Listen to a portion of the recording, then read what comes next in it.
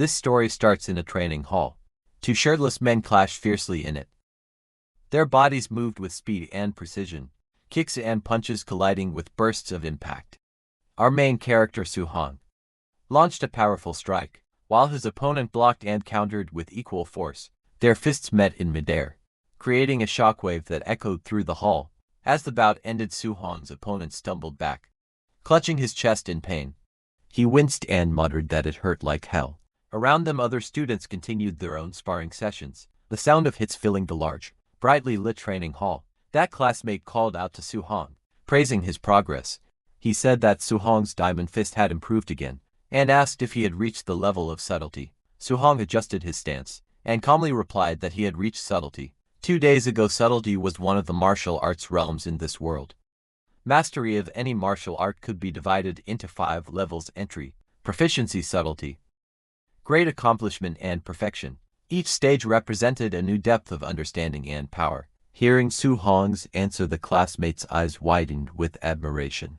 Giving a thumbs up, he said that in terms of diamond fist, nobody in their class could match Suhong's level. Suhong then turned toward his classmate and asked with determination if he had rested enough, suggesting they continue their training. His words carried a sense of tireless drive that made the other student freeze. In surprise, his expression changed to irritation. As he yelled that Suhong was a training maniac, he grabbed his bag and declared that he was leaving to go home and eat instead. Suhong was surprised as he watched his classmate dash toward the exit. At the door, the classmate waved and cheerfully said goodbye to Teacher Lee, who was just entering the hall. The teacher, looking calm but slightly exasperated, reminded him to put his clothes on properly before leaving. The student laughed awkwardly and hurried off. Still half-dressed, Teacher Lee then looked around the hall until his eyes settled on Suhong. His tone became serious as he said that he had finally found him. He asked Suhong if he was applying for the martial division, his voice firm and expectant. As Suhong wiped sweat from his neck, the teacher continued, asking why he hadn't yet paid the 30,000 yuan registration fee, warning that registration would close next Monday. Hearing that, Suhong paused, looking slightly tense, lowering his head. He asked in a quiet tone if the teacher could give him a few more days. The teacher sighed and softened his expression. He told Suhong that he understood his family was struggling, but there was nothing he could do about it. The rules were strict and exceptions weren't allowed. Hearing that, Suhong fell silent, his eyes showing a trace of worrying and determination mixed together. Late at night, the training hall was silent, except for the sound of fists cutting through the air. The bright lights reflected off the polished wooden floor, while the moon shone faintly through the glass ceiling. In the center of the hall stood Suhong alone. His duffel bag nearby, he moved tirelessly, practicing his techniques again and again. Each punch echoed sharply, showing his frustration and determination. As he exhaled heavily, his thoughts focused on the words from earlier. 30,000 yuan for the registration fee. The number repeated in his mind over and over. Sweat ran down his body, his breathing heavy as he struck the air with even more force, whispering to himself, 30,000 yuan. 30,000 yuan. His mind drifted back to his childhood.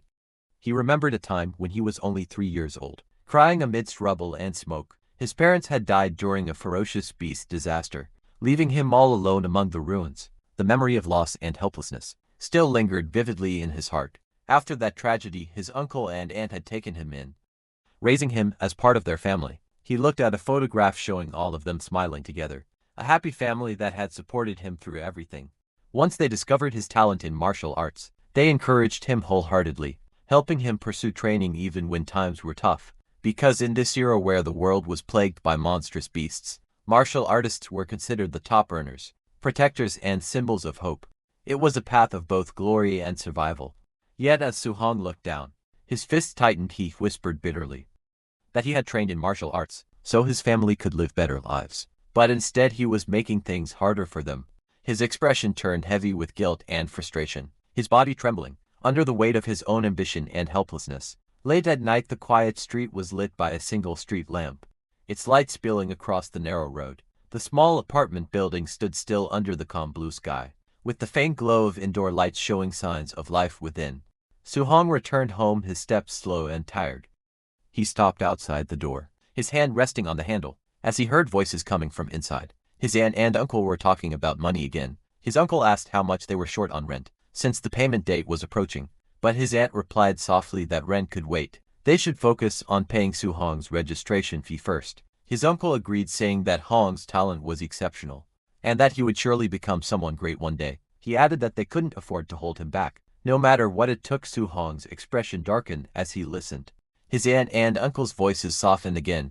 His aunt suggested stopping her medication to save money, saying they didn't help anyway. But his uncle quickly refused, insisting he would take on an extra job so she could rest and not worry about anything. Standing silently outside, Su Hong clenched his fists. The sound of their kind words weighed heavily on him. He pressed his hands against his ears, unable to bear hearing any more of their sacrifices. Moments later, he pushed open the door with a forced smile and called out, "Uncle, Aunt, I'm home." His aunt smiled warmly, telling him he must be exhausted from practicing so late. Again, Su Hong tried to step forward and help, offering to take over her chores, but his aunt waved him off with a proud grin, saying couldn't she handle this little thing. His uncle firmly told him to go rest. His aunt chuckled and gently reminded him to listen and get some sleep. Su Hong looked at them both, his chest tightening with a mix of gratitude and guilt. The warmth of their home contrasted deeply with the struggle behind it. The night moonlight filtered through the window, casting soft patterns across the small room. Su Hong lay awake on his bed, staring quietly at the ceiling. Thoughts of his uncle and aunt filled his mind. They had already sacrificed so much for him. Clenching his fists under the blanket, he silently promised himself that he wouldn't let them suffer any longer. In his mind, he spoke to them, saying that they had done more than enough for him, and that from now on he would handle his own problems. His eyes hardened with resolve as a plan began to form. He knew that for a martial practitioner to earn tens of thousands in just a few days, there was only one place to go. The next day, sunlight gleamed on a tall building surrounded by trees. It was the entrance to the underground fight club. Inside, an electrifying atmosphere filled the air as the announcer's voice echoed across the arena. Folks in the crowd, welcome to the Martial Disciple Guard Challenge. No holds barred, life or death. Victory is all that matters. In the center of the brightly lit ring stood a tall man wearing a red bull mask, his body covered in muscle. The announcer's tone rose with excitement as she introduced him, saying that today, holding down the stage, was the one and only Mr. Minotaur. The crowd roared as the rules were announced. Anyone who could win 4 matches in a row would walk away with 60,000 in prize money. Lose even once and they'd get nothing. Among the audience, whispers began to spread. Some people noticed a masked newcomer stepping into the arena. One guy asked who that guy was, saying he had never seen him before. Another crossed his arms and said he was a newbie. A third spectator leaned forward, frowning, saying a newbie jumping straight into the guard challenge was just asking to die. As the lights focused on the stage, the tension thickened. Su Hong, hidden beneath the bull mask, was about to risk everything. Under the blinding lights of the arena, the announcer nudged Su Hong, who was wearing the bull mask, with a confident smile. She told him to liven things up and get the crowd excited. Su Hong tilted his head in confusion. Scratching his mask, he asked how he was supposed to hype up the crowd. She rolled her eyes slightly, waving her hand dismissively. She explained that he should provoke them, throw some trash talk, stir them up. She muttered under her breath about how troublesome newbies could be. Hearing that the masked, Su Hong nodded firmly and gave a thumbs up. Then, stepping forward to the center of the stage, he clenched his fists and shouted with full confidence, declaring himself invincible against anyone below a martial artist. He challenged all weaklings to come and face him. Hearing that, the crowd immediately burst into noise. Some were shocked at his arrogance, whispering among themselves. One man frowned and said he was too cocky, while another laughed and called him a badass. Others muttered that he wouldn't even know how he died later. Excitement filled the air as people began chanting loudly, calling for his defeat, urging the fight to start. The announcer raised her microphone high and shouted, "Let's begin the match," as the crowd's cheers echoed through the arena. Su Hong stood tall behind his bull mask, his eyes sharpened with focus. He could feel the killing intent surrounding him. It was far stronger than anything he had felt before, but he wasn't surprised. This was the underground fight club, where life and death were always close. Taking a deep breath, he thought to himself that this was the only way to earn the tuition money quickly. He tightened his fists and murmured in determination, hoping that his diamond fist would bring him the victories he needed. The moment the match began, one of the fighters, a man wearing a mouse-shaped mask, stepped forward and shouted angrily at Su Hong, "Cocky punk, I'll play with you," he yelled, his body already in motion as he lunged forward with sharp momentum. Standing calmly in the center of the ring, Su-hong watched the opponent's movements with a steady gaze. From behind his bull mask, his sharp eyes analyzed the man's form. In an instant he noticed the speed and aggression, but also saw the weakness in the man's footing. His lower stance was unstable. His balance off. Su-hong smirked slightly, thinking to himself that this opponent would be easy to handle. The mouse-masked fighter closed in on Su-hong fast, shouting, "What are you daydreaming about?" He swung his fist towards Su-hong's head with a burst of power, but before the strike could land, Su-hong's arm moved like lightning. Energy gathered around his hand, swirling with bright blue force. With precise control he unleashed his martial technique. The floating light palm. His glowing hand slammed straight into the attacker's face, the impact echoing across the arena. The mouse-masked man's eyes rolled back, as his body was lifted off the ground and sent crashing into the floor with tremendous force. The crowd erupted in shock as Su-hong stood over his fallen opponent, the air around him still trembling from the energy of his strike. Under the blinding lights of the arena, Su-hong, wearing the bull mask, stood tall over his fallen opponent. Raising his fist high toward the ceiling, he shouted loudly, demanding the next challenger.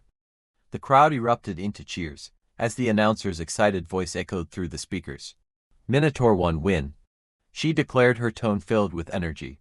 The audience roared in approval. Shouts of "badass" and "unbelievable" filled the air, the tension in the arena growing thicker with excitement. Soon after, another fighter stepped onto the stage. He was a tall man with curly blonde hair and a red mask covering his face. His muscular frame and confident smirk made it clear that he wasn't a rookie. The man taunted Su-hong, calling it a lucky break. Cracking his knuckles, he told Su-hong that his luck had run out now that he was facing him. Su-hong, still wearing his bull mask, stood calmly, his eyes narrowed as he observed the new opponent. Then, in a steady voice, he gestured for the man to make the first move. He analyzed his opponent's physique and aura, noting that the man seemed skilled and experienced, just the right kind of fighter to test the true strength of his diamond fist technique. The air grew still for a moment before the blonde fighter roared, charging forward with incredible speed. "Incoming!" he shouted as his massive frame blurred into motion. The two fists collided in a flash of blue energy, the shockwave spreading across the stage. Both men gritted their teeth as their power clashed violently. The masked opponent widened his eyes, shocked by the strength he felt. It was the powerful fist wind that made him realize the impact behind Su-hong's strike. But Su-hong, calm and unshaken, analyzed the exchange with precision. His opponent's punch was strong, but still weaker than his. As the clash of fists echoed through the arena, Su-hong punched his opponent with his other hand. His punch landed squarely on the opponent's face. The masked man's mind raced as he felt his opponent's overwhelming strength. Su-hong's eyes sharpened beneath the bull mask. His analytical gaze focused on the fighter's movements. After taking the punch, his opponent's upper body was overcommitted, and his waist was left wide open with flaws. Taking advantage of that instant, Su-hong's body twisted sharply, and he kicked his opponent with explosive power. The impact sent the opponent flying across the ring, the force blasting through the air like thunder. The audience gasped in disbelief. "Holy crap, he's strong!" someone shouted from the stands. Dust and shattered flooring marked where the opponent had crashed. Lying motionless, Su-hong straightened his back, his voice echoing through the silent arena. "Next," he said firmly. The announcer jumped with excitement, raising her microphone. "Minotaur 2 wins in a row," she shouted, her voice filled with ire and energy as the crowd erupted once again. Inside the underground fighting arena, the crowd roared as Minotaur stood victorious once again. In the center of the ring, in a luxurious viewing room above the ring, several men in black suits stood guard around an older man, dressed sharply in a black suit. He watched the scene below with calm interest, his tone low and assessing.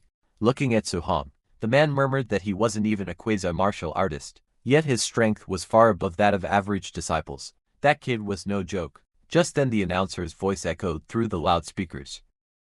"Minotaur 3 wins in a row," she shouted, excitement filling the air. That man in the suit said Su-hong was not elite, but solid enough, he commented with a smirk, saying he was perfect for throwing matches. From behind him, a younger man wearing a fox-like mask spoke with determination. He called the old man in the suit teacher, and said he would recruit him. The older man turned slightly, his tone calm but commanding. He told his disciple not to let on, that he had already advanced to martial artist. Meanwhile, down in the arena, Su-hong wiped the sweat from his face. His eyes remained sharp and focused as he analyzed his situation. He thought that his subtlety-level diamond fist had no trouble dealing with these regular disciples. As the defeated fighters were carried away, Su-hong clenched his fist, his expression steady and confident. A faint smirk crossed his lips as he thought that with one more win, he would get that 60,000, but the crowd suddenly erupted in excitement, their voices echoing through the arena. Someone shouted from the stands that it was White Fox. Su-hong, wearing his bull mask, froze for a moment and turned his gaze toward the entrance. Everyone's eyes widened slightly when they realized that White Fox was challenging too. From the opposite end of the stage, the man known as White Fox walked calmly onto the platform. The crowd murmured, whispering among themselves. Someone asked if he wasn't quasi. One person said a quasi fighting against disciples was a total cheat. Su-hong's expression hardened as he assessed the situation. Hearing that his opponent this time was quasi, he muttered under his breath that this one was tricky, but he couldn't lose. Determination gleamed in his eyes as his stance lowered, ready for battle across from him. The white-haired man in the fox mask smiled faintly. A confident glint flashed in his golden eyes. Stepping forward with composed elegance, he adjusted his white suit and spoke in a calm, steady tone. He told Su-hong not to fear, saying he knew his limits. Under the bright arena lights, the announcer raised her hand and shouted across the stage, declaring the start of the guard challenge. Final round. Both fighters stood ready. Minotaur with his fists clenched, and White Fox calmly standing tall in his white suit. The crowd held its breath as tension filled the air. Then with a sharp cry the announcer commanded begin. In an instant both figures burst forward, moving so fast that their after images trailed behind. The ground cracked beneath their feet as they collided in the center of the stage. Su-hong's eyes focused sharply beneath his bull mask. He thought to himself that his realm was lower, so his first move had to be all in. His muscles tightened and with a roar, he launched a powerful punch straight at White Fox. The impact tore through the air like thunder. A wave of force spread outward, shaking the ring, but as the shock cleared, Su-hong's expression changed. Something felt off. He staggered back slightly, his eyes widening after feeling his opponent's power. He realized that he was no quasi. Sweat rolled down Su-hong's face as his thoughts raced. He realized that his opponent was a real martial artist. He was holding back his chi and blood on purpose. Su-hong's opponent wasn't just strong. He was far beyond the level of an ordinary challenger. White Fox's golden eyes gleamed from behind his mask. As he drew in a deep breath, his voice was calm yet filled with restrained power. As he inhaled, a faint red aura began to rise around him, swirling like flames. Then, in a blur of movement, he stepped forward.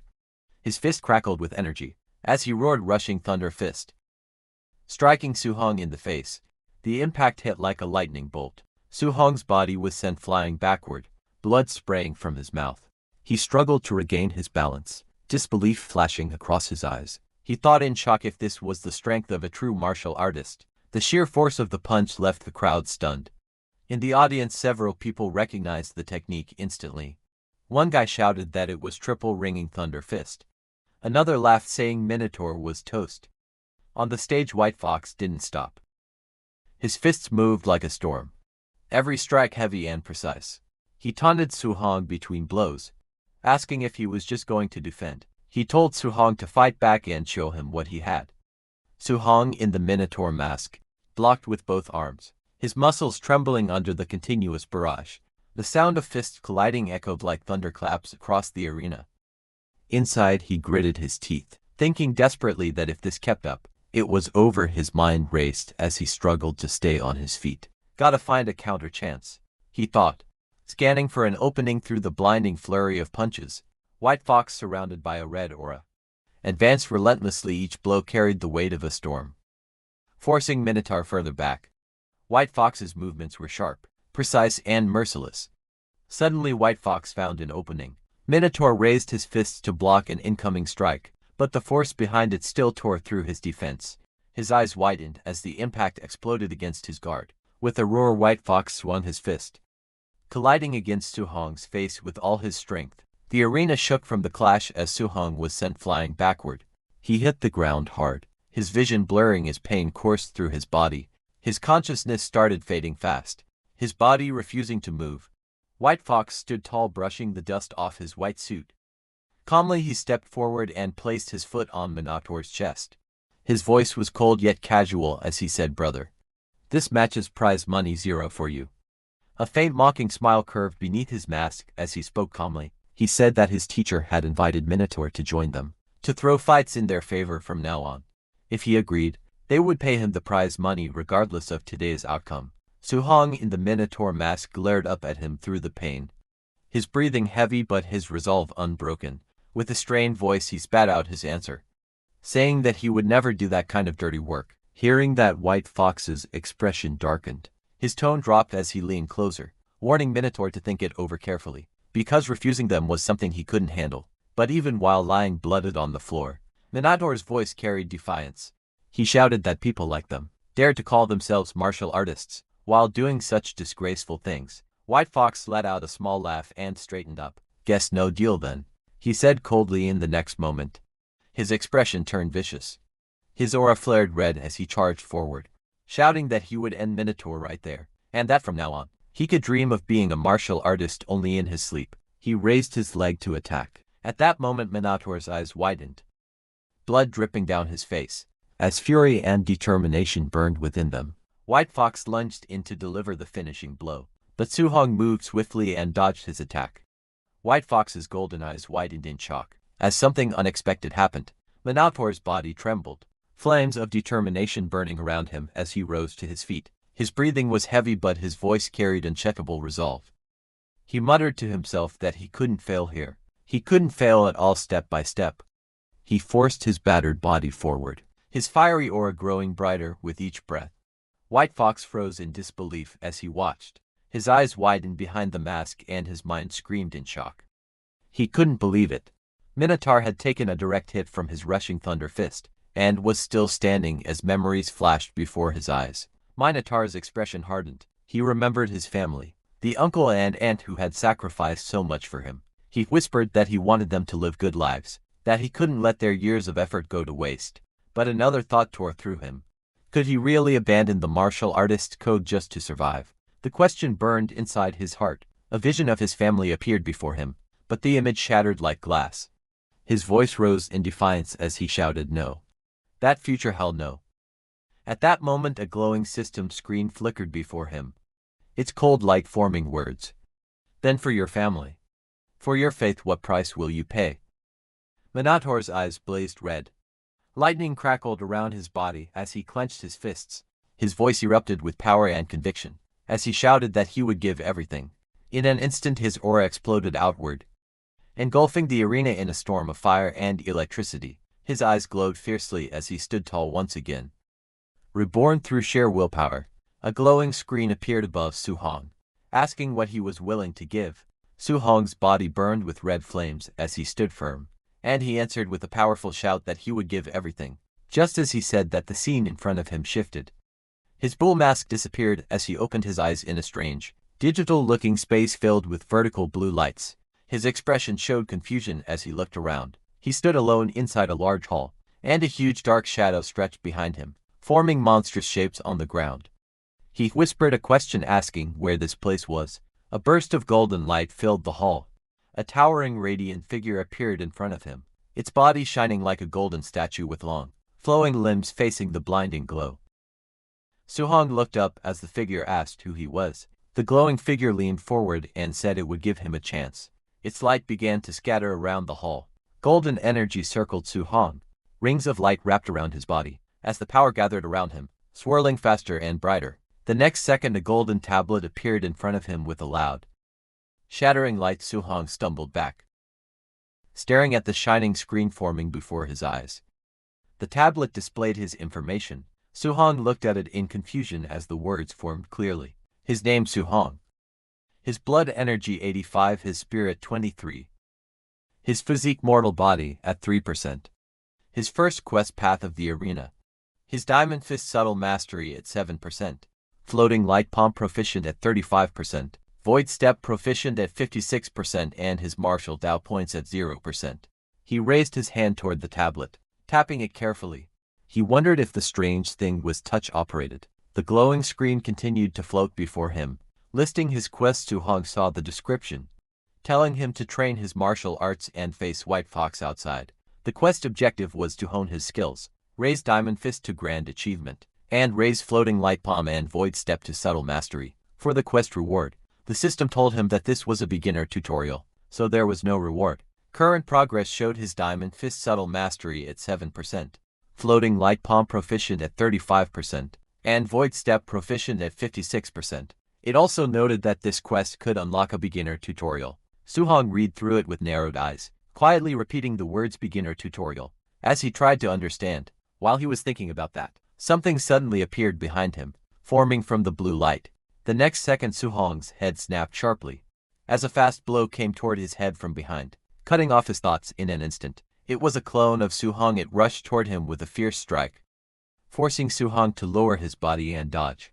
The two figures moved at high speed, their motions blurring as their blows passed each other by inches. Suhong's eyes widened in shock. He realized the attacker looked exactly like him. He understood that the figure was his clone, and the clone was using Diamond Fist just like he did. As he watched the movements, he noticed that the clone's technique looked even more polished than his own, clean and precise like a perfect demonstration. Suhong's breathing steadied as he analyzed the fight. Seeing such a refined example in front of him, he thought it was a chance he could not waste. He tightened his stance and moved forward, deciding to learn from the flawless execution displayed by the clone. The two clashed again, their arms striking in a clean collision. Suddenly the clone grabbed Suhong's arm and moved to attack. Suhong watched every detail, thinking that the clone seemed to be showing the technique, step by step, but before he could react properly, the clone's attack came too fast.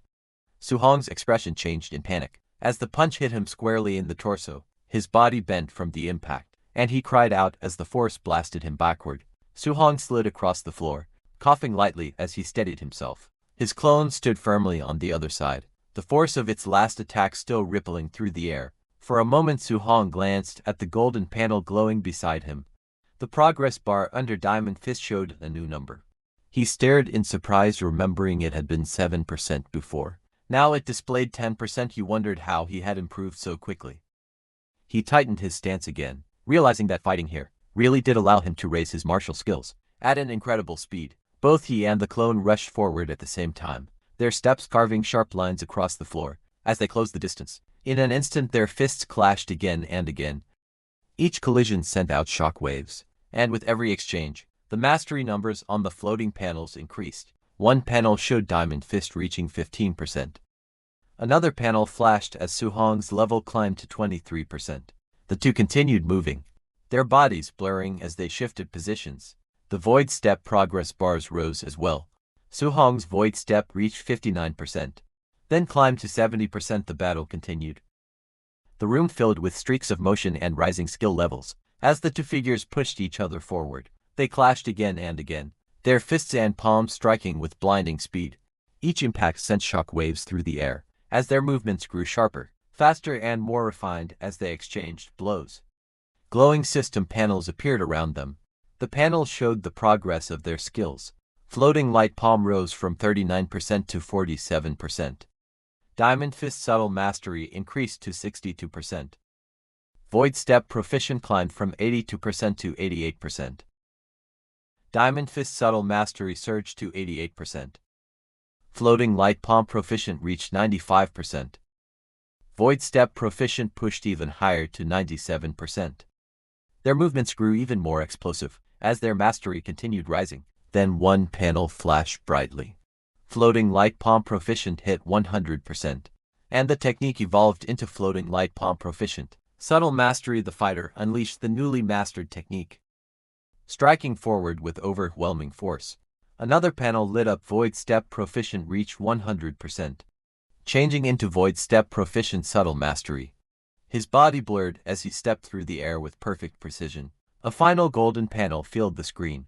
Diamond Fist Subtle Mastery reached 100%, transforming into Diamond Fist Subtle Mastery. Grand Achievement. He threw a crushing punch, the blow landing cleanly and sending his clone flying. With this the battle ended. He stood alone in the quiet hall, breathing heavily as golden fragments of the clone drifted around him.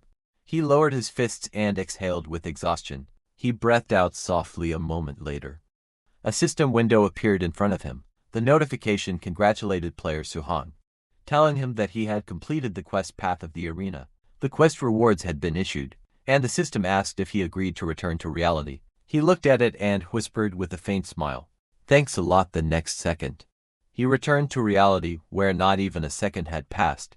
Wearing the bull mask, Su-hong stood calmly as flames rose around his body. His eyes glowed through the bull mask, and he gave a short reply, saying that he agreed across from him. White Fox watched the transformation with narrowed eyes. White Fox suddenly rushed forward. He called Su-hong a show-off and shouted for him to take his attack. His body shot across the arena in a straight line, wine trailing behind him.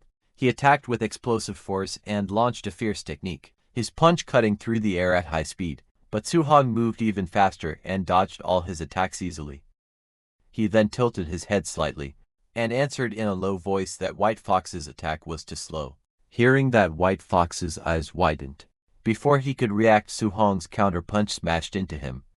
The impact shattered the fox mask into pieces, sending fragments flying and knocking him backward. Su-hong rushed forward with fierce determination, his eyes sharp as debris scattered around him. The crowd in the stands gasped in shock as they watched the impact unfold. In the ring, the Minotaur-masked Su-hong stood tall and unmoving. His dark silhouette and glowing eyes loomed over his fallen opponent, who lay unconscious at his feet. The arena fell silent a moment later. Su-hong looked toward the side of the ring, where the announcer was standing. He spoke calmly, saying he had won the fourth match, and asked when he would receive his prize money. The announcer nearby blinked in surprise, before answering in a flustered tone. Inside the VIP viewing room, Fox Mask Teacher watched as the announcer announced the victory. She declared that Minotaur had successfully defended the arena and won the 60,000 yuan grand prize.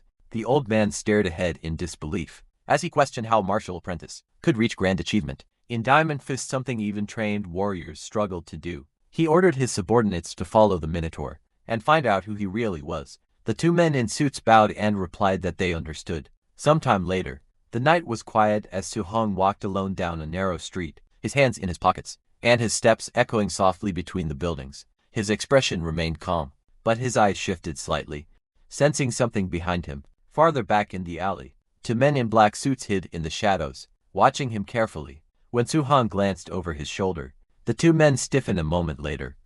He suddenly disappeared from their view. Leaving them confused, they rushed farther into the alley. Whispering anxiously, one of them complained that the boss had ordered them to uncover Su-hong's identity, yet they had already lost him. Above their heads, Su-hong clung effortlessly between the walls. Suspended high above the alley, he watched them with a relaxed expression, and muttered that they were still trying to tail him. The night sky hung quietly above Su-hong's neighborhood.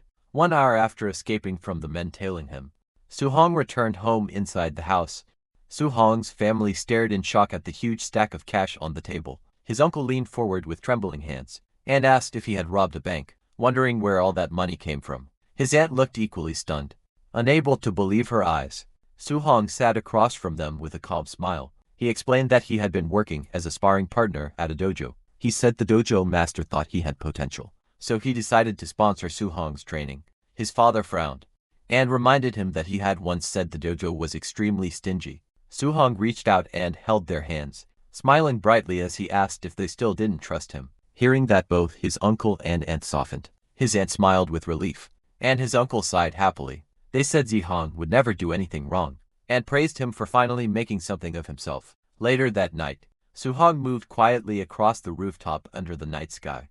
He sat beside a large round water tank. He looked relaxed as he thought about his situation. He noted to himself that the martial exam registration fee was settled, and the rent was also settled. He added that his aunt's medical expenses would no longer be a problem. Either a glowing system screen appeared in front of him. As he looked at it, he said that getting through this crisis was all thanks to the system. The screen displayed his name, Su-hong, along with his talent and stats. It showed his blood energy, spirit and physique levels, along with 3 martial skills: Diamond Fist at Grand Achievement 5%, Floating Light Palm at Subtle Mastery 8%, and Void Step at Subtle Mastery 9%. His martial Dao points were listed as 67. Su-hong observed that aside from his martial skill levels, the other stats didn't seem to have changed. Another notification appeared. It explained that he had gained 67 martial Dao points for defeating an opponent at a higher level. It said that martial Dao points could enhance blood, energy and martial skills, and reminded him to allocate them wisely. Suhong looked at the screen and said he should try it right now. He reached forward to adjust the numbers. A system sound followed, and the screen showed his blood energy rising to 90. Suhong's eyes widened as energy surged through him. His entire body filled with heat and power. Flames of aura rose around him as he stood with a sharp, awakened expression. His clothes fluttered from the force of the energy. As he felt the change taking place, Suhong looked at the glowing screen in front of him. He whispered that a blood energy value of 90 was already equal to a quasi warrior. Sweat slid down his face as he breathed out slowly. He then moved his hand across the transparent panel and said that he would pour all the remaining marshaled out points into blood energy. As he confirmed the action, lines of text appeared one after another, showing blood energy increasing by small amounts as the numbers rose. He lifted his shirt slightly and examined his body. He noticed that his physical toughness had clearly improved, and even his injuries were almost healed. A strong wind swirled around him as he stood on the rooftop. Under the night sky, he could feel endless power gathering inside him. He realized he needed to find a place to test his current strength. He looked out across the rooftops, then leapt away from the building. Moving quickly toward his next destination, he decided to go to the school's martial arena, because they had a combat power tester there. Soon he arrived at the outdoor martial arena of Star City No. 1 High School. His figure landed at the center of the wide, circular platform under the moonlit sky. A Tier 1 combat power tester stood alone at the center. Suhong walked toward the machine with steady footsteps. He stopped in front of it and prepared himself. He said that for his first punch, he would use 70% of his strength. Red energy flames rose around his body as he took his stance. His eyes sharpened and a bright red glow flashed in one of them. He swung his fist forward with force. The punch landed on the tester, sending a powerful shockwave through the arena. Suhong froze for a moment and let out a tense sound. He looked at the damaged machine with sweat on his face. He said the tester was too flimsy, and wondered if they would make him pay for breaking it. Steam and sparks leaked from the machine as it continued to shake. Suddenly a loud voice shouted from behind, complaining it was noisy, and asking what he was doing in the middle of the night. Hearing that, Suhong quickly turned and sprinted away, thinking it was time to run. A few minutes later, an old man in pajamas stood beside the broken combat tester. He yelled angrily, asking which bastard had smashed the tester in the school's martial arena. He looked around and complained that in this school, only two little brats, Chen Shan and Li Tiyu, would dare to do something like that. The old man grew even more furious. His face turned red as he shouted that when school started, he would definitely teach those two a good lesson. The next day, inside the gymnasium of Star City No. 1 High School, students gathered in a large group while two people stood on the stage. The students talked among themselves as the gym filled with noise. Among the students, Chen Shan stood with a bandage on his head. Suhong behind him looked confused and wondered why Chen Shan had been beaten up. Another student leaned closer and whispered that he heard Chen Shan had smashed the tester in the outdoor drill ground in the middle of the night and refused to admit it, so the principal punished him. Hearing this, Suhong beside him sweated nervously. Realizing that they had made Chen Shan take the blame, while they were talking, the two men stood by the microphone. One in a brown suit and the other in blue martial clothing. The man in the suit was the principal of Star City No. 1 High School. He told the students to quiet down. He explained that he had invited his old comrade Chen Tia, a Tier 3 martial artist, to teach them a C-rank martial art called Thunder Rush Fist. He told the students that everyone must learn it well. Hearing that, the students reacted with excitement. One student whispered that it was his first time seeing a Tier 3 martial artist. Another pointed out that C-rank martial arts usually cost hundreds of thousands to learn at outside dojos. When Suhong heard that it was Thunder Rush Fist, he immediately remembered that the White Fox he fought had also used Thunder Rush Fist. The move created a punch that burst out with the impact of 3 punches at once. He thought about how expensive it would be to learn this martial art outside. He clenched his fist and decided that he must seize this opportunity. From the stage, Chen Tia then told the students there was no need for more talking. He announced that he would demonstrate the technique 10 times, from start to finish, and how much they learned would depend on themselves. He prepared to begin and first adjusted his footsteps. On the gym floor, instructor Chen Tia demonstrated the Thunder Rush Fist. His body twisted sharply as he threw a powerful punch forward, wind swirling around his arm. He explained that the Thunder Rush Fist carried fierce and domineering momentum, and even at the basic level, a punch would produce the sound of thunder. The students watched as he continued. He said that at the proficient level, a person could strike out 3 sounds. He added that at the micro level, 5 sounds could be produced. He then moved into another stance, and declared that at the mastered level, 7 sounds could be struck. Bright energy burst around him as he performed the technique, and announced that this was his current realm. He faced the students again, and stated that once someone reached the perfect realm, they would be able to strike out 9 sounds, but he told them not to aim too high, saying that reaching the basic level today would be good enough. He then prepared for another round, and told everyone that he would start the second demonstration, and that they should try to follow along. The students lined up and shouted while copying the movements.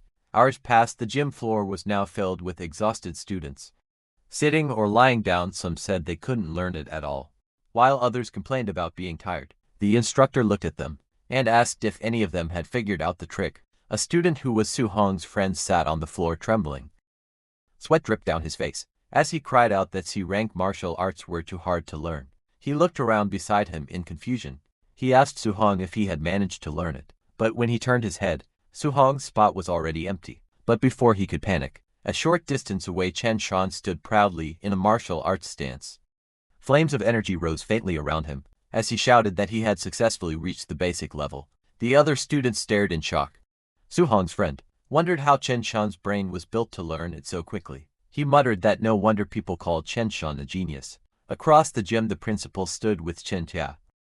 The principal told him that the boy showing off was their school's #1 genius, Chen Shan, and asked if Chen Tia was interested in guiding him. Chen Tia watched calmly, and replied that this level was only considered basic in other cities. Then a few minutes later, outside the gymnasium, sunlight fell across the stairs.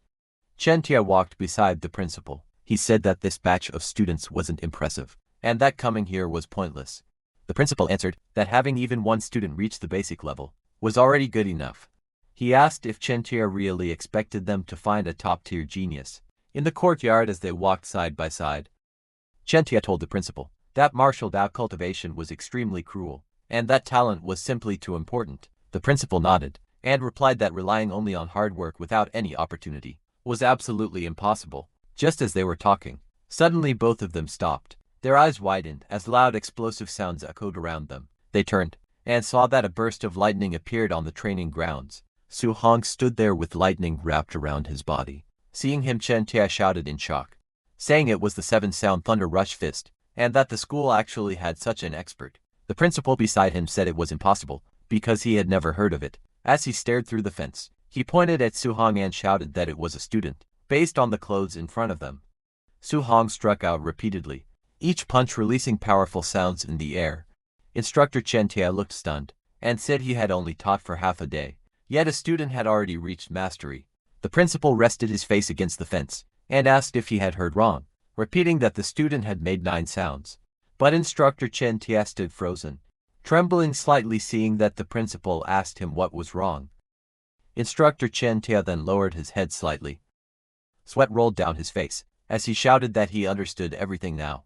The next second, lightning gathered around Instructor Chen Tian's hand. He clenched his fist as bright sparks wrapped around it. In the next moment, the instructor swung his arm forward with force. He shouted the name of the move, while lightning and impact lines burst around his punch, releasing 8 sounds after punching. Instructor Chen Tia looked excited. Sparks circled his fist as he smiled proudly.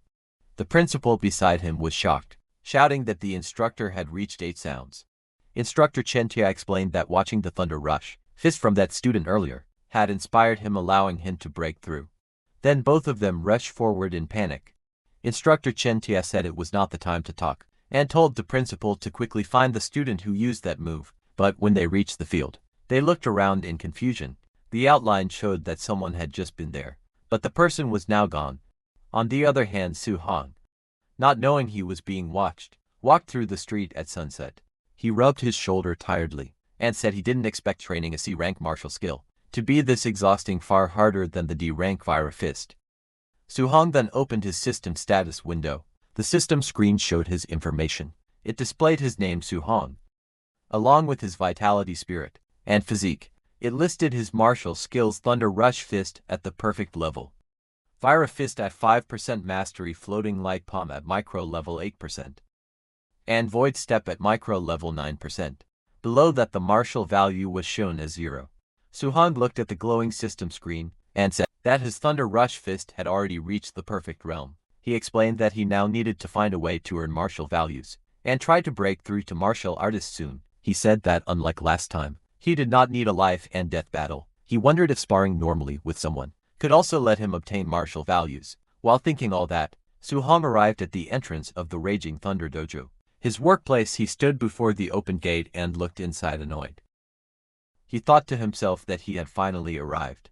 Inside the dojo, many students practiced with spears. They moved quickly across the training hall, clashing their weapons against each other.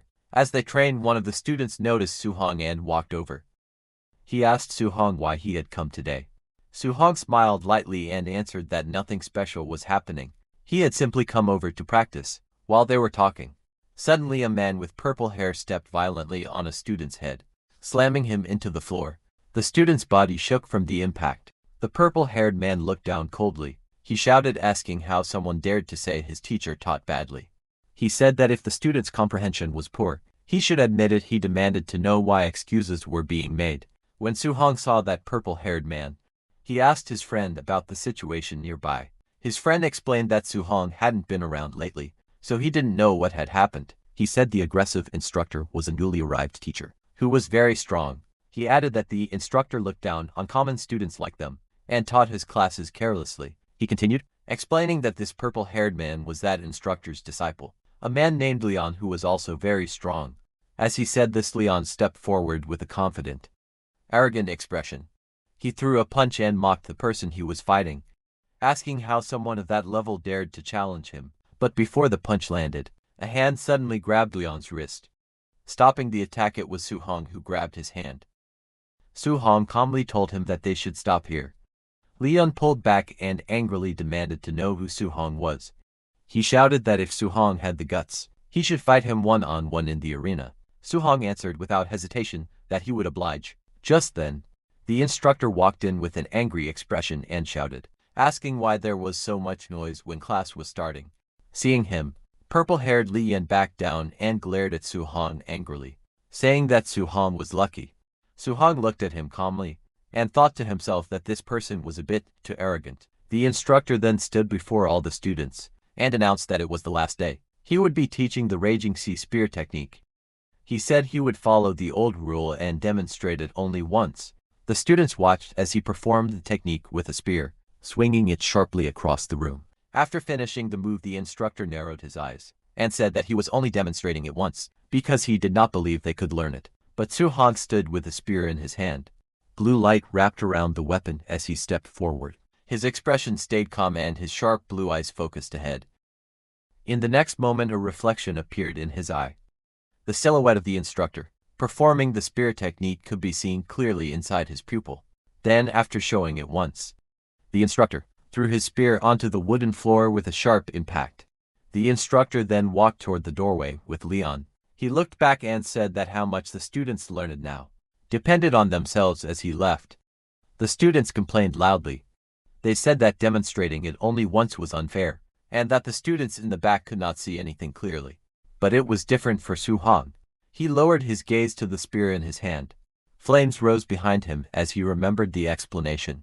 The technique's core was that the spear moved like a flood dragon, crossing the sea with momentum like endless waves. Su-hong held the spear tightly as blue energy wrapped around his arms. His body lowered slightly, and his eyes focused with a calm and determined expression. His body moved, blue currents flowed around him. While he twisted his stance and swung the spear with powerful force, he stepped forward, spinning the spear as the blue energy followed each movement. The watching students widened their eyes in shock, unable to believe what they were seeing.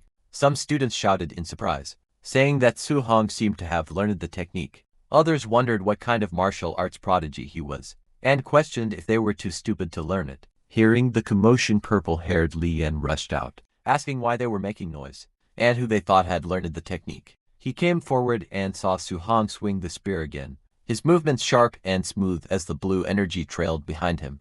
Leon watched silently, his expression turning serious. He admitted to himself that Su-hong seemed to have really learned it. He thought that he needed to test Su-hong further, wondering if he truly was a genius. As Su-hong stood with his spear lowered, Leon called out to him, saying he would give Su-hong some pointers. Su-hong listened quietly and answered, saying okay. Hearing that, everyone moved back, leaving space in the center. Li Yan stepped forward and spun his spear with force. Seeing that a student beside Su Hong warned him not to be impulsive. He said that Li Yan had a bad personality, but very high strength. Su Hong told him not to worry. Su Hong then stepped out. He lifted his spear and asked Li Yan to enlighten him. Li Yan's expression turned sharp. He swung his spear fiercely and shouted that Su Hong was arrogant. He asked Su Hong to watch, as he used the Raging Sea Spear technique at the micro level, releasing waves of energy. Su Hong closed his eyes for a moment, then focused water-like energy swirled around his spear. In the next moment his whole body moved like flowing waves.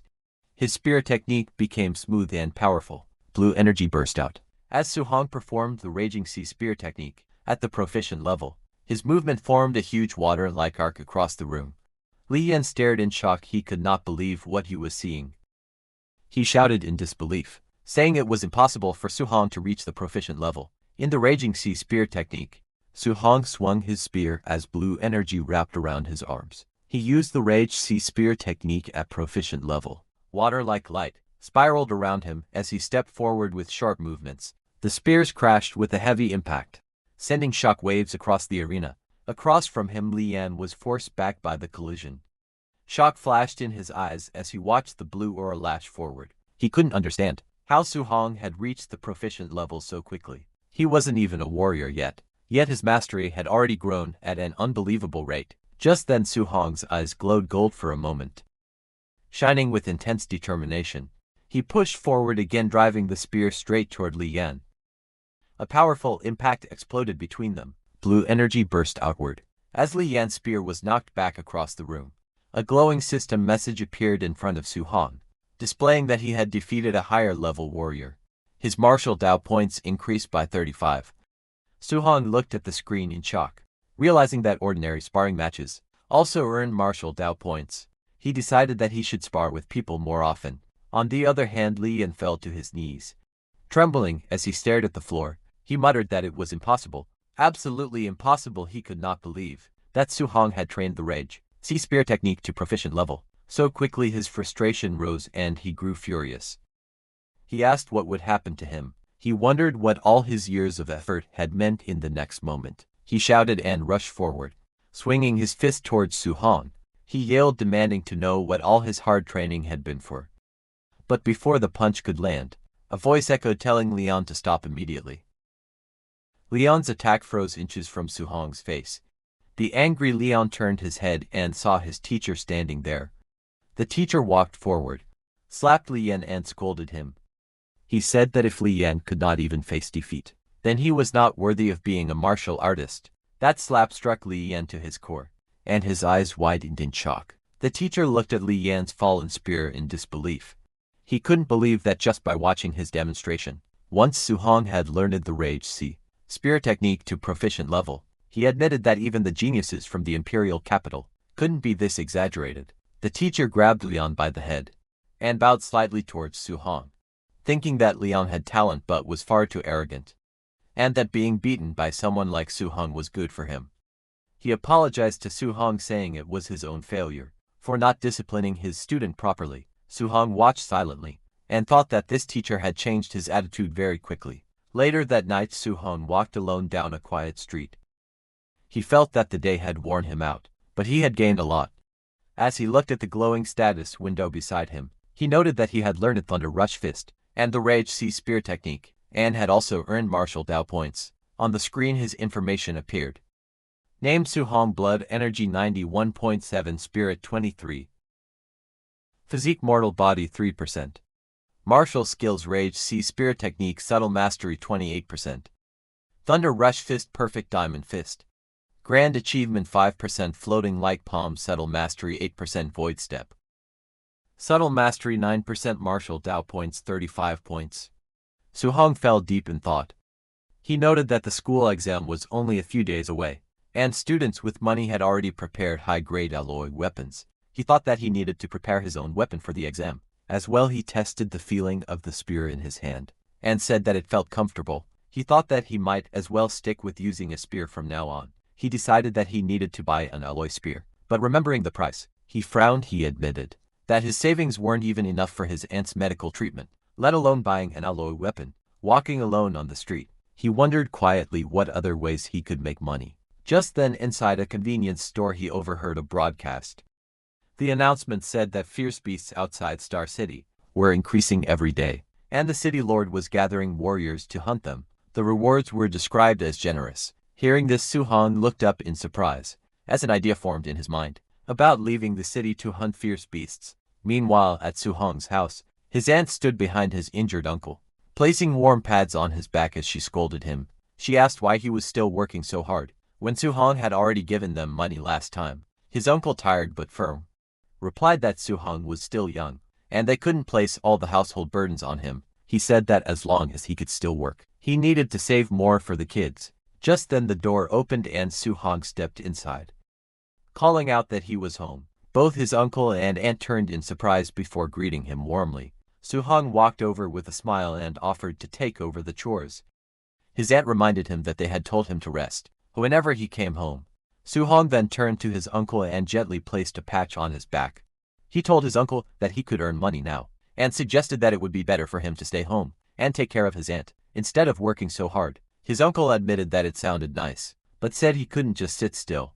With a confident grin and a thumbs up, he reassured Su-hong that he was only earning a bit for daily expenses, and wouldn't push himself too hard. Su-hong's aunt smiled softly, and told Su-hong that he would still need a lot of money for his martial arts training. In the future, she said, that both of them wanted to save as much as they could for him. Su-hong looked down at the hot patch in his hands, and softly murmured to himself, calling out to his uncle and auntie. A determined look appeared in his eyes. He thought about how his uncle and auntie had always lived frugally. Unless he earned enough money to support them for a lifetime, they would never feel safe enough to retire and focus on their health. His expression hardened. He told himself that he absolutely could not miss the opportunity to hunt fierce beasts for the bounty sometime later on his rooftop. Su-hong considered the idea of hunting down fierce beasts, but remembered the dangers outside the city. The wilderness was unpredictable. To stay safe, he needed to raise his strength as much as possible. He decided to put all the martial Dao points he had earned into increasing his blood energy. That night, blue system panels appeared around him as he allocated his points. One by one, new notifications popped up, each showing his blood energy rising by small amounts. Eventually, a larger panel appeared before him, displaying that his blood energy was now 95.2. Su-hong sat cross-legged in a circle of burning red aura. Flames curled around his body as he checked his progress. He realized that he was now just one step away from becoming a warrior. 2 days later, at the school gymnasium late at night, Su-hong lay on the floor drenched in sweat. System panels floated around him, displaying each of his martial skills: Rage Sea, Spirit Technique, Thunder Rush Fist, Diamond Fist, Floating Light Palm, and Void Step, all marked as perfect. After 2 full days of intense training, he had finally brought every martial skill to its peak. Breathing heavily, Su-hong stared upward. He told himself that all preparations were complete. It was finally time to leave the city. It was Saturday at the Star City warrior base. Su-hong finally arrived and muttered that the place was really far away. As he walked through the gates, he looked around with curiosity. He thought that although he had seen the base many times on TV, this was his first time visiting it in person. Inside, he noticed warriors everywhere. Warriors, who were rarely seen in daily life, appeared all around him in the bustling streets. He opened a sheet of paper and read the bounty list silently. Unranked fierce beasts were worth 300 blue star coins each. Tier 1 lower stage fierce beasts were worth 1,000. Tier 1 middle stage fierce beasts were worth 3,000. Then he reached the line mentioning tier 2 lower stage fierce beasts. Another line in the rules stated that after killing a fierce beast, its left ear must be cut off as proof. Without that, no payment would be issued. He stared at the rule with an awkward expression, and wondered why it was so primitive. Nearby, a warrior walked up to the payment window and placed a bag on the counter. He asked the clerk to calculate how much everything inside was worth. Watching him, Su-hong thought that the bag must be filled with the left ears of fierce beasts. Just then a loud shout echoed through the area as a group of people pushed forward. Someone at the front yelled for everyone to move aside. Su-hong turned his head and saw a group approaching. Among them was a blond young man, walking confidently while others cleared the path for him. One of the men shouted that young Master Yu was coming. As Su-hong observed, he quietly noted that the blond man's outfit and attitude looked similar to White Fox from the underground arena. Nearby a few warriors whispered among themselves. One of them complained that the blonde man was always showing off, saying that if his uncle were not the base director, he would have been beaten up long ago. Another person added that the blonde man had already been beaten by someone a few days earlier and it had been satisfying to watch. A third person responded that this explained why he hadn't been seen recently. Hearing that, Suhong looked back. The blonde young man passed by and glanced in his direction. The large masked warrior beside him also turned slightly. The blonde man wore a faint smile on his face as he looked towards Suhong. Suhong stood silently, his expression calm as he looked ahead. He thought to himself that the danger did not only come from fierce beasts, but also from humans. Because of that, he reminded himself that he needed to be extremely careful. As he walked through the warrior base, someone approached him and asked if it was his first time there, and if he was planning to enter the wilderness alone. He answered quietly that he was. The staff member watched him walk further into the passage and sighed, thinking that he was just another ignorant and fearless kid. Suhong took another step forward, his shoe pressing down on the grass. As he exited the tunnel, a bright light shone ahead. He stepped out of the dark passage and into the wilderness, where tall trees stretched out in every direction, and sunlight spilled through the leaves above him. Suhong stood with determination in his eyes. He tightened his grip on his sleeve, and thought to himself that he must return with a full haul. 2 hours later, the forest around him was quiet. Sunlight filtered through the leaves. As he walked deeper among the trees, he looked around and realized that he had not seen a single fierce beast. He wondered if all the beasts near the forest outskirts had already been hunted. He leaned against a tree with confusion on his face, holding his water bottle. Question marks hovered above him as he tried to figure out the situation. A moment later, he decided to head further inside. His body shot forward in a leap, speeding deeper into the forest. Suhong rushed forward through the forest, his breathing sharp as the wind whipped past his face. Sweat formed along his cheek as he heard a sound ahead of him. A moment later, a white wolf with glowing red eyes burst through the trees. The beast lowered its body and growled, its claws digging into the dirt as it prepared to attack. Suhong stopped and faced it cautiously. He looked at the creature and recognized it. According to his textbooks, this was a Tier 1 lower stage fierce beast. The Shadow Moon Wolf. He thought to himself that this was the first time he had ever seen a living one. The wolf suddenly roared loudly, saliva flying from its jaws, as it lunged toward him with its fangs bared. Suhong tightened his stance as the beast leapt at him. Its crimson eyes locked onto him while it howled. The attack came down from above, straight towards Suhong. Suhong stood still as the fierce beast lunged at him. With its claws extended, the wolf's red eyes glowed with killing intent. As it swung its massive paw toward him, the wolf's attack cut through the air, but Suhong dodged it by leaning back. The beast missed its strike. Lightning gathered around Suhong's fist. His hand glowed with bright golden energy as he clenched it tightly. He stepped forward and struck the wolf with a powerful blow. Lightning exploded across the wolf's body. As the impact sent it flying backward, the wolf crashed into a tree, rolling across the forest floor while letting out a weak howl. Suhong then stood over the fallen beast. Lightning still flickered around his arm as he looked down at the defeated wolf, lying motionless on the ground. Suhong then looked at his trembling hand with bright eyes. He wondered if this was what fighting monsters felt like. It was even more exciting than he had imagined. His fingers shook as he remembered the battle. The feeling made his heart race. He clenched his fist with confidence. He thought to himself that he could now kill a Tier 1 initial stage ferocious beast in a single move. He wondered how he would perform against a Tier 1 middle stage ferocious beast. While he was thinking that, 2 glowing red eyes appeared quietly in the forest behind him. The next second, a huge figure stepped out. The scene revealed a Tier 1 middle stage ferocious beast. A raging black bear. The bear roared from behind him. As Suhong stood calmly with his fist raised, a powerful strike flashed across the darkness. In the next moment, the raging black bear collapsed with its eyes rolled back, beaten in a single blow, standing over the fallen beast. Lightning still flickered around Suhong's arm. He thought that with his current strength, as long as he didn't provoke a Tier 2 beast, he wouldn't face too much danger. Finally, he crouched beside the defeated bear with a smile. He held up the bear's ear and thought proudly that 3,000 prize money was secured. A blue system window appeared in front of him. It displayed a reminder saying that his accumulated martial value was now enough for him to break through into a martial artist, and he should upgrade as soon as possible. Suhong looked at the screen with excitement. He thought that he could finally break through and become a martial artist, But suddenly he felt a very powerful aura behind him, shocking Su Hong completely. He turned quickly, sweat covering his face.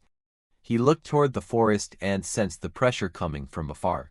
He thought that the aura was extremely intense, and wondered what kind of ferocious beast it was. He decided to go take a look, and rushed through the forest at high speed. He landed on top of a large rock and looked down. His eyes widened in shock as he whispered that this was. Before him stood a massive creature. A glowing description appeared, explaining that it was a Tier 1 late-stage ferocious beast. Black Jade Giant Python. Below 2 men were fighting the python with their weapons.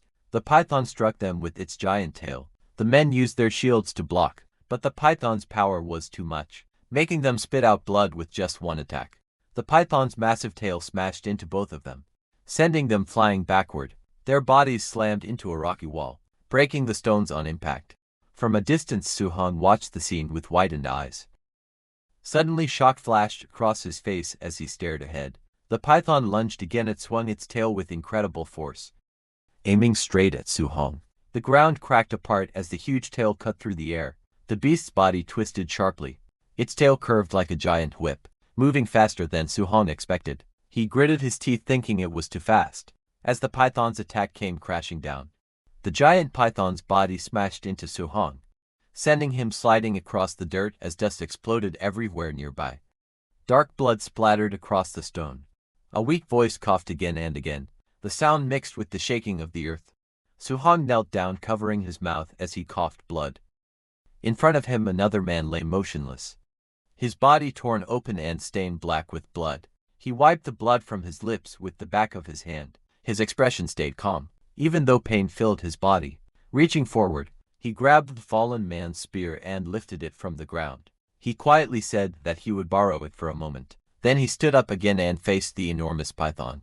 The python rose high into the sky, its golden eyes glowing fiercely. Wind whipped around them as it hissed loudly, towering over him. Su Hong held the spear tightly and stepped forward to face the beast. The giant python opened its jaws wide and rushed forward with a roar, its sharp fangs flashing as it dove down like a falling mountain. Su Hong dodged aside just in time. The creature's massive body slammed into the ground, sending rocks flying everywhere. In that moment, Su Hong quietly recalled something. Normally, killing a Tier 1 late-stage ferocious beast required several martial artists working together, but he was different. All of his martial skills had already reached perfection. With that level of mastery, he had easily killed the Tier 1 middle-stage raging black bear before. Because of that, he believed he now had the strength to fight the Black Jade Giant Python directly. He dashed forward with incredible speed, his footsteps leaving white streaks behind him. His body spun through the air, avoiding another strike as the python whipped its tail. Using Void Step Perfect, he closed the distance in a blink. The massive python lunged again, jaws wide, but Su Hong's eyes stayed calm. Blue light burst around his spear, as water-like energy gathered and wrapped around the weapon. He raised the spear and unleashed his technique. Raging Sea Spear Technique Perfect. A powerful wave of blue energy burst forward as his spear swung down, carrying the force of crashing tides straight at the python. The giant python's massive body twisted violently, as the golden spearhead pierced deep into its scales. The impact sent shock waves through the air, and the beast let out a furious roar. Its jaws opened wide in pain, revealing rows of sharp fangs. Su Hong moved swiftly, stepping across the python's body with quick, precise motions. Each step left a sharp mark on the ground. As he moved toward the spear, his hand tightened around it, gripping it firmly while power surged along his arm. Blue energy swirled around him, wrapping his entire body in a flowing, water-like aura. He lowered his stance, spear ready, eyes sharp and focused. With determination burning in his expression, he whispered to himself that he would strike again, one more time with full power. He threw his spear at the massive python. The weapon shot forward like a beam of light. The giant python whipped its massive body forward, but the blue energy slash cut straight through its attack. Su Hong's spear pierced the python's body as it roared in pain. Enraged, the giant python swung its massive tail to attack. But Su Hong moved at extreme speed, circling around the creature again and again, as faint blue trails followed behind him. He thought that the difference in their size was too great. Landing a fatal blow in a single strike would be difficult. He decided he had to weaken the python as much as possible first, then wait for the right chance to finish it. Just then the python's tail swept toward him. Seeing this, Su Hong raised his fist and a surge of bright energy formed around it. He used his Thunder Rush fist, perfect technique as his entire arm shone with crackling power. He launched himself forward, delivering a powerful strike that sent waves of lightning bursting across the battlefield. The ground shook as the giant python's tail whipped across the battlefield. After landing a successful strike, Su Hong quickly leapt back, widening the distance between himself and the massive creature. Dust rose behind him with each step as he prepared his spear again. He reminded himself that after every attack, he needed to back away fast. Only by keeping his distance could he avoid being crushed by the python's huge body. The python twisted angrily, its scales scraping against the ground. Su Hong stayed alert. He told himself to wait for an opening attack again, and then retreat right away before the monster countered. The constant movement tired him. His breath grew heavy and sweat rolled down his face. Still, he knew this method kept him safe. He exhaled as he steadied his stance. Across from him the python trembled. Its growls grew weaker, it seemed to be nearing its limit too. Seeing this, Su Hong realized he only needed to circle it a few more times, and strike carefully to bring it down. He gripped his spear and called out in determination, ready for another round, but just as he prepared to move, something caught his attention. A sudden sound behind him. Su Hong sharply turned his head, his eyes widening as he sensed something approaching. He demanded to know who it was. A large masked man suddenly leapt toward him from above, laughing loudly with a flaming fist raised. Su Hong quickly lifted his arm to block, grinding his teeth as the flaming punch crashed down on him. The force of the attack sent him flying across the ground, rolling until he came to a stop. He pushed himself up with difficulty, coughing as he tried to regain his breath. When he looked up, several figures were standing in front of him. He shouted, asking who they were. The man in the long coat stepped forward. Surrounded by his group, it was the White Fox. He looked down at Su Hong with a confident smile, and told him that they were meeting again. He then asked Su Hong to hand over the black jade giant python. The group of 5 stood together on the rocky path, watching the injured Su Hong kneel in exhaustion. His spear lay stuck in the ground beside him, its blade cracked from the earlier battle. White Fox stepped forward with a calm smile.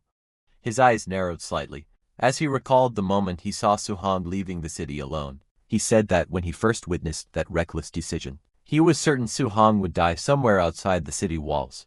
He spoke again, amused. He admitted he never expected Su Hong's luck to be so strong. Not only had he survived, but he had even managed to encounter a critically wounded black jade giant python, one that was already on the verge of death.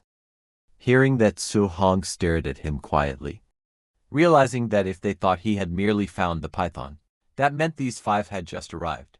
He observed them carefully. All 5 were martial artists. He realized that they had the numbers advantage. Fighting them head-on was impossible. Suddenly, the large masked fighter stepped forward aggressively. He shouted at Su Hong, asking if he hadn't heard young Master Yi's words. He demanded to know why Su Hong was still standing there, when young Master Yi wanted the giant python for himself. Hearing that, Su Hong lowered his head slightly. His fists clenched, his jaw tightened. He said nothing, but his body trembled with anger. Su Hong glared forward, electricity crackling around his fist as he spoke. He said that they had only pushed him back earlier because of a sneak attack, and he asked if they really thought he couldn't defeat them. In the next moment, he shot forward and slammed his glowing fist into the masked brute's punch.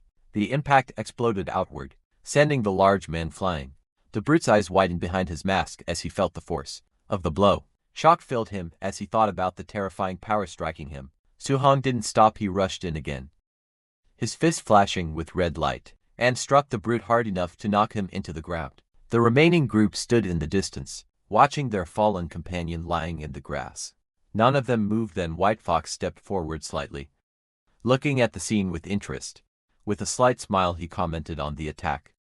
He said it was an excellent Vira fist, and confirmed that Su Hong was indeed the Minotaur. Hearing that, Su Hong turned his head sharply, his expression tightening, when he confirmed that it really was the White Fox mask. White Fox stood calmly with his hand covering part of his face. His voice was smooth as he spoke. He said that Su Hong was the first person to humiliate him in front of so many people. He then dropped his hand and gave an order. His voice was cold as he commanded his subordinates to kill Su Hong. All 4 men around him rushed forward at once. Their weapons drew streaks across the ground as they charged towards Su Hong. Su Hong reacted instantly. His hand tightened around the spear, and his body shot upward in a single motion. Behind him, White Fox's group shouted to chase him. They sprinted after him as he leapt away from the rocky cliff. Deeper in the forest, the group slowed down. Scanning their surroundings, dense trees and scattered sunlight surrounded them as they searched the area. One of them shouted, asking where he went. Another warned that the woods ahead were thick and easy to ambush, in telling everyone to stay alert. The masked man with brown hair looked ahead. As he walked through the forest, he scoffed and said there were so many of them, wondering if they were really afraid of just one man. Just as he said that, suddenly a blur shot past him. Su-hong moved at incredible speed. The masked man's eyes widened as Su-hong dashed forward. Su-hong's eyes glowed with a sharp blue light as he closed the distance. In the next moment, he struck. The masked man was smashed into the ground with overwhelming force. From Su-hong's punch, 9 continuous sounds echoed in the air. Blood splattered across the man's mask as he lay motionless on the forest floor. Farther back, White Fox watched in shock. Sweat slid down his face as he stared at the settling dust clouds left behind by Su-hong. He cursed under his breath, unable to hide his disbelief. He wondered how Su-hong could possibly be this fast. White Fox's remaining 3 men stood together. One of them suddenly shouted in shock. He told young Master Yi that the technique being used by Su-hong was the Thunderclap Fist, specifically the 9 Echo Thunderclap Fist. He added that even rank 3 martial artists couldn't train the Thunderclap Fist to perfection. Hearing that, White Fox's expression twisted in frustration. He snapped at them to shut up. Sweat slid down his cheek as he stared ahead in disbelief. He couldn't understand how Su-hong had perfection in the Varara Fist, and now perfection in the Thunderclap Fist. He questioned how any of this was even possible. Up in the trees, Su-hong watched them from above. Staying calm as he observed the group below, he quietly thought to himself that if he hadn't just fought the giant python and consumed so much vitality, he could have crushed all 3 of them head-on. Since he couldn't confront them directly now, he decided on a different approach. He decided that he would have to defeat them one by one, by waiting for the right moments, thinking that he threw his spear. But he didn't attack them directly. He threw his spear onto the ground right behind White Fox's group. It was meant to distract their attention, and it worked as everyone turned to look at the spear. Su-hong made his move before White Fox's men could react. Su-hong appeared right in front of one of them.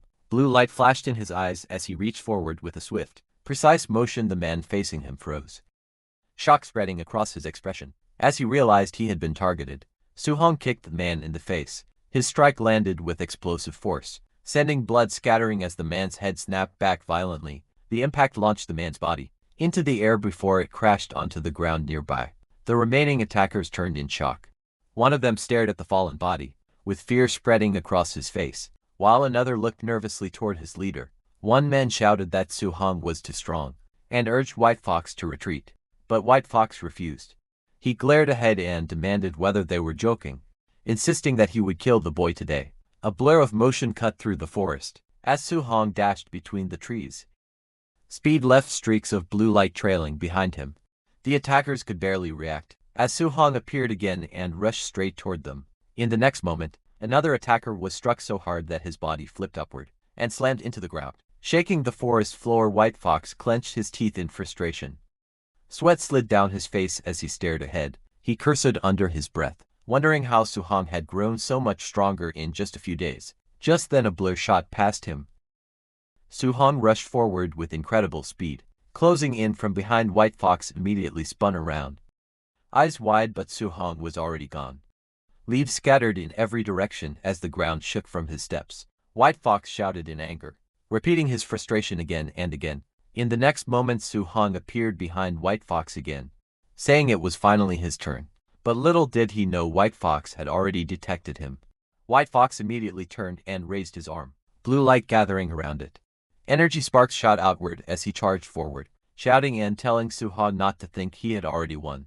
White Fox thrust his glowing finger upward, shouting the name of his technique. Void-shattering finger. Seeing that Su-hong raised his spear to attack, but his senses warned him that it was dangerous. He bent down and dodged as the blue arc of energy sliced across the forest. With incredible force, the blast struck a nearby tree instantly, blowing a massive hole through its trunk. Bark and dirt exploded outward as the tree shook from the impact. The entire tree burst apart, collapsing under the force of the attack. Across the forest, White Fox thrust both hands forward Using the same void-shattering finger technique again and again, blue beams shot from his glowing fingers in every direction, filling the air with intersecting streaks of light. Su-hong jumped around the forest. Dodging all of it, he watched White Fox with a sharp gaze. Sweat slid down his cheek as he assessed the attack's power. He noted that the martial skill wasn't weak. Its level seemed high, possibly Class B. Then White Fox glared back, with rage twisting across his face. He screamed that he had memorized Su-hong's face. He shouted that if he was injured today, he would kill Su-hong's entire family once he returned. This was White Fox's biggest mistake. Hearing the threat, Su-hong's expression darkened instantly. Blue light flashed across his eyes as White Fox's words rang in his mind. Su-hong sprinted through the forest. He zigzagged through the trees, leaving trails of destruction in his path ahead of him. White Fox glared nervously. He held up his glowing finger and shouted that his uncle was a supervisor at the martial artist base and that his father held even higher status. But before he could finish, Su-hong appeared behind him. White Fox's eyes widened with fear as he sensed him closing in. Su-hong appeared behind him with lightning-like speed.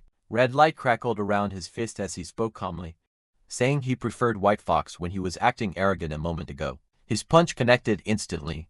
White Fox's face twisted as the blow sent him flying, blood spraying from the impact. Su-hong didn't stop with one more sweeping attack. A red arc cut across the air and smashed into White Fox again, throwing him violently backward as his body spun out of control. White Fox was sent flying out of the forest. He fell from the cliffside and hit the ground with a violent impact, sending dust exploding into the air. Thick clouds of smoke rolled across the rocky ground. Through the haze, White Fox slowly pushed himself up. He coughed and panted heavily as the smoke began to clear. Su-hong, surrounded by a red aura, walked out of the shadows. His eyes were dark and cold.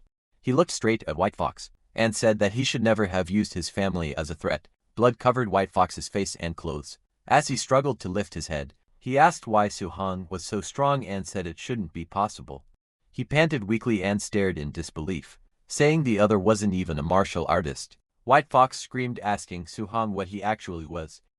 Just then, behind him, a massive black python rose from the ground, its eyes glowing and its tongue dripping blood.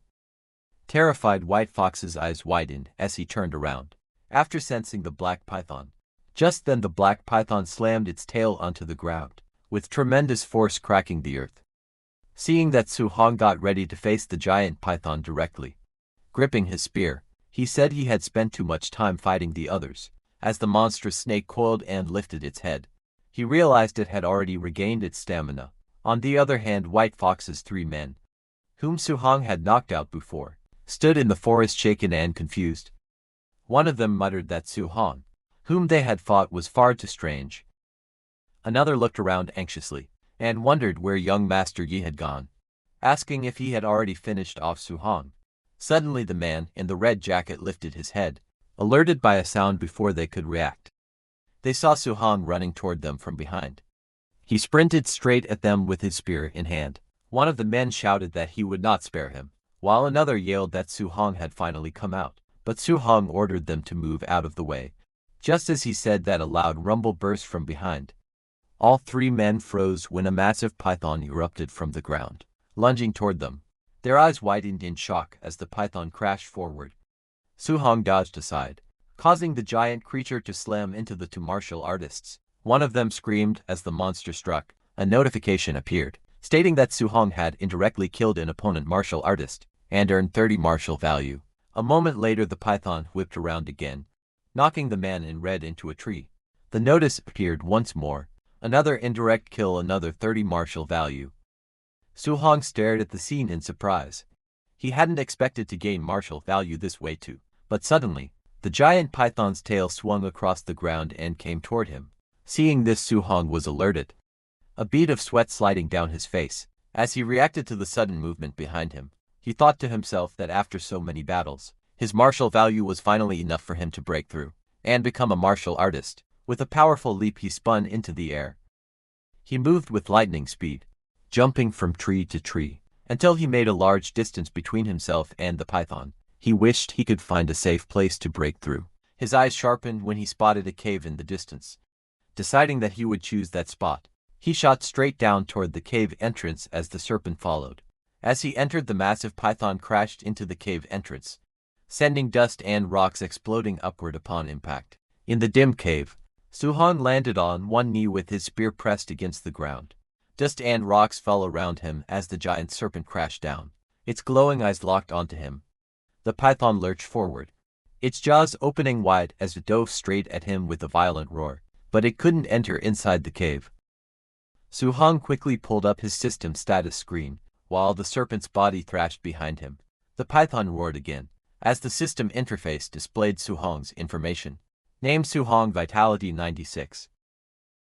Spirit 23, Physique Mortal, Body 3%, Martial Skills, Raging Sea Spear. Technique Perfect, Thunder Rush Fist Perfect, Fire Fist Perfect, Floating Light Palm Perfect, Void Step. His martial value showed 504. Su-hong furiously tapped the vitality stat on his screen, shouting for it to increase faster. Numbers flashed rapidly as vitality rose by plus 0.1 again and again. A burning red aura erupted around him. Vitality surged through his body, making his entire frame tremble from the heat. Red light wrapped around him like flames as he gritted his teeth, thinking that it felt as if magma was flowing through his veins. The status screen flashed again, displaying that vitality had reached 100. Red energy burst outward. Seeing this, the serpent stopped, its eyes widening as a wave of crimson power surged across the cave. A red notification appeared above Su-hong, announcing his breakthrough, and that he had become a Tier 1 martial artist. Flames of power burst around him. As he stood in the center of the glowing circle, he looked at his own body, feeling the heat rising from within, and said that he had finally become a real martial artist. His fist tightened, energy crackling around it. As bright light wrapped around his arm in front of him, the giant serpent shrank back in fear. Sensing the change in his strength, Su-hong stepped forward, flames burning around his body, and told the serpent that it was now his turn. His eyes sharpened and with a swift motion, he launched himself forward. His glowing fist shot straight ahead, tearing through the air like a beam of light. The python was using its whole body to crawl out of the cave, but a loud impact echoed when Su-hong's punch struck the serpent's body. The python let out a furious roar as golden energy surged upward, launching the python high into the sky. The giant serpent's face filled the panel. Its scales cracked and its fangs stained with blood. It let out a fierce hiss as fresh wounds covered its jaw. Su-hong charged forward with glowing eyes and a blazing fist. Energy sparked around his arm as he shouted the name of his technique. Fire a fist. He leapt through the air, aiming straight at the serpent's open mouth. The enormous snake lunged upward, roaring as it extended its tail to attack Su-hong from behind. Su-hong met its tail attack head-on, blocking it with his burning fist. Red lightning surged around him. As the impact exploded against the serpent's tail, Su-hong gritted his teeth. Blood trickled from the corner of his mouth as he pulled back his arm. He tightened his grip on his spear and steadied himself.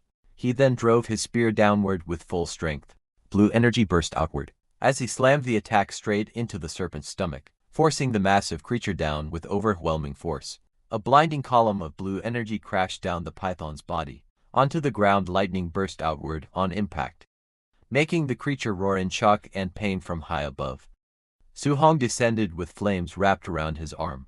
His fist burned like molten fire as he shouted the name of his technique. Thunder Rush Fist. He dove straight toward the thrashing serpent.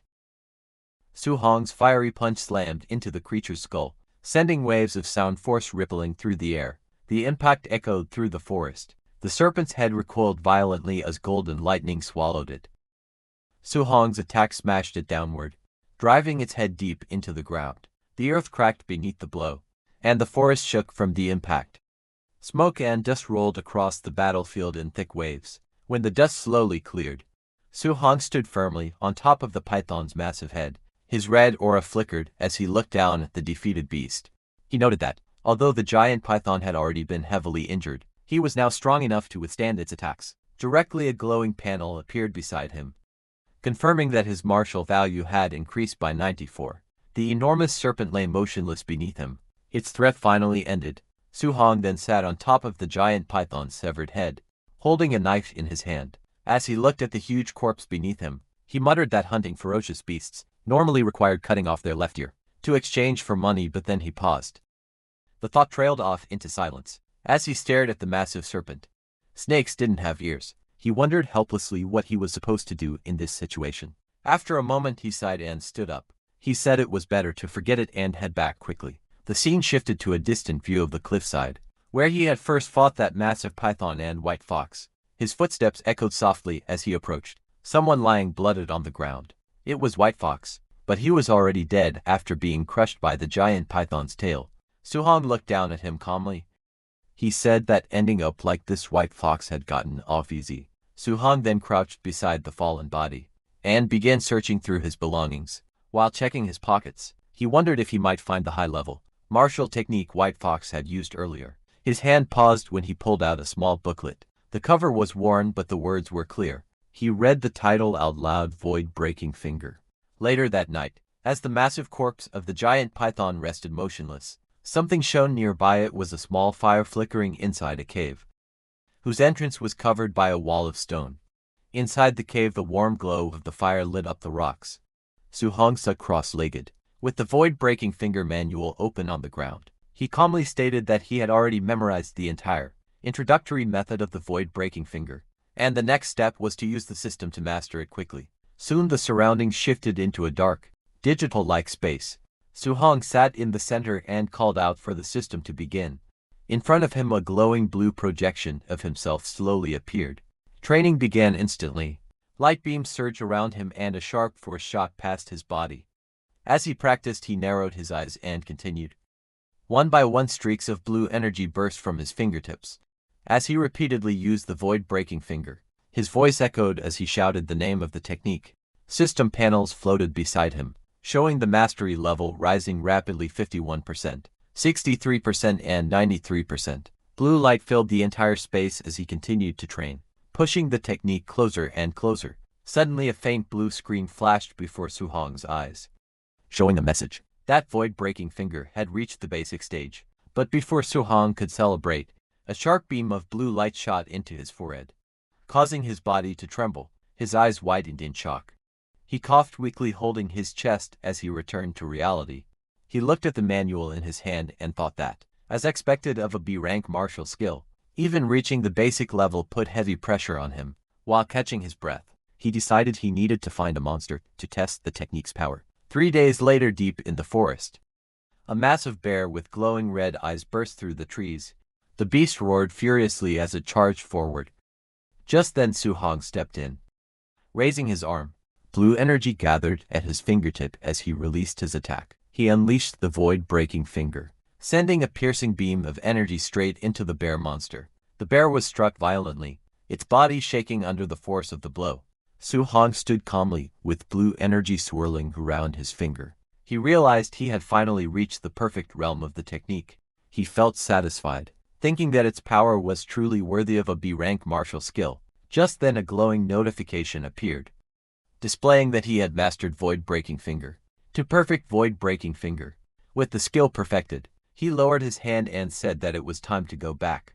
The scene shifted to a large fortified compound, the martial artist base, where countless martial artists were gathered. Within the wide courtyard, the martial artist base was lively that day. At the exchange counter, a startled clerk counted the rewards and announced loudly that the total came to 230,000. The surrounding hunters murmured in surprise.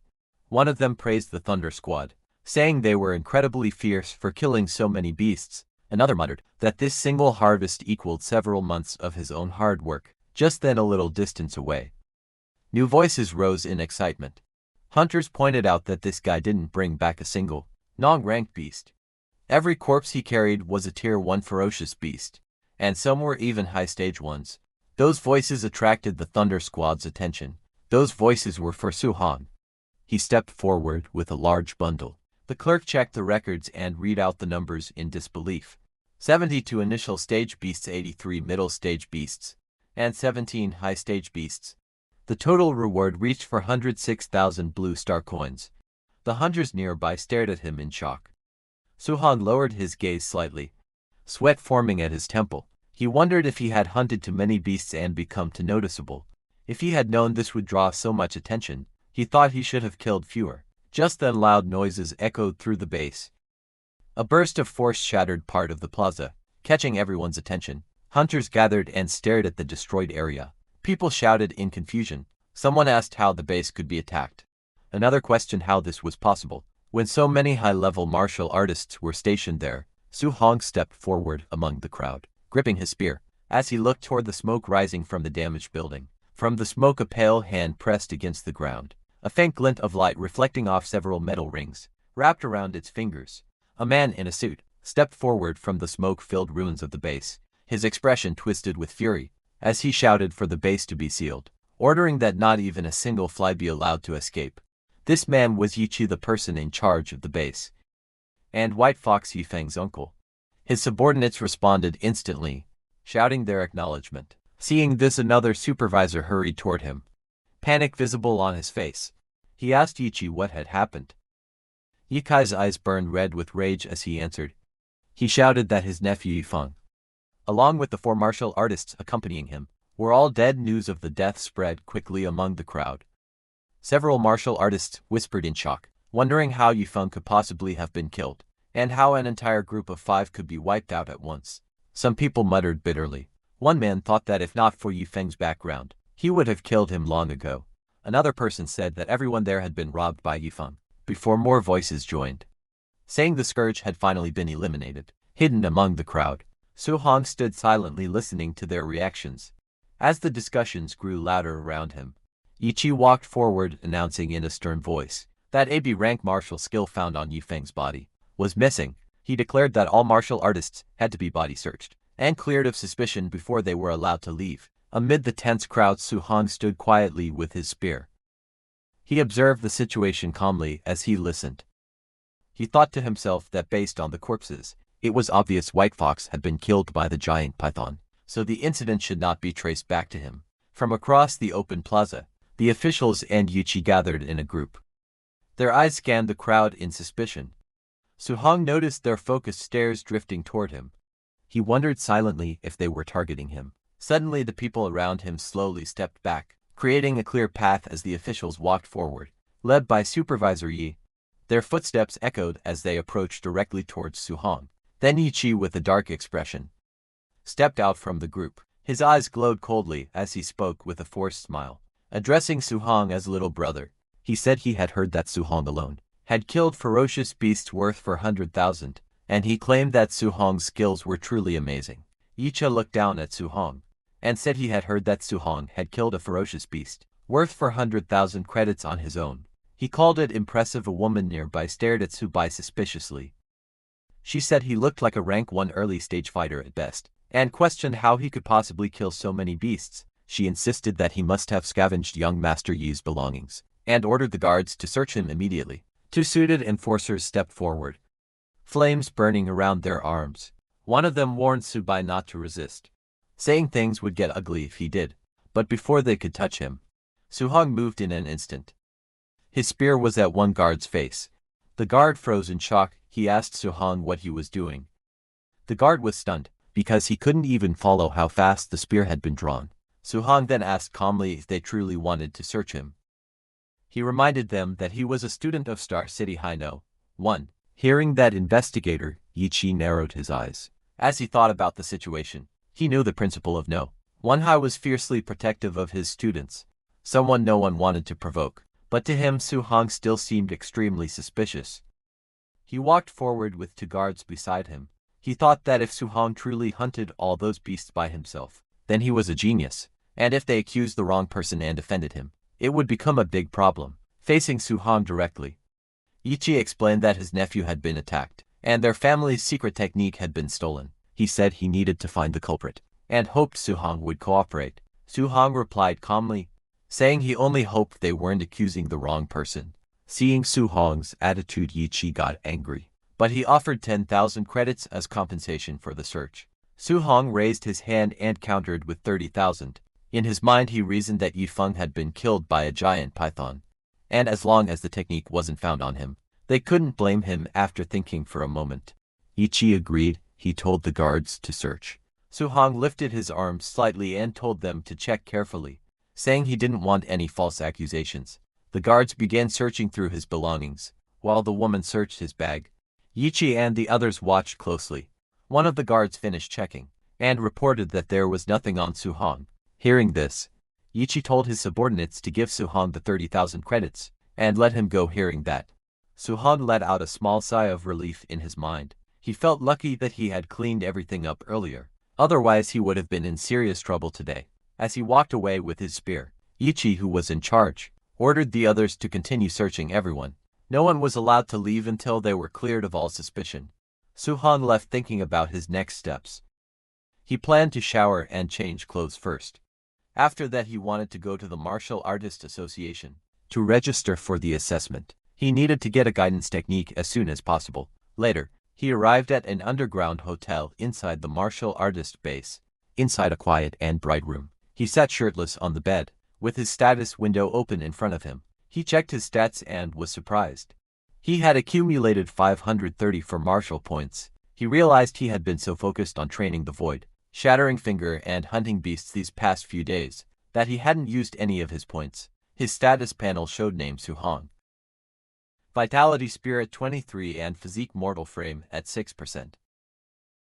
His martial arts were Void Shattering Finger at perfection, Raging Sea Spear Technique at perfection, Thunderclap Fist at perfection, Fire Fist at perfection, Floating Light Palm at perfection, and Void Step also at perfection. He also had 530 for martial points. Su-hong remembered that a rank 1 early-stage martial artist usually had about 100 vitality, while a rank 1 mid-stage martial artist had around 200 vitality. He calculated quietly if he used all his martial points on vitality, he could raise his vitality by 53.4 points, making him only about 40 points short of reaching mid-stage. He sat there thinking carefully about what to upgrade next. He looked at his other stats, and thought to himself that he still hadn't upgraded his spirit or mortal frame yet. He wondered what effects they might have.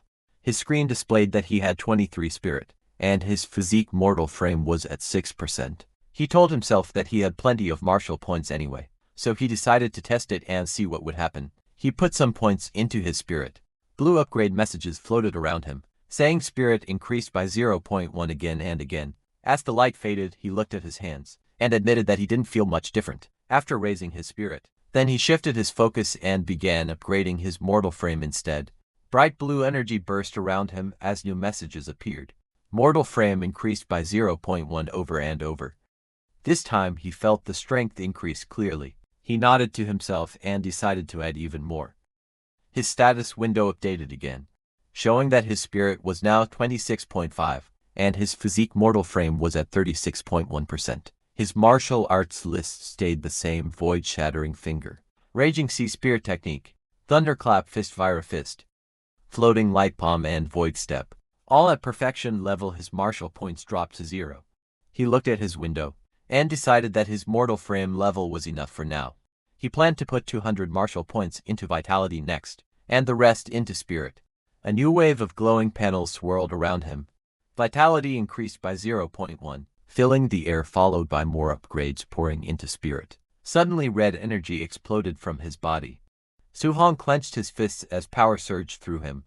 It felt as if an endless supply of strength was rising from deep inside, overflowing with unstoppable force.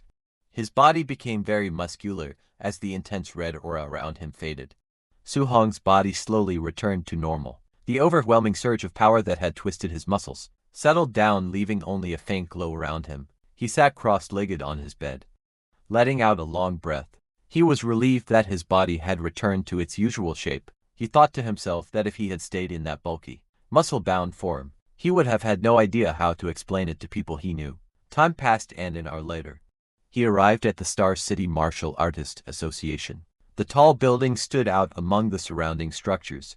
Inside the hall, Su-hong walked up to the front counter. He politely told the receptionist that he was there for the martial artist assessment. She nodded and told him that a staff member would guide him soon. As he followed her through the corridor, the guide glanced at him and commented that he looked quite young. She asked if it was his first time taking the assessment. She explained that to pass as a rank 1 martial artist, a person needed at least 100 vitality and over 1000 combat power. She wished him good luck. Su-hong simply thanked her and continued walking. Nearby, two martial artists noticed him. One of them wondered aloud why Su-hong had come alone, without even a master accompanying him. The other guessed that Su-hong was probably just testing things out, considering his age. Su-hong continued forward quietly as their voices faded behind him, but just as he entered, his eyes widened slightly. His attention locked onto the assessment area ahead. A staff member read out the results loudly. Panji's vitality was 100 but his combat power only reached 992. So the assessment failed. Punja yelled in frustration, saying he had been so close. The crowd murmured all around. Next, another candidate stepped forward. The staff read the numbers again. Li Ming vitality 105 passed. The examiner then announced that the next stage would be the combat power test.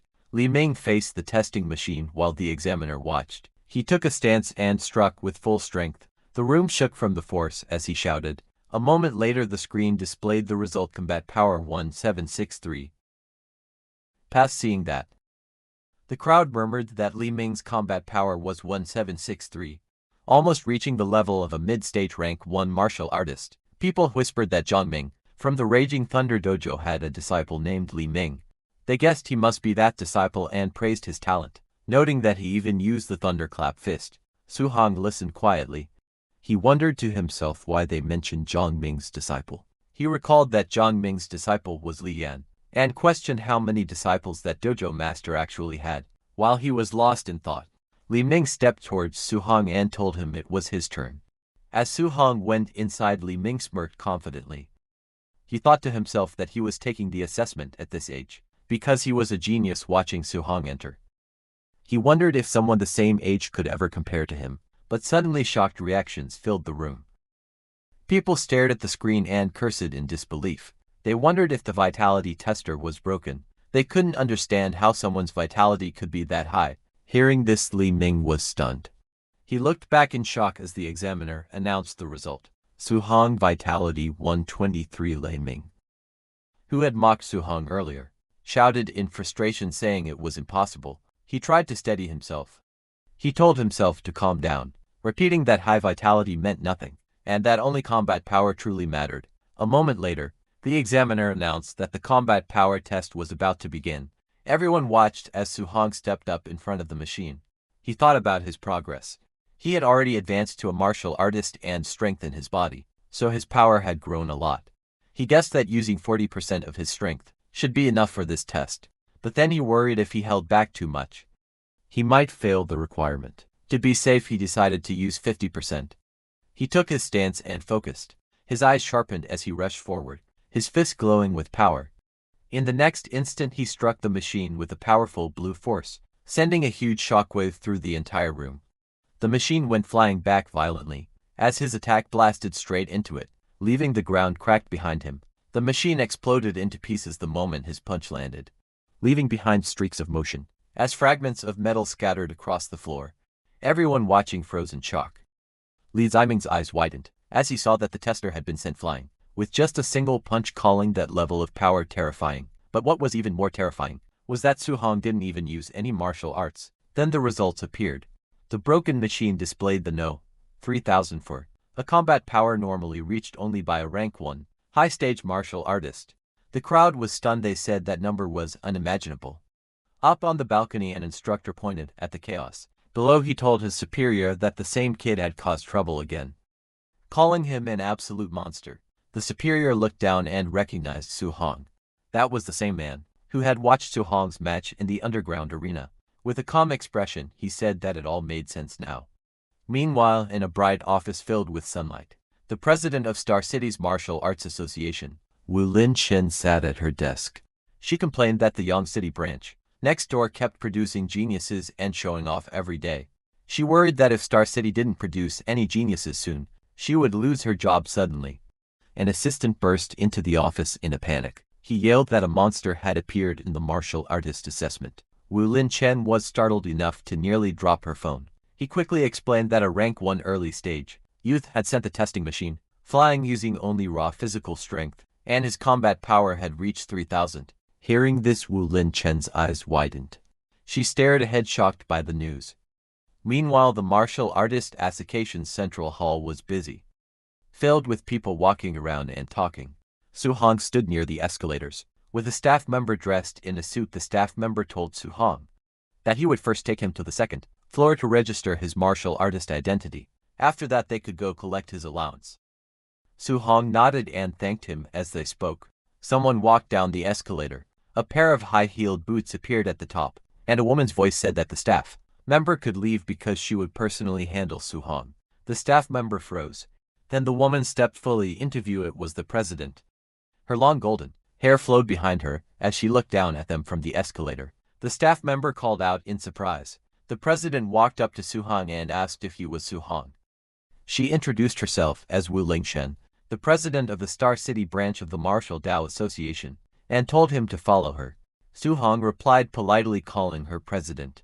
At the same time, he thought to himself that this person was the president of Star City's Martial Artists Association. He had heard rumors that she was a Tier 5 martial artist. She looked different from what he had imagined. The scene then shifted to the president's office. A bright and spacious room filled with warm sunlight. Suhong sat on a couch while the blonde president reclined casually on another seat. She looked at him with a relaxed smile and began speaking. She said she knew he was a student from Star City No. 1 high school, and mentioned that Principal Li Chang-shan had complained to her before. According to him, the school had produced only 2 ordinary Tier 1 martial artists this year, yet Li Chang-shan somehow had a major genius like Suhong. Suhong looked confused and asked why she had brought him to her office. He explained that he only wanted to register as a martial artist and collect his allowance and guidance technique. The president waved her hand confidently. She told him not to worry, saying the people downstairs had already handled his martial artist ID and monthly allowance. As for the guidance technique, she said she would teach him personally. She stood before him and asked how much he currently understood about guidance techniques. Suhong thought for a moment. He said the textbook mentioned that heaven and earth spiritual chi had different attributes and that guidance techniques were methods to absorb those spiritual energies to strengthen the body. He also added that absorbing spiritual chi of different attributes required a matching guidance technique. The president lifted her hand, and a warm orange flame appeared in her palm. She explained calmly that the textbooks were not wrong, but guidance techniques were more than just cultivation methods. She gave an example. The heavenly flame guidance technique she practiced mainly absorbed fire attribute spiritual chi. While it strengthened her body, it also gave her attacks the power of fire. As she spoke, the flame in her hand burned brighter and sharper. She then released the flame outward. A stream of fire shot across the room like a blazing whip, lighting up the entire office. She said that if someone could release attribute attacks externally, it would also increase their attack range. But for a Tier 1 martial artist, even carrying a small trace of attribute power was already impressive. Suhong stared in surprise. He asked if guidance techniques could actually be used for attacking. He thought they were only for absorbing spiritual chi to cultivate. The textbooks never mentioned this part. The president raised her hand again, and symbols representing different elements appeared beside her. She explained that heaven and earth spiritual chi had 7 attributes: metal, wood, water, fire, earth, thunder, and wind. Each had its strengths and weaknesses, but in pure attack power, thunder ranked first, metal second, and fire third. She added that the guidance technique someone could cultivate depended on their compatibility. As she spoke, she lifted a glowing red crystal ball from the table. Suhong nodded slowly. He realized it wasn't possible to cultivate any guidance technique freely. One had to match their own compatibility first. The president held the glowing crystal ball in her hands. She explained that it was used to test a person's compatibility. The brighter and larger the glow, the higher the compatibility. She said that ordinary martial artists usually had only 20 to 30%. Her own compatibility was around 80%, which was already considered extremely high. She looked at Suhong with confidence, and told him that someone as talented as him would definitely go beyond 90%. As she spoke, the flame inside the crystal disappeared, and she handed the ball to him. Suhong looked at the crystal ball quietly. He thought to himself, that President Wu had become a Tier 5 martial artist at such a young age, and was already considered a genius, yet her compatibility was only 80%. If he reached 90%, it would be too unbelievable. When Suhong placed his hands on the ball, a blinding light erupted instantly. President Wu's eyes widened in shock. The entire crystal ball burst with intense red light, filling the whole room. The president jumped in excitement and shouted that it was completely full. His fire attribute compatibility had reached 100%. She rushed to Suhong and grabbed his shoulders, asking if he understood what this meant. He admitted that he didn't. She explained, with great excitement, that this meant he could absorb 100% of fire attribute spiritual chi from heaven and earth, without wasting even a single trace. She then explained calmly that her own compatibility was only 80%. Because of that, she lost 20% of the fire attribute spiritual chi every time she absorbed it. Even so, she had already reached Tier 5 as a martial artist and had become the president of the Star City Martial Artist Association. Then she leaned closer to him with a confident smile. She said that his future achievements would definitely be higher than hers. She admitted that she never expected a small place like Star City to produce someone as talented as him, someone who was not weaker than geniuses. From the Magic City Imperial Capital region, Su-hong looked at the crystal ball in his hands. He thought quietly to himself that the fire attribute was good, but he still preferred the thunder attribute. He wished he had the thunder spirit attribute instead. Just as he said that, the crystal ball suddenly burst with bright golden lightning. Thunder-like patterns flashed inside it as powerful light filled the room. When he lifted the glowing sphere, President Wu stared at him in shock. He looked at her and said that his thunder attribute compatibility also seemed to be 100%. She stayed silent, unable to respond. President Wu stared at the test results in shock. She wondered if it was real or fake because the thunder and fire attributes both showed 100% compatibility. She felt overwhelmed and thought to herself that Su-hong was a monster, something far beyond normal. Just then Su-hong, now holding a green crystal ball, spoke nervously. He told the president that the wind attribute also seemed to be 100%. Hearing this, the president looked even more stunned, unable to believe what she was seeing. She quietly muttered that the situation was too outrageous. A few minutes passed. The room became calm. Sunlight spilled in through the windows. While the two of them sat on separate couches, the president leaned back weakly, still trying to process everything. She slowly sat up and wiped the sweat from her forehead. She whispered that something was not right. All the attributes she tested were full. Every single one was at 100%. She wondered if she was dreaming. Her thoughts drifted back to her past. She once believed she was a top-tier genius. Becoming a 30-year-old Tier 5 martial artist was as rare as phoenix feathers or unicorn horns. But when she once faced an opponent beyond common sense, she realized she was just an ordinary person. She remembered standing before a massive monster. The ground cracked beneath her feet as the beast roared loudly. In that moment, she understood that to defeat something beyond common sense, she would need someone just as extraordinary. She then recalled a man standing atop that fallen creature, looking down with calm eyes. Only those who are also beyond common sense could fight such beings. Back in the room, she looked at Su-hong and thought that he was in existence. Ordinary people could never understand. On the other hand, Su-hong was lost in thought, thinking seriously. He muttered that all 7 of his attributes were at 100%. If he focused only on thunder and ignored the other 6, it felt like a waste. He sighed, saying the situation was distressing. Then he turned to the president with a smile and asked if she could give him copies of the guidance techniques for all 7 attributes. The president stared at him speechlessly. She explained slowly that human energy was limited. No matter how talented someone was, it was recommended to cultivate only 1 or 2 attributes. She gave an example. In the past, someone had tried cultivating all 7 guidance techniques at the same time. Even after training for decades, that person remained only a Tier 1 martial artist. Hearing that, Su-hong told her that he could not choose a path yet, so he wanted to cultivate all attributes first and decide later which one to focus on. President Wu agreed, but warned him not to fool around and not to waste such rare talent. She then asked Su-hong if his school's monthly exam was coming soon. Su-hong nodded and asked why she suddenly mentioned it. President Wu explained that tensions on the all-heavens battlefield were growing stronger. A huge war between the 10,000 races and the human race could break out at any moment because of this. Nations had invested a lot of resources to create a genius training camp, and she wanted to recommend him. She said that if he could take first place in the school's monthly exam, she would give him a recommendation spot. Su-hong repeated her words softly, thinking about the war of the 10,000 races and the training camp. He then remembered the tragedy from over 10 years ago, the war that took the lives of all his relatives, except his uncle and aunt. He clenched his fists and agreed, saying he would definitely work hard. Images of his past flashed in his mind, crying as a child, his uncle comforting him, and scenes of fear and chaos. He whispered to his uncle and aunt in his heart, promising that he would never let that tragedy happen again. Finally, Su-hong strengthened his resolve. He told himself that he must become strong enough to protect everyone around him. Late at night, Su-hong's home stood quietly under the dark sky.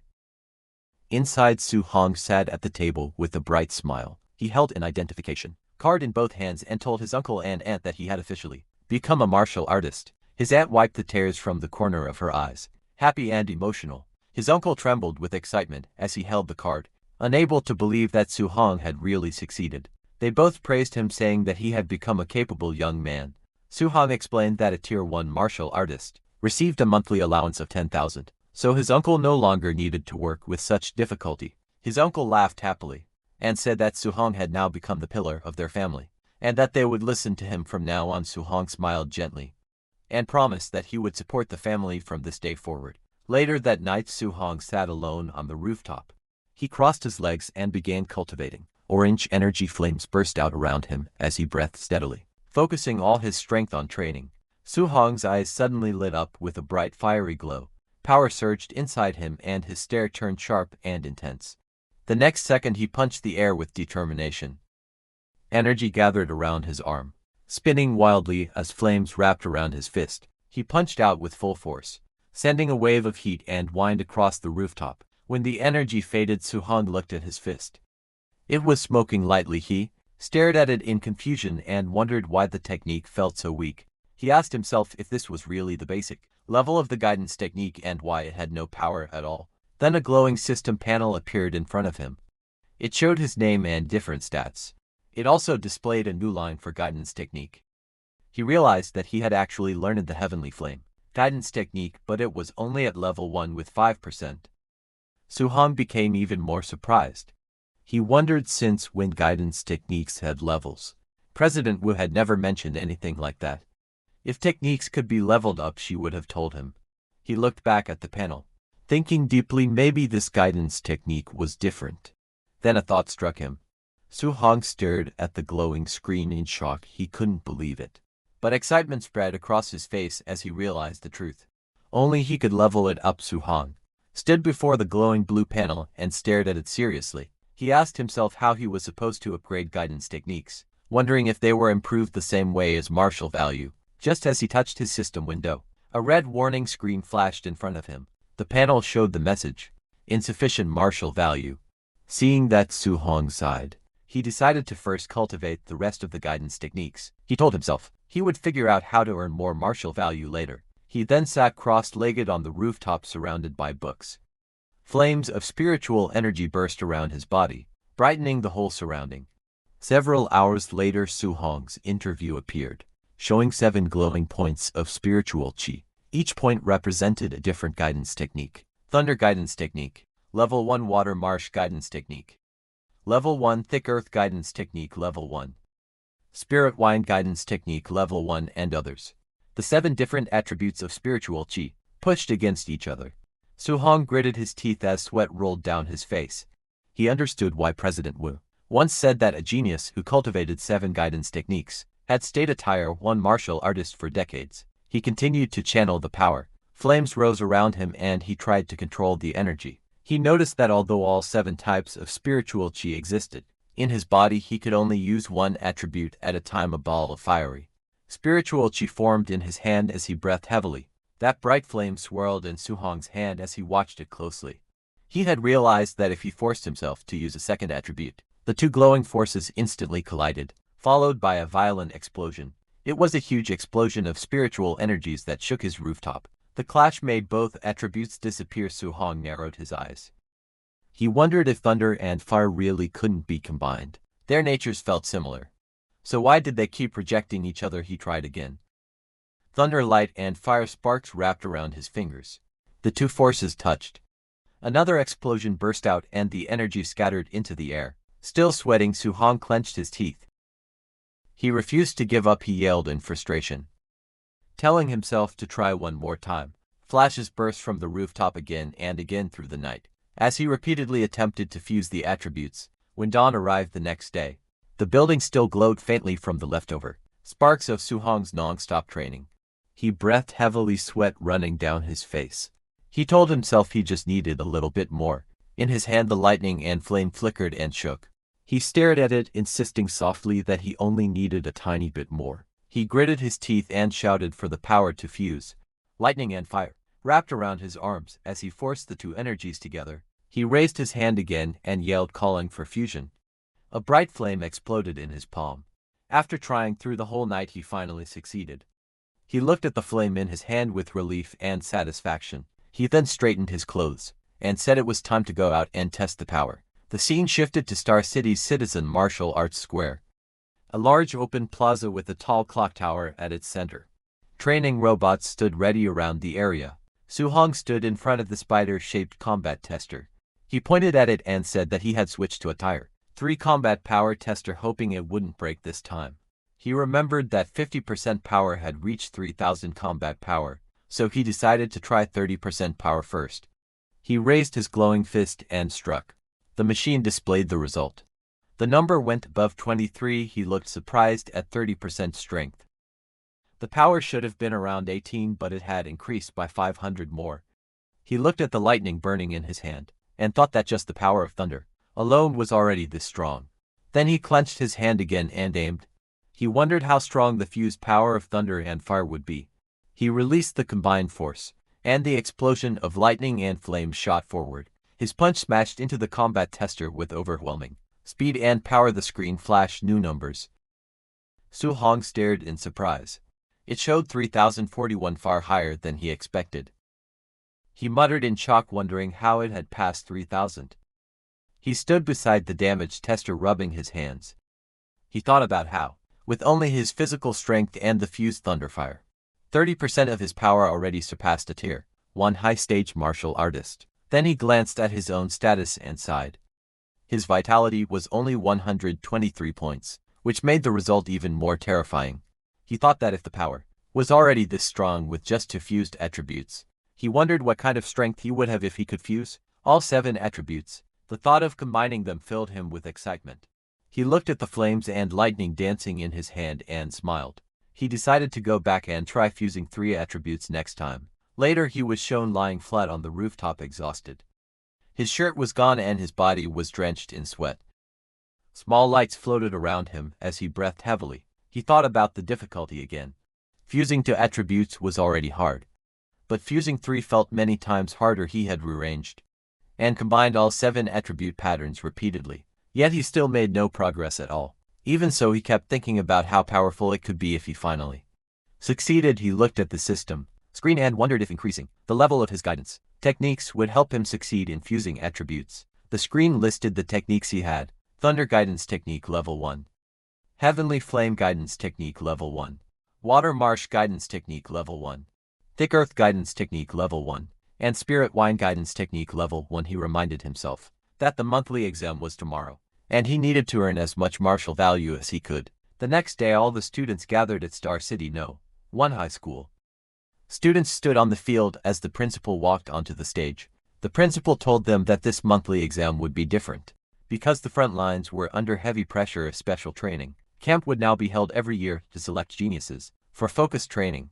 He explained that the training camp had many resources: powerful martial arts, rare pills, and even grandmasters who would serve as instructors. The top 3 students in the monthly exam would be allowed to join Star City's training camp. Hearing that, the students became excited. Some shouted about wanting to enter the genius training camp. Others were shocked that a Tier 7 grandmother might be an instructor, since even their principal was only Tier 3. Amid the noise, Su-hong stared ahead with a tired face as he remembered President Wu telling him that if he got first place she would give him a spot. But didn't the top 3 all receive spots anyway? A friend of Su-hong told him that Chen, Shan and Li Tu had already become Tier 1 martial artists beside them. Several others had also reached the basic level of Thunder Rush Fist, and he felt they had no chance of winning. Su-hong looked confused. He thought about how he had only missed school for 10 days, yet those students had already broken through to martial artist. His friend explained that recently, the principal had asked Senior Chen Tia, the instructor of Thunder Rush Fist, to give private lessons to talented students. Because of this, Chen Shun and Li Tu's vitality had already exceeded 100, and their Thunder Rush Fist could echo 3 times. While they were talking, suddenly Chen Shun and Li Tu walked forward confidently. One of them said he wanted everyone to know who the real number 1 genius was. The other replied that when he beat him to the ground, he hoped he would stay just as confident. Elsewhere, as Su-hong's principal came down from the stage, instructor Chen Tia asked him if he had found the genius who performed the 9 echoes Thunder Rush Fist.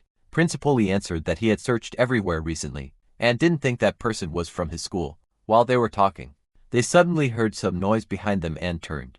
A tall man in a black suit walked up with 2 others. It was Zhang Meng, who had taught Su-hong that spear technique. Along with him were Li Ming and Li Yan. John Ming joked, calling Principal Li old Li, asking why he looked like his wife had run away. The principal looked at John Ming and asked what he was doing at his school. John Ming smiled and said that the quality of this year's students didn't seem very good. He then explained that he had brought 2 disciples with him after the monthly exam. He suggested letting the first-place student come over for a spar. Hearing that, Principal Li's expression tightened. He knew that John Ming had clearly come to embarrass him.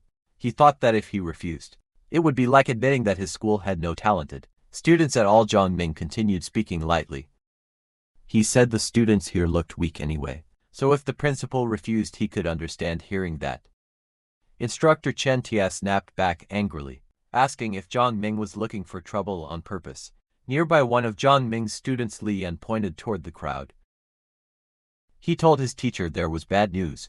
The kid named Su Hong had appeared. John Ming looked confused and repeated the name, asking which Su they meant. As he turned toward the group of students, he suddenly recognized Su Hong standing at the back. John Ming shouted in surprise. He realized it was that same little monster he had seen before. Su Hong looked at them calmly, a faint smile on his face as the crowd blurred around him. John Ming stared in shock as sweat formed on his face. He realized that the kid they had been talking about was actually from No One High School. He looked at his 2 disciples and grew even more troubled. He thought that if Li Yan and Li Ming fought Su Hong, they would definitely lose. Rather than letting them lose face in front of everyone, he needed to avoid the match. He quickly put on a smile and waved his hand. He told Principal Li and Instructor Chen not to be angry. He said he had only been joking, and that there would be no competition. He even called his own disciples trash, saying they could never compare to the other school students. Li Yan and Li Ming immediately shouted that they conceded. Hearing that, both Principal Li and Instructor Chen were furious. Their faces twisted in anger as they thought about how these men dared to mock them so sarcastically. Soon after, the scene shifted to the arena. A loud announcement echoed across the stadium, calling for match no. 666 Su Hong to begin. From the stands, Su Hong's friend leaned forward anxiously. He told his colleague that Su Hong's first opponent was a quasi-martial artist and that this was extremely unlucky. He then called out to Su Hong, telling him that he could try to fight but shouldn't push himself. Getting injured at the start of the tournament wouldn't be worth it. Su Hong's opponent, Chen Peng, stepped forward and pointed at Su Hong. He asked if Su Hong planned to walk down on his own or if he should beat him down instead. He clenched his fist and was about to charge straight at Su Hong with confidence, but before he could even react, Su Hong moved. He suddenly disappeared from his place, and the next second he appeared in front of Chen Peng. His figure flashed, and with one clean strike he sent Chen Peng flying through the air. The impact was so strong that Chen Peng flipped upside down and crashed hard onto the ground. Everyone watching stared in shock. One student shouted in disbelief, asking when Su Hong had become so fierce. The others were stunned into silence. Su Hong stood calmly in the center of the field, surrounded by rising smoke. His posture was relaxed, but the crowd trembled. They realized what had happened. Su Hong had defeated a quasi-martial artist in one single move. Su Hong stood calmly on the battlefield, while another opponent lay defeated at his feet. The crowd shouted in disbelief, saying that Su Hong had won again and wondering how he had become so strong. Some even questioned if he had already reached the level of a Tier 1 martial artist. They announced that the next match would be the final battle. From the stands, Instructor Chen stared at Su Hong in confusion, wondering where this student had suddenly come from, and why he hadn't appeared when private tutoring was offered. Principal Li blamed himself, calling it a failure in his own duties. Both of them discussed Su Hong further. Principal Li wondered how he had never noticed such a promising student before. By not training him early, he felt he had wasted a real talent. Instructor Chen said he felt Su Hong looked familiar, but he couldn't remember where he had seen him. They then turned their attention to the ongoing semi-final match between Chen Shan and Li Tu, saying the winner would be decided soon. Watching their fight, they noted that the 2 fighters were evenly matched, making it difficult to tell who would win or lose. On the stage, Li Tu shouted at Chen Shan. He said that since they both used the same technique, the 3 Echoes Thunder Rush Fist, Chen Shan would need to use his strongest move if he wanted any chance of winning. He then launched forward using the Thunder Rush Fist with full force. Li Tu charged forward with a fierce expression, his fist slamming down with explosive force. Chen Shan answered with a sharp shout as he blocked. The impact blasting whined across the floor. Chen Shan's voice rose in anger as flames burst around his fist. He yelled at Lita to watch carefully, declaring himself the true number one of the school. From the sidelines, the students stared in shock. They shouted that Chen Shan was performing attribute externalization. Unable to believe he had already mastered it, they recognized the blazing fist as the fire attribute, known for its immense power second only to Thunder. Li Tu stepped forward with a calm smirk as water-like energy flowed around his arm. He replied that attribute externalization was nothing special, and anyone could do it. The students gasped again. They shouted that Li Tu could also externalize attributes, and his was the metal attribute, a force even stronger than fire in combat. Li Tu dashed ahead, chains of metallic energy swirling around his fists. He announced that he also possessed this power as he launched his attack. His punches echoed with 5 sounds. Chen Shan, who charged forward, was shocked when he saw Li Tu unleash the 5 echoes. Thunder Rush Fist. A violent impact followed as Li Tu's strike landed cleanly, blasting his opponent backward in a streak of motion and shockwaves that tore across the arena floor from the viewing platform. Principal Li and Instructor Chen watched with widening eyes. Principal Li muttered that Li Tu had been hiding his strength deeply.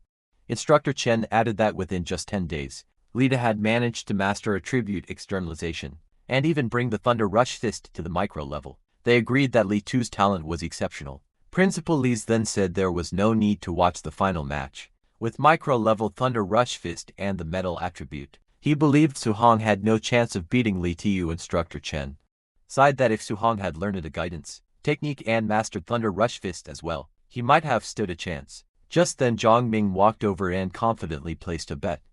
He wagered 50,000 that Su Hong would take first place. Hearing that Principal Li and Instructor Chen were shocked, Principal Li asked Zhang Ming if he was crazy. He said although Su Hong was good, how could he possibly win without a guidance technique? But Instructor Chen only laughed, saying that if Zhang Ming was delivering money to him, he would gladly take it. Soon the announcer declared the final battle. No. 0-1 Li Tu against No. 666 Su Hong. The match began. Students shouted from around the arena. Some cheered for Su Hong to seize the championship. Others urged Li Tu not to lose face. The 2 fighters stepped onto the circular stage, facing each other as the final showdown began. Li Tu stood confidently, telling Su Hong that he was lucky. He said Su Hong had only reached the finals because he hadn't met him or Chen Shan earlier. Su Hong looked calm after hunting so many ferocious beasts. He felt that the students here were too weak.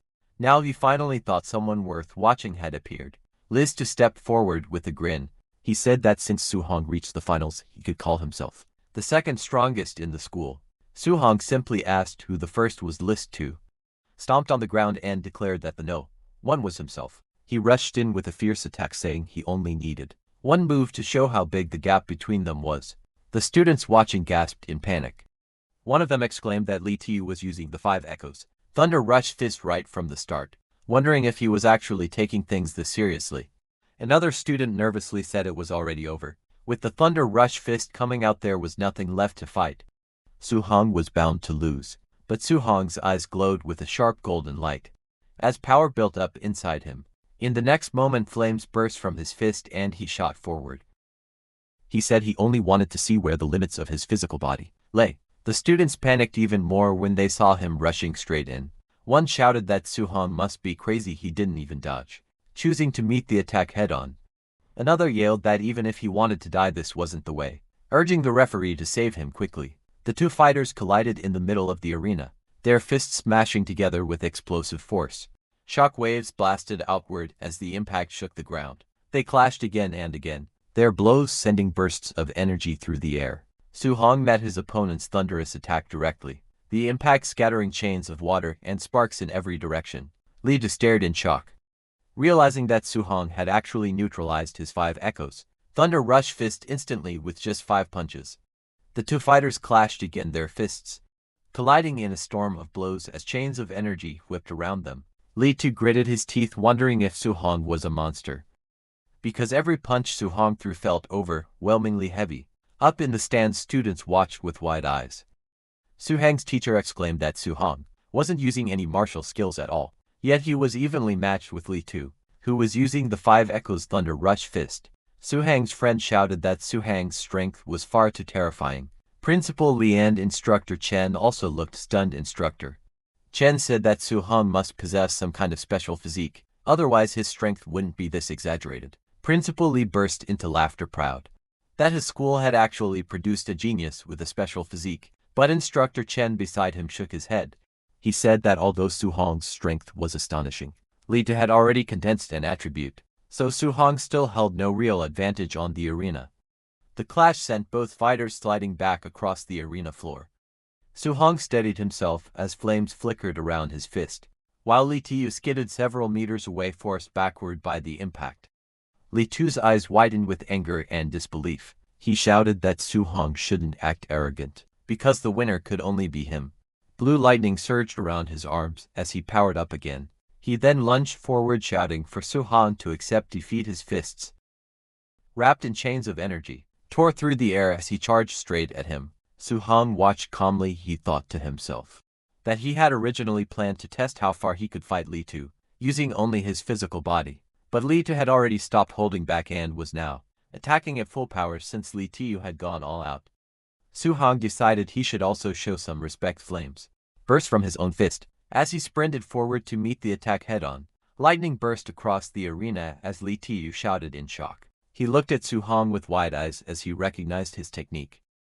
Realizing what he was seeing, he yelled that Su-hang could also use attribute externalization. Principal Li and Instructor Chen on the side trembled as golden lightning wrapped around the arena. Instructor Chen stammered in disbelief, unable to finish his sentence.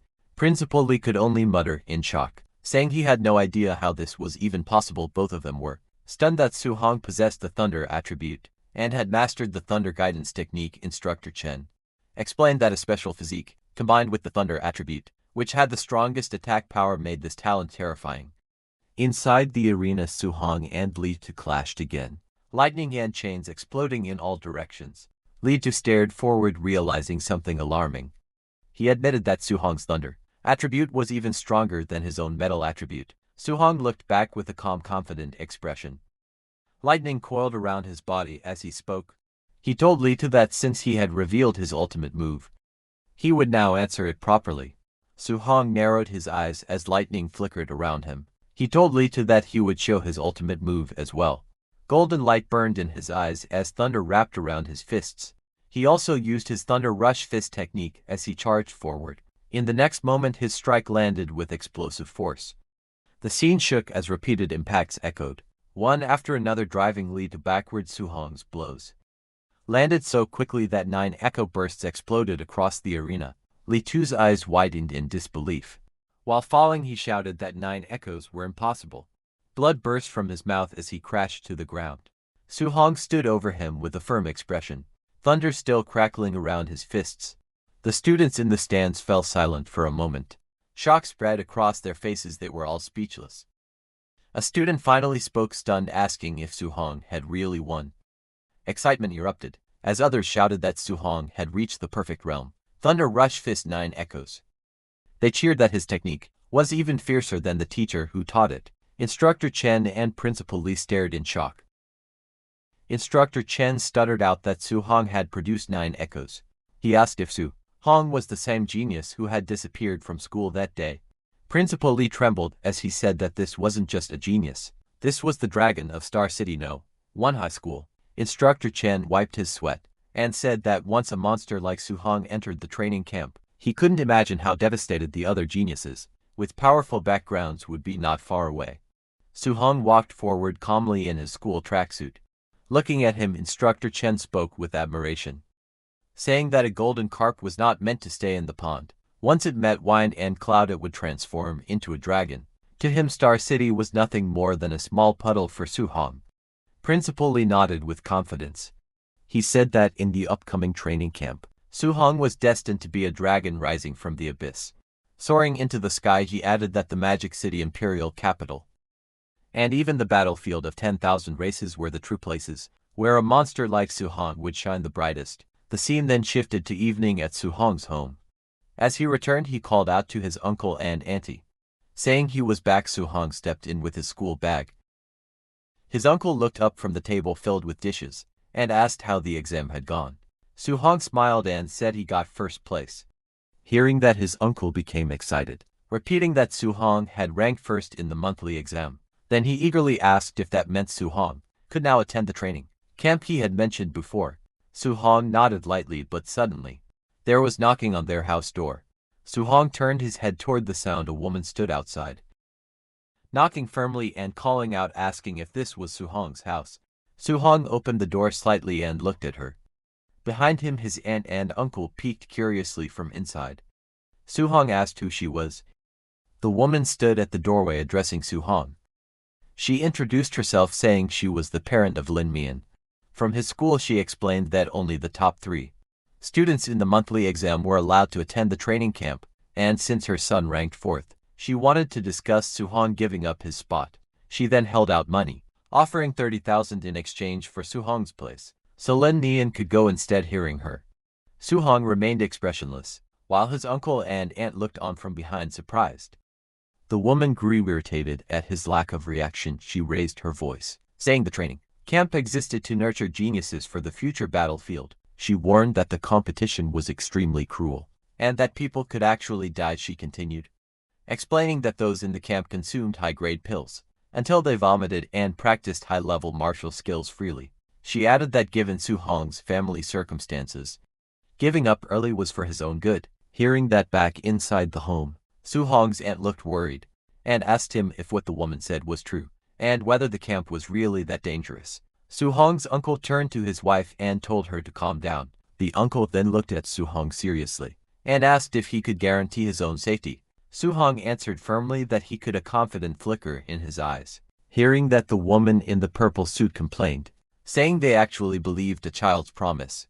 Su-hong's uncle replied that he trusted Su-hong. He said going to the training camp was Su-hong's own decision, and he believed his promise. He added that if he couldn't trust his own family, he wouldn't trust her. Instead, the woman shouted in anger, but the uncle slammed the door shut right in front of the woman's face, telling her to leave. The woman stormed out. As she walked away, she angrily muttered that they should wait to be eliminated from the training camp. Then, inside the house, Su-hong stood in the room and looked at his uncle. He told his uncle that it was not like he had intentionally hidden the dangers of the training camp, but his uncle shook his head and told him it was fine. His uncle smiled and pointed at himself, saying he was just a rough man. He said Su-hong was more educated and understood the training camp better than he did. Since he had the resolve to face difficulties, they would support him. But his aunt suddenly slapped her husband's back and scolded him, asking what kind of talk that was. She stepped forward and told Su-hong that they did not ask for any ranking. They only wanted him to stay safe. Su-hong smiled gently and nodded. Night fell over the city. Lights from tall buildings glowed in the distance. Su-hong stood alone on the rooftop looking over the skyline. He thought to himself that although his uncle and aunt supported him, they must still be worrying about him secretly. He told himself he absolutely could not let down their expectations. Standing under the night sky, he strengthened his resolve. He thought that to protect this hard-earned life, he had to become stronger. Su-hong looked at the glowing system panel in front of him. He said that he had fought more than a dozen matches in the monthly exam and earned a total of 285 martial value points, but it still wasn't enough. The panel displayed his information: vitality, spirit, mortal body percentage, his guidance techniques, martial skills, and his total martial value. He tapped on the screen and increased his mortal body, which was currently at 36.1%. He said he didn't know what high-level skills or trump cards the geniuses in the training camp had to fight. Against them, he needed to improve his physical combat power first. Immediately, red notifications floated around him one after another, showing that mortal body increased by 0.1. They appeared repeatedly as he pushed himself harder, sweat running down his face. A few minutes later, a new value flashed. His mortal body had reached 64.6%. Breathing heavily, he said he was still 35.4% away from reaching 100%. He wondered what kind of special physique would appear after the mortal body, but suddenly he noticed something and looked at the panel again. He asked himself when the Thunder Guidance Technique and Heavenly Flame Guidance Technique had reached level 2. The screen showed both techniques listed at level 2. He touched his chin, thinking. He said he had only cultivated the guidance techniques for a few days and hadn't done anything else. He wondered if no special conditions were needed. Maybe simply cultivating the guidance techniques allowed them to level up naturally. Su-hong then activated his guidance techniques. Thunder crackling in his left hand and flames rising in his right, he thought to himself that he would strive to level up one more time the next morning. Dawn broke across the city skyline as sunlight spilled between the tall buildings. Su-hong slowly opened his eyes after cultivating all night, sitting cross-legged with lightning and fire. Gathering in front of him notifications appeared showing that his thunder guidance technique was now level 3, and his heavenly flame guidance technique had also reached level 3. He looked at the glowing panel beside him and realized that not only had his guidance techniques leveled up but his vitality had increased by 3 points. He called it an unexpected harvest. The panel showed his stats. His vitality was at 126, spirit at 26.5, physique mortal body at 64.6%.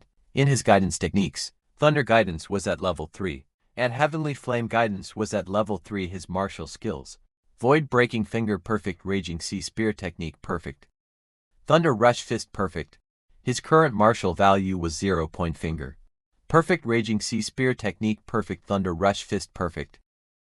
Then sometime later on a quiet street outside their house, his uncle and aunt stood together watching him prepare to leave. His aunt told him to pay attention to safety, and if things didn't work out he should just come home. His uncle waved and told her not to say such depressing things. He encouraged Su-hong instead, telling him to go to the training camp and bring back another first place. Su-hong raised his hand in response, and said he was heading out now. Su-hong walked away down the empty street. His uncle's hand started shaking as he watched Su-hong's figure grow smaller in the distance. His wife looked at him and said he talked about her, but he was just as worried. His uncle sighed and said he only spoke that way because he didn't want little Hong to worry. Meanwhile, Su-hong walked through the city with a calm expression, carrying a long bag over his shoulder. The morning sunlight followed him as he continued forward. Suddenly he heard a loud sound and turned his head slightly. His eyes narrowing, a red sports car screeched into view, drifting across the pedestrian crossing. Its tires smoked as it came to a sudden stop. President Wu was confidently in the driver's seat of the red sports car. She looked towards Su-hong and told him to get in. The scene shifted to the highway as the red car sped across elevated roads, sunlight reflecting off its surface as it cut through the city. Inside the moving car, Su-hong sat beside her while the wind rushed past. Su-hong turned to her and asked what she needed from him. President Wu, still driving, explained calmly.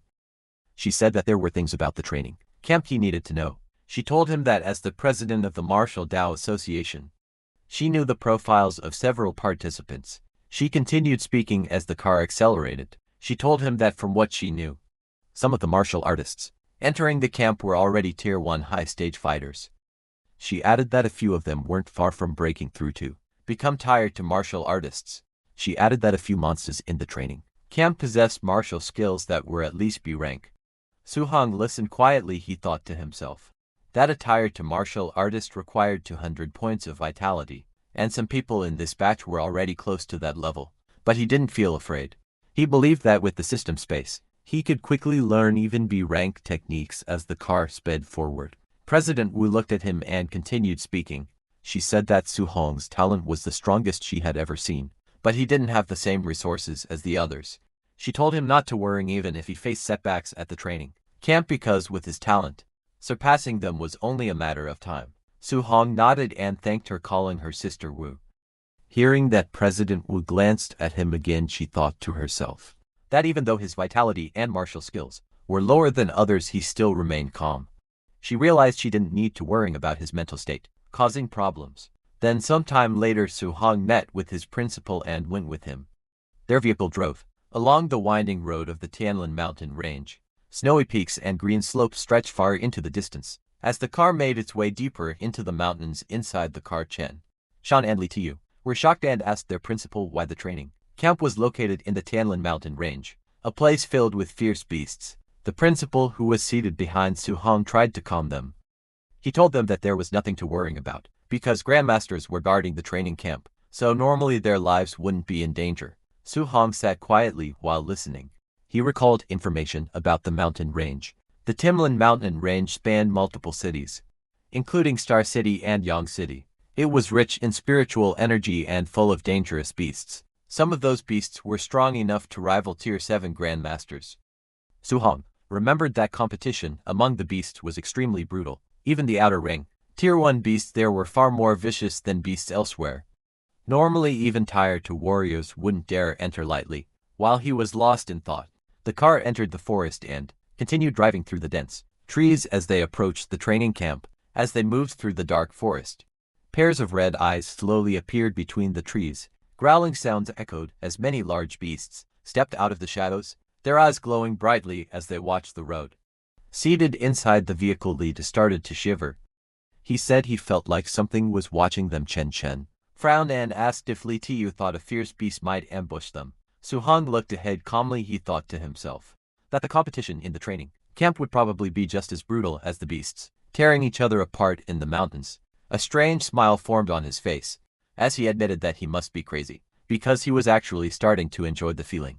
Their vehicle eventually arrived at a fenced-off training area. Groups of students were already gathered near a large tent. As Su-hong and his group approached, Li Tiyu laughed and wondered how strong the other people there were. Just as he said that, a crowd of students turned to look at them. Their expressions were mixed, some curious, some hostile, and some cold and confident, as they judged the newcomers walking into the camp. Seeing them, Chen and Li turned silent, their expressions stiff as they looked ahead. Su-hong stood calmly in front of them, holding his wrapped weapon while a relaxed smile rested on his face. He turned slightly and told them it was time to go. Chen and Li quickly agreed, following behind him as he led the way through the training camp. But suddenly a hand reached out from an approaching supervisor, signaling them to stop. It was an instructor. He informed them that they would wait until everyone arrived. After that, the entrance assessment would begin. Su-hong was surprised to hear that, and asked if there was an entrance assessment as well. Just then a sudden shout went up from the crowd, announcing that those rich kids had arrived. Whispered complaints followed. Some of the students muttered that the big clans always acted like they owned the place, making everyone else wait for them. Behind them, a line of luxury cars sped down the dirt road, engines roaring as they approached the training camp gates. When the vehicle stopped, several men in suits stepped out first, opening the doors for their young masters. From the red car, a white-haired man in elegant clothes appeared. From another car, a muscular man in a sleeveless shirt climbed out confidently. Nearby students began whispering. One of them admired how beautiful and cool Ziyan looked, calling spiritual mind masters enviable. That white-haired man scoffed at the surroundings, saying the place wasn't elegant. Someone pointed out Lin Xingge from the Lin family, saying he was almost tier 2 but far too flashy. The muscular man in front adjusted his gloves and told his group to move. Someone else in the crowd explained who he was: the city lord's son, Wang Tantao. With 95% fire attribute compatibility and a special physique, he stood out even among geniuses. The three elites walked forward together, surrounded by bodyguards. Their arrival drew everyone's attention across the training grounds. Su-hong watched them calmly from the side. His classmates stood beside him, taking in the sight of the flashy newcomers. In his mind, Su-hong recognized the trio. They were the top Star City geniuses President Wu had mentioned. A faint smile appeared on his face as he wondered just how genius they really were. The instructor then stepped forward with a clipboard in hand. He announced that everyone had arrived and that he would now explain the rules for the entrance assessment. The crowd gathered around him in a wide circle. He told them that the actual training camp was located 30 kilometers deeper, inside the Tianlin mountain range. He explained the next rule. Some of the fierce beasts in the mountains carried these tokens inside their bodies. Only those who obtained a token would be allowed to enter the training camp. Hearing that, Chen and Li Tu grew worried. Chen said that walking 30 kilometers in 8 hours might sound simple, but not in a place like the Tianlin mountain range. Li Tu pointed out that once they went deeper, they could run into high-level fierce beasts, and people could actually die. Su-hong listened quietly. He wondered if the task was really just to reach the camp within 8 hours. To him, that meant he had plenty of time to kill extra fierce beasts and earn more martial Dao points. Just then a black-haired student raised his hand. He asked the instructor what would happen if they ran into beasts far beyond their level. The instructor answered bluntly, if that happened, they would be eliminated, though someone would step in to save their life. Hearing that, the crowd erupted in complaints. Several candidates shouted that the rules were unfair. They argued that stronger people could be eliminated, while weaker ones might pass by pure luck. Others joined in saying the assessment seemed too luck-based. Hearing them, the instructor's expression hardened. He told them that fairness didn't exist in this world. He explained that someone could train for more than 10 years and still die instantly to a passing powerhouse the moment they stepped onto the myriad heavens battlefield. He asked if they would call that unfair to facing the group. He continued with a cold voice. He told them that if they didn't want to encounter high-level, fierce beasts, then they needed to act carefully. He reminded them that avoiding risks, bullying the weak and ganging up on the few with the many, those were the laws of the battlefield. A boy in a black suit agreed and stepped forward with a dismissive tone. He said that if they were scared of dying, they should quit early, instead of wasting everyone's time. He added that being afraid of everything made them nothing but trash. Hearing that, the black-haired student who asked that question got furious. He pointed at the black suit man and shouted back, demanding he repeat what he said. The man in the suit turned and told him directly that he was a coward and trash. If he wasn't convinced, he could hit him and he would cripple him on the spot. Seeing them fighting, the instructor raised the clipboard to cover his face and continued explaining the rules. He said there would be no fighting inside the camp, but once they entered the mountains, the instructors wouldn't interfere, whether someone wanted to steal tokens or beat someone up. Just because they didn't like their face, it was all allowed. Hearing that, a spark of energy flashed in the crowd as tension rose. Both the black-haired boy and the boy in the suit looked at each other in anger off to the side. Suhong watched the scene unfold. He noted that the training camp was far more brutal than he expected. The rules practically encouraged the candidates to fight one another. He guessed that with rules like these, at least half the people would end up eliminated. He gripped his staff tighter and looked back at all the participants. He thought that if fighting was allowed outside the camp, then defeating these people might let him earn a huge amount of martial Dao points. The instructor finally raised his voice. He announced that the talking was over, and the assessment officially began. He ordered everyone to start moving. The moment he gave the signal, the entire group burst into motion. Candidates sprinted out of the gate shouting as they pushed forward. Some yelled that they had to pass no matter what. Others complained about being shoved aside. The crowd stampeded into the forest, kicking up dust as they ran. Moments later, the dense trees swallowed the runners one by one, their figures disappearing deeper into the mountain path. As the assessment began, the black-haired boy immediately chased after the boy in the suit. He shouted while charging forward. He pointed at the boy in the suit and yelled that he would send him packing back home immediately. The suited trainee responded coldly, saying that if the man was so eager to be eliminated early, he would be glad to help. The attacker lunged with a glowing fist, shouting that the other man was dead. The suited man countered with a burst of blue energy, releasing a sharp cry as their fists collided. The impact exploded outward, sending shock waves through the forest.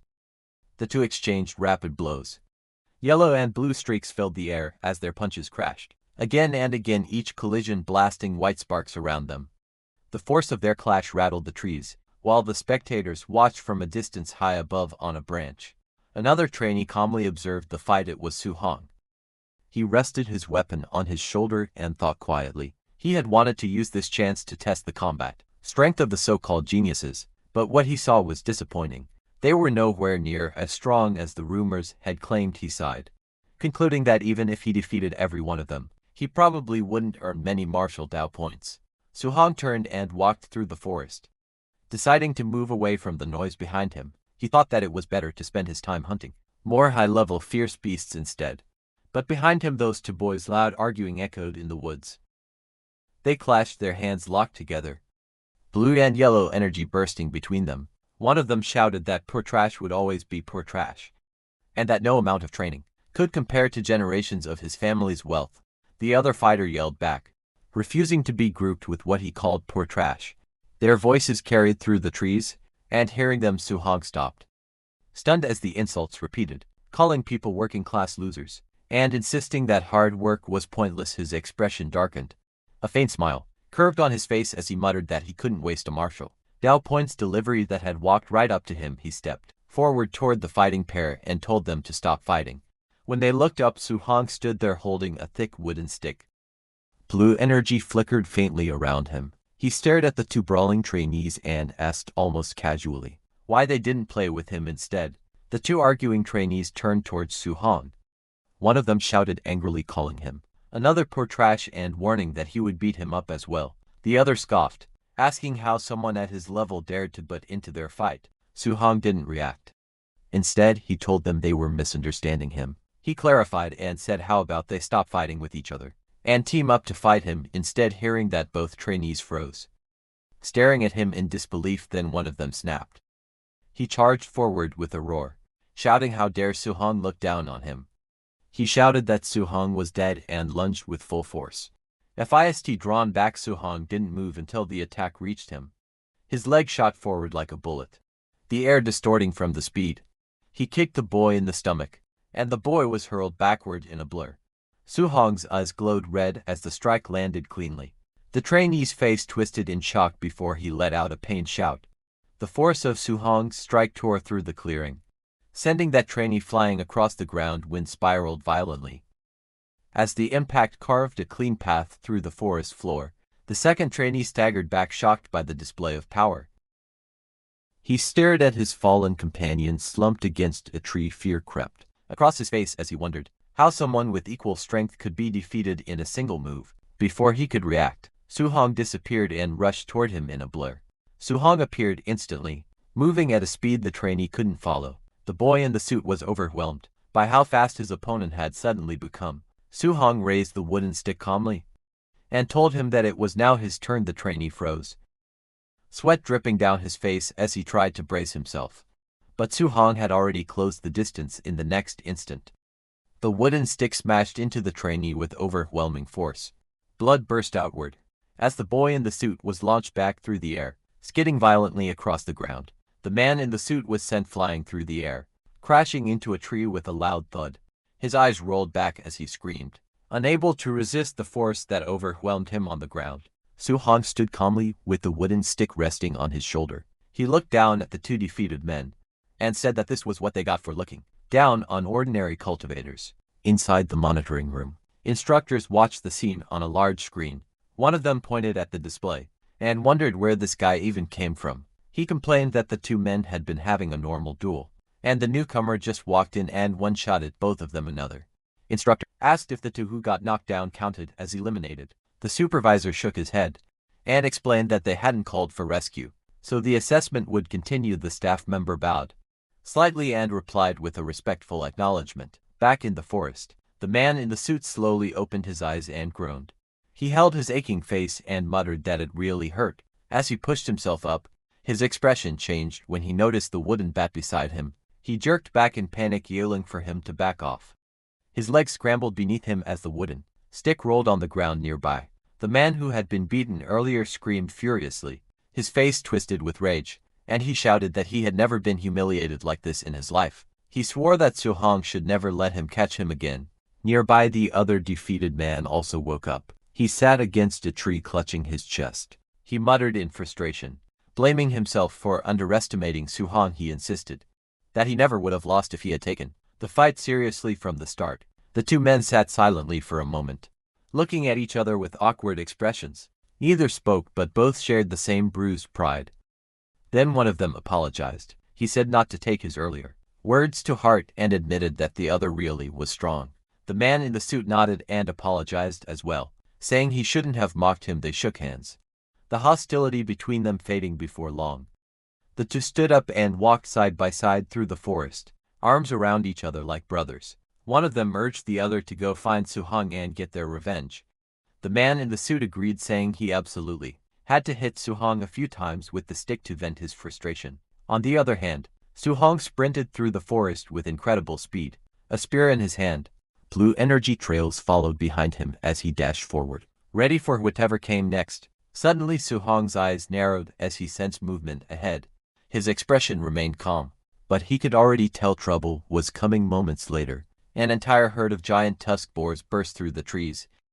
Their red eyes glowed fiercely as they charged forward, shaking the ground. Suhong looked at them and complained that it was yet another Tier 1 lower stage giant tusk boar group. He muttered that the Tianlin mountain range was filled with fierce beasts, and wondered how many groups he had run into already. The boars snorted and kicked up dust, growing louder as they approached. Their massive tusks cut through the air with a heavy whooshing sound. The herd roared together and rushed straight at him, their steps thundering across the forest floor. Seeing them coming, Suhong's eyes sharpened, a golden flash reflecting in them as his focus intensified. In the next instant, golden lightning burst out around him. His spear swung in a wide arc, and glowing lightning lines cut through the charging boars. The entire area lit up as his attacks struck them head-on. Su-hong passed by quickly with golden light wrapped around his arm as he swung his spear. The force of his attacks slammed into the giant tusked boars, sending them crashing to the ground. Dust and shock waves rippled through the forest. When the fight ended, he stood quietly among the fallen beasts. System floating screens appeared around him, showing the martial Dao points he gained. He looked at them and said that before, defeating one beast would earn him several dozen points. But ever since he leveled up and became stronger, the rewards had been getting smaller and smaller. He let out a small sigh and said he should hurry up and find a token. He used his spear to cut open a boar's stomach. As he searched through the bodies, he muttered that the dozen or so tier 1 lower stage beasts he killed earlier had no tokens at all. He wondered if this new batch might have one. Soon he crouched beside each fallen boar and searched them one by one. Every corpse turned up empty. He stood up again and said that as expected. Not a single token appeared. It seemed like only higher level fierce beasts would have tokens inside them. Then half an hour later, he moved swiftly through the forest. His spear cut through the wind as he dashed between trees, leaving long streaks of motion behind him. As he ran deeper into the forest, he thought about how things used to be when he moved 3 to 5 kilometers inside. He could encounter more than 10 low-level fierce beasts in just 1 hour, but now no matter how far he went, he couldn't find even a single one. Just then, a sudden roar cut through the silence. A massive black tiger, its eyes glowing red, leapt out from the trees and pounced toward him with incredible speed. Wind tore through the air as its claws descended. Su-hong looked up sharply, his eyes glowing blue. A smile appeared on his face as he recognized the creature. He finally found one. This was a Tier 1 upper stage Dark Knight black tiger. Blue energy gathered at his fingertips. The power swirled and brightened until it burst outward. He thrust his glowing finger downward. A piercing blue beam shot straight into the tiger, splitting the ground beneath it. The Dark Knight black tiger roared in pain, its jaws wide open as blood sprayed from its mouth. The Dark Knight black tiger hit the ground hard, cracking the earth beneath its body. Dust scattered around it as it struggled, its body twitching from the impacts. Su-hong didn't slow down. He gripped his spear tightly and lunged forward with incredible speed. His body spun through the air, and the spearhead glowed with bright light as he brought it down. He struck the tiger directly on the head. Blue energy exploded outward, shaking the ground again. The beast roared one last time before its strength faded. A screen appeared beside Su-hong, showing he earned 35 martial doll points. He looked down at the fallen tiger, and said that with his current strength, killing a Tier 1 upper stage fierce beast was as easy as breathing. He crouched beside the giant corpse and began searching. He said he hoped this high-tier black tiger would have a token inside. After cutting it open, he froze for a moment, then pulled out a blood-covered token. He laughed softly and said that, sure enough, it was inside the upper-tier beast's stomach. With the token in hand, he wiped the sweat from his forehead. Searching for just one token had taken him nearly 3 hours. Looking at the token in his hand, Su-hong thought about the beasts he had encountered. Tier 1 lower stage boars appeared everywhere, while upper stage black tigers only showed up once every half hour. As he walked, he realized something. The deeper he went into the mountain range, the stronger the beasts became, but there were fewer of them. He glanced at the corpse of the black tiger at his feet. Tier 1 upper stage black tigers gave more martial Dao points, but seeing only one every 30 minutes made it inefficient. Hunting the low-level fierce beast on the outer edges would actually earn him more martial Dao points overall. He gripped the token and smiled to himself. Instead of chasing quality, he decided he might as well make it up in quantity. He raised his head and continued forward. There were 5 hours left in the assessment. He needed to gather enough martial Dao points to max out his mortal body progress. As he walked deeper, the forest shifted from sunlight to shadows. A blood-soaked clearing came into view. Deer were torn apart, their bodies floating in pools of red. The ground was littered with the corpses of boars, their bodies piled up everywhere. Su-hong had killed them all. Just as Su-hong killed another boar with his bare hands, suddenly a massive bear with glowing red eyes lunged forward, roaring as it swung its claws down. Blood splashed across the ground as he moved to dodge the sudden attack. He spun to the side with incredible speed. Flames wrapped around Su-hong's fist as he charged at the bear. He said that after killing dozens of Tier 1 fierce beasts, He had finally run into another Tier 1 middle stage 1. His fiery punch shot forward like a blazing cannon. The bear was blasted off the ground, flying through the forest as an explosion of light followed behind it. The bear hit a rock wall hard, roaring in pain. Blood poured from its mouth as it tried to raise its head.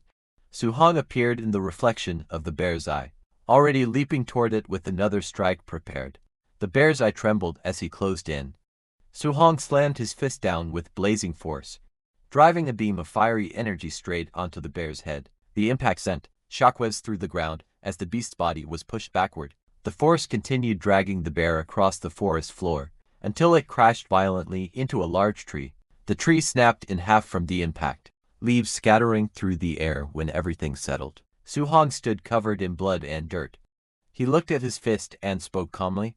He said that once his mortal body reached 60%, he could kill Tier 1 middle stage fierce beasts with physical strength alone. A system panel appeared in front of him showing his stats. He noted that he had already earned 250 for martial Dao points. With a little over 100 more he could max out his mortal body progress. The panel listed his name, Su-hong, along with 120 blood energy, 26.5 spirit and 64.6% mortal body physique. It also displayed his guidance arts, Thunder Guidance and Heavenly Flame Guidance, both at level 3, and his martial skills such as Void Piercing Finger, Rage Sea Spear Technique and Thunder Rush Fist, all in perfect state. Below it his martial Dao points total was shown as 254. Su-hong then looked ahead and tightened his grip on his weapon. He said there were still over 3 hours left and he absolutely had to gather all the martial Dao points he needed. But before he could do anything, suddenly a very loud roar echoed across the trees. Su-hong stopped and looked up as the noise echoed through the forest. With sweat on his face he asked what that sound was. But suddenly a massive shadow appeared above the trees. A gigantic golden bird descended from the sky, its wings glowing with bright light. Leaves and vines swirled everywhere as it hovered overhead. Su-hong stared in shock and asked what kind of fierce beast it was. As the creature spread its wings wider, golden feathers shined like fire. Su-hong's eyes widened, and he wondered if it was the legendary Golden Rock Beast King. Just then the beast screeched loudly, diving downward with blazing energy around its body. The impact of its movement tore through the forest, sending violent shock waves in every direction. Su-hong planted his feet and gripped his spear tightly. The wind roared against him. He said the Beast King's power was absolutely terrifying. He held on as the shockwave struck. He realized that the creature had only flapped its wings once, yet the force was already this devastating just then.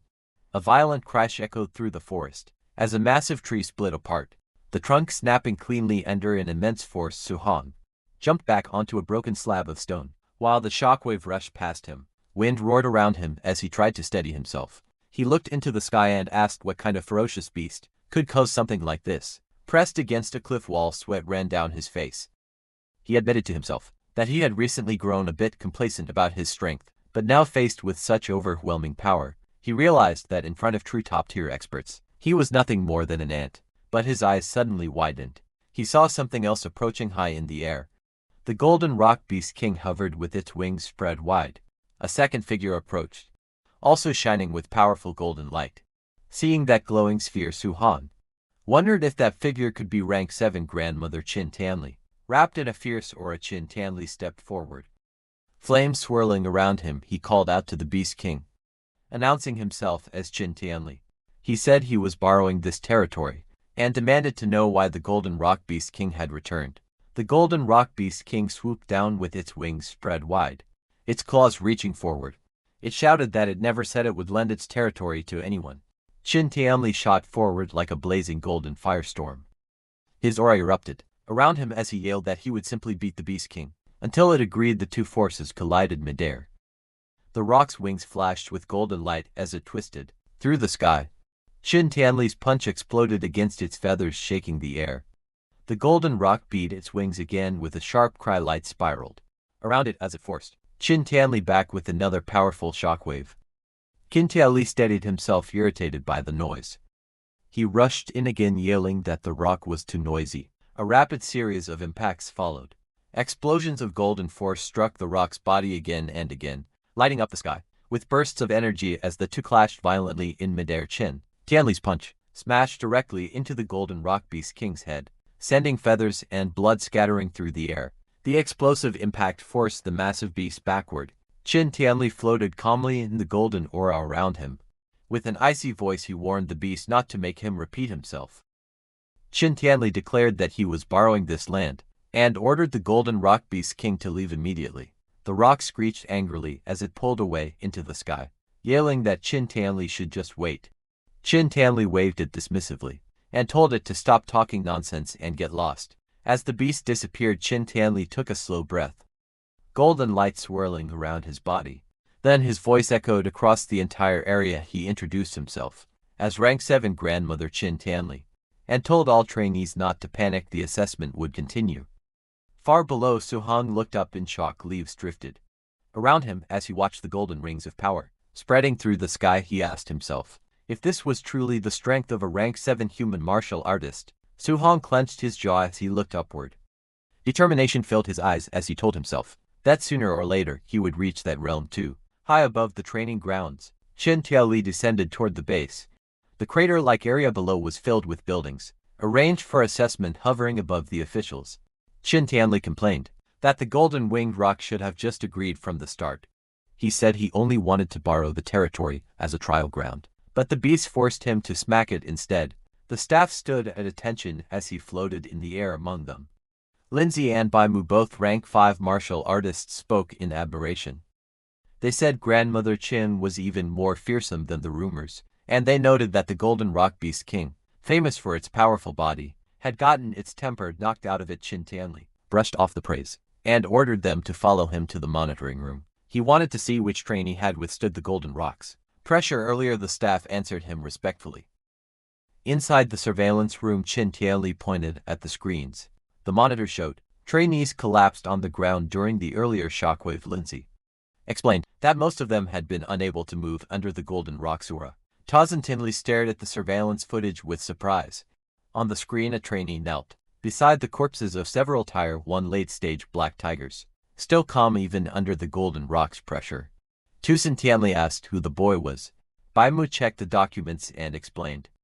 The trainee's name was Wang Tiatu, a Tier 1 high-tier martial artist with blood chi 340 and a 95% fire attribute affinity. She added that he possessed the barbarian god body physique, incredible strength, and was the son of the Star City Castellon. Hearing that, Qin Tianli raised an eyebrow. He said the Star City Castellon always compared having children to drawing lottery tickets. The man had fathered no less than 100 kids, and this time he finally produced a good one. Another playback appeared on the screen. Qin Tianli watched a different trainee slip out of the pressure zone using incredible speed. He commented that the boy's movement skills were impressive. Baimo reported his name Lin Xingei, Tier 1 high-tier blood Cha 3-5 with a 96% wind attribute affinity from the Lin family of Star City. The footage switched again, showing a girl surrounded by a glowing, protective barrier, while rocks and trees shook around her. Qin Tianli noted that she was a spiritual telekinetic, and praised her ability to use spirit power to counter the golden rock's pressure. Baimo identified her as Ziyan, a Tier 1 mid-stage spiritual telekinetic with blood chi to 90, and a 95% wood attribute affinity from the Z family of Star City. Quentin Lee nodded, saying these three handled the golden rock's pressure with ease, and clearly outmatched their peers. He then asked if there were any other talents worth noting. Baimu listed more names: Lin Po, a Tier 1 mid-stage martial artist from the Lin family, and another member of the Wang family, also Tier 1 mid-stage. She hesitated as she continued reading, noting that several more belonged to the famous families of Star City. Hearing that, Qin Tianli frowned. Bimu explained that the dozen or so students on the list all possessed Tier 2 mid-stage combat power, and none of them had fainted under the rock's aura. Qin Tianli questioned why every standout was from a major family, and asked what had happened to the school's students, especially those from No. 1 High. Bimu continued reading the reports, explaining that the students from the various schools were only at Tier 1 early stage. She added that the 3 students from No. 1 High had only broken through recently, and began listing their names. Tran Tinlei waved his hand dismissively. He said he wouldn't bother looking, and commented that Star City No. 1 High was unworthy of its reputation. But just then Lin Zi suddenly shouted in shock, asking what was happening with one particular person. All 3 of them looked up at the screen. The scene showed Su Hong cutting down a ferocious beast with a powerful strike. They were all shocked to see that even after experiencing the Golden Rock's pressure, he still had enough strength to continue hunting. Bai Mu trembled as she clutched the report. She stuttered that the boy was Star City No. 1 High's monster. Hearing that, Lin Jiao scolded her, telling her not to make a fuss in front of the grandmother. Qin Tianli stood between them in silence, but after glancing at the report himself, Lin Jiao also began shaking. With wide eyes he repeated the same word. Monster Slim Tianli glanced at the two of them. He reminded them that both of them were rank 5 and should have seen countless geniuses before. He asked why they were making such a big fuss. He added awkwardly that they were still young and their temperaments weren't that steady. But when Qin Tianli looked at the report, his eyes widened in shock too. He stared at the report and screamed internally, asking if the boy they were looking at was even human. The report displayed Su Hong's profile. 18 years old, from Star City No.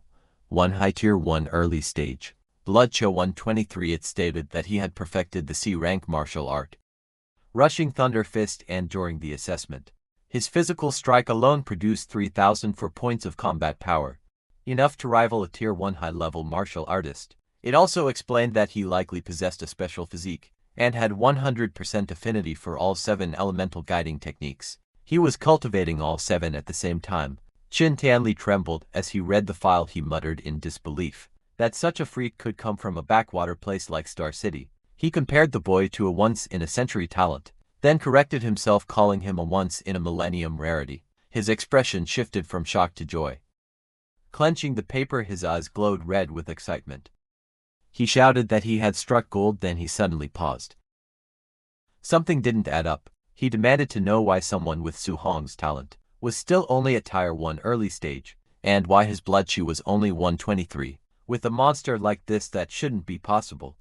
Bimu quickly explained. She said that Su Hong was cultivating all 7 guiding techniques at the same time. Hearing that, Grandmother Qin erupted in frustration as he read Su Hong's details again. He said it was no wonder the boy's blood chi was so low. Anyone cultivating 7 guiding techniques at once would destroy themselves. Even an immortal would be doomed with that kind of strain. Qin questioned how Su Hong's cultivation could rise at all. He growled that the president of the Star City Martial Arts Association, Wu Linqin, should have explained this to the child but hadn't.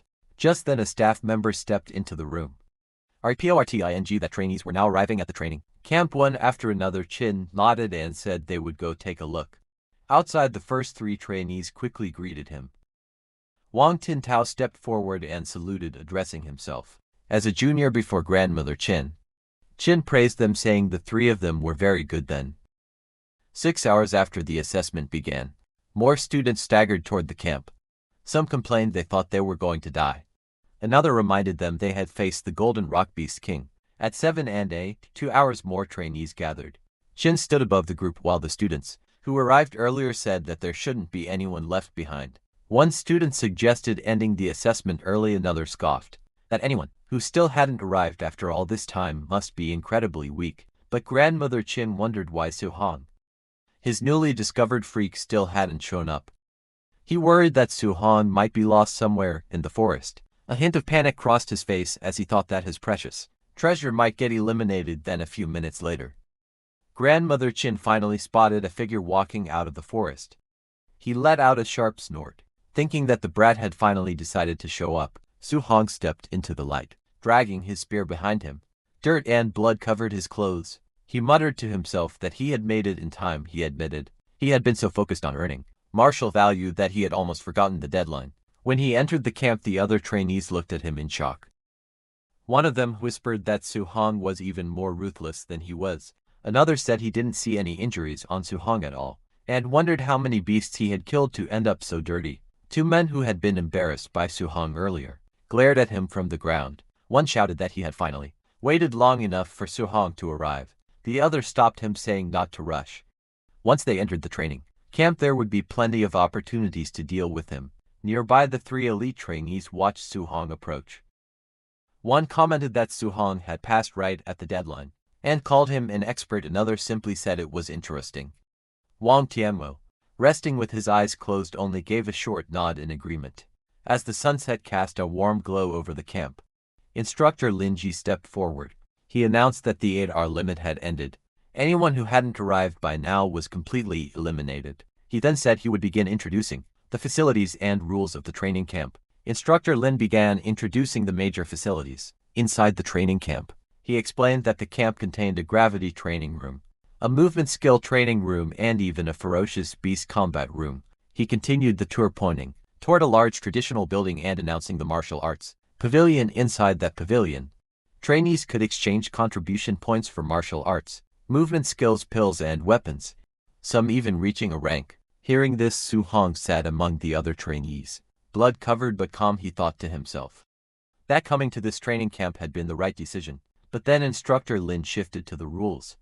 He stated that all these facilities required contribution points to use. There was only one way to earn those points: by passing the various training subjects. Outstanding performance would bring extra rewards. With the sun setting behind him, he dismissed the group. He told those who still had energy to begin training immediately. Then he instructed the injured students to follow him to the dormitories so they could rest, saying he wouldn't allow anyone to die under his supervision. Su Hong entered his assigned dorm room and looked around. He was surprised to find that it was a single room. He thought to himself that from now on he could cultivate and level up without worrying about anyone seeing him. Then sometime later, he sat cross-legged on his bed, finally ready for the moment he had been waiting for. His status screen appeared before him showing his stats. His blood CHO was 126. Spirit was 26.5 and his physique mortal body was at 64.6%. His guiding techniques were the Thunder Guiding Technique at level 3 and the Heavenly Flame Guiding Technique at level 3. His martial arts skills Void Piercing Finger, Raging Sea Spear Art, and Rushing Thunder Fist were all at perfection. Currently he had 350 for martial value with a calm breath. He decided to use all 354 points of martial value to completely upgrade his mortal body. A surge of power erupted around him. Red flames rose, and glowing notifications appeared one after another, showing that his mortal body increased by 0.1. Countless notifications appeared like this. His entire body strengthened continuously as the red energy washed over him. Finally, a new message appeared, showing that his mortal body had reached 100% and was now evolving. Su Hong's eyes snapped open, glowing with intense crimson light. His breath surged like a storm as the evolution began. A powerful change began inside Su Hong's body. Brilliant red light burst from the center of his forehead and chest. Lines of energy spread across his body like a glowing constellation, connecting different points as lightning-like power surged through him. Flames of red energy rose behind him while the transformation continued. The force of the evolution exploded outward.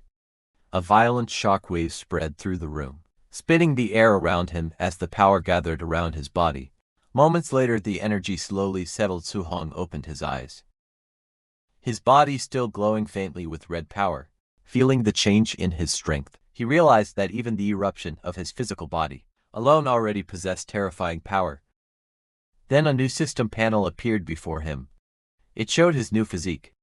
Talent Physique Overlord Body Spirit Rank 0%. The system explained that the Overlord body was in existence, possessing the strongest strength among all physiques in the world. Su Hong stared at the information in surprise. He admitted he had never even heard of such a physique. Before looking at the panel again, he noticed that the spirit rank was still at 0%, which meant the Overlord body could still continue to evolve. A curious thought appeared in his mind. If the Overlord body kept evolving, what kind of heaven-defying physique would it eventually become? Su Hong looked at his body and felt the overwhelming strength flowing through it. The quality of this special physique was truly extraordinary. Wanting to know exactly how powerful the Overlord body was, he decided to test its strength. He picked up his spear and casually gripped it. The moment he squeezed it slightly, the metal shaft began to bend and crack under the pressure of his hand. Su Hong stared at it in shock. The spear was made from C-rank alloy, and it was already about to snap. Just from him squeezing it, he quickly realized how terrifying his new strength had become. Then another thought crossed his mind. C-rank alloy spears were extremely expensive, and breaking one like this would cost a fortune. But a moment later, he remembered something. This spear had actually been picked up earlier in the Star City wilderness, so it hadn't cost him any money at all. Still, he understood that he would need a stronger weapon from now on. Su Hong decided that he should gather enough contribution points as soon as possible. so he could exchange them for an A-rank alloy spear. As he thought about his next step, a new idea formed in his mind. He realized that contribution points could be earned simply by wearing a weight vest and training. With a determined expression, Su-hong wondered whether his new overlord body would allow him to carry several hundred kilograms of weight. Without wasting any more time, he prepared to begin training. On the other hand, inside the warehouse training area, many martial artists gathered around the testing equipment. Suddenly, someone shouted in shock. The weight being tested had reached 3,000 kilograms. The crowd stared in disbelief. In the center of the room, Wang Tianchu, wearing a heavy training vest, stood calmly. Even under the enormous weight, he moved without much difficulty. After testing the load, he casually remarked that it was still a bit light. The surrounding trainees were stunned.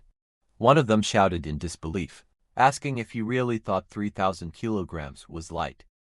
Another person looked at him jumping with the massive weight and exclaimed that he could still leap into the air despite carrying such a load. Everyone knew that a normal Tier 1 martial artist could only carry a few hundred kilograms at most. What they were witnessing completely broke their understanding. From the side, Lin Xing'an and Ziyan watched the scene carefully.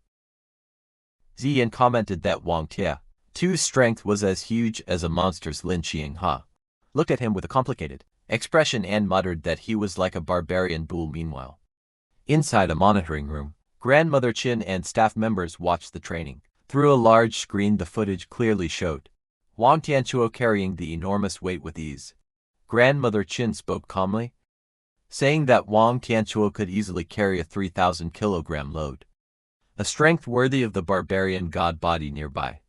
Bai Mu, holding a report, asked Grandmother Qin about Su-hong. She asked when they should find him to explain the matter of him simultaneously. Cultivating 7 guidance techniques, Grandmother Qin shook his head slightly and said they could not approach him directly.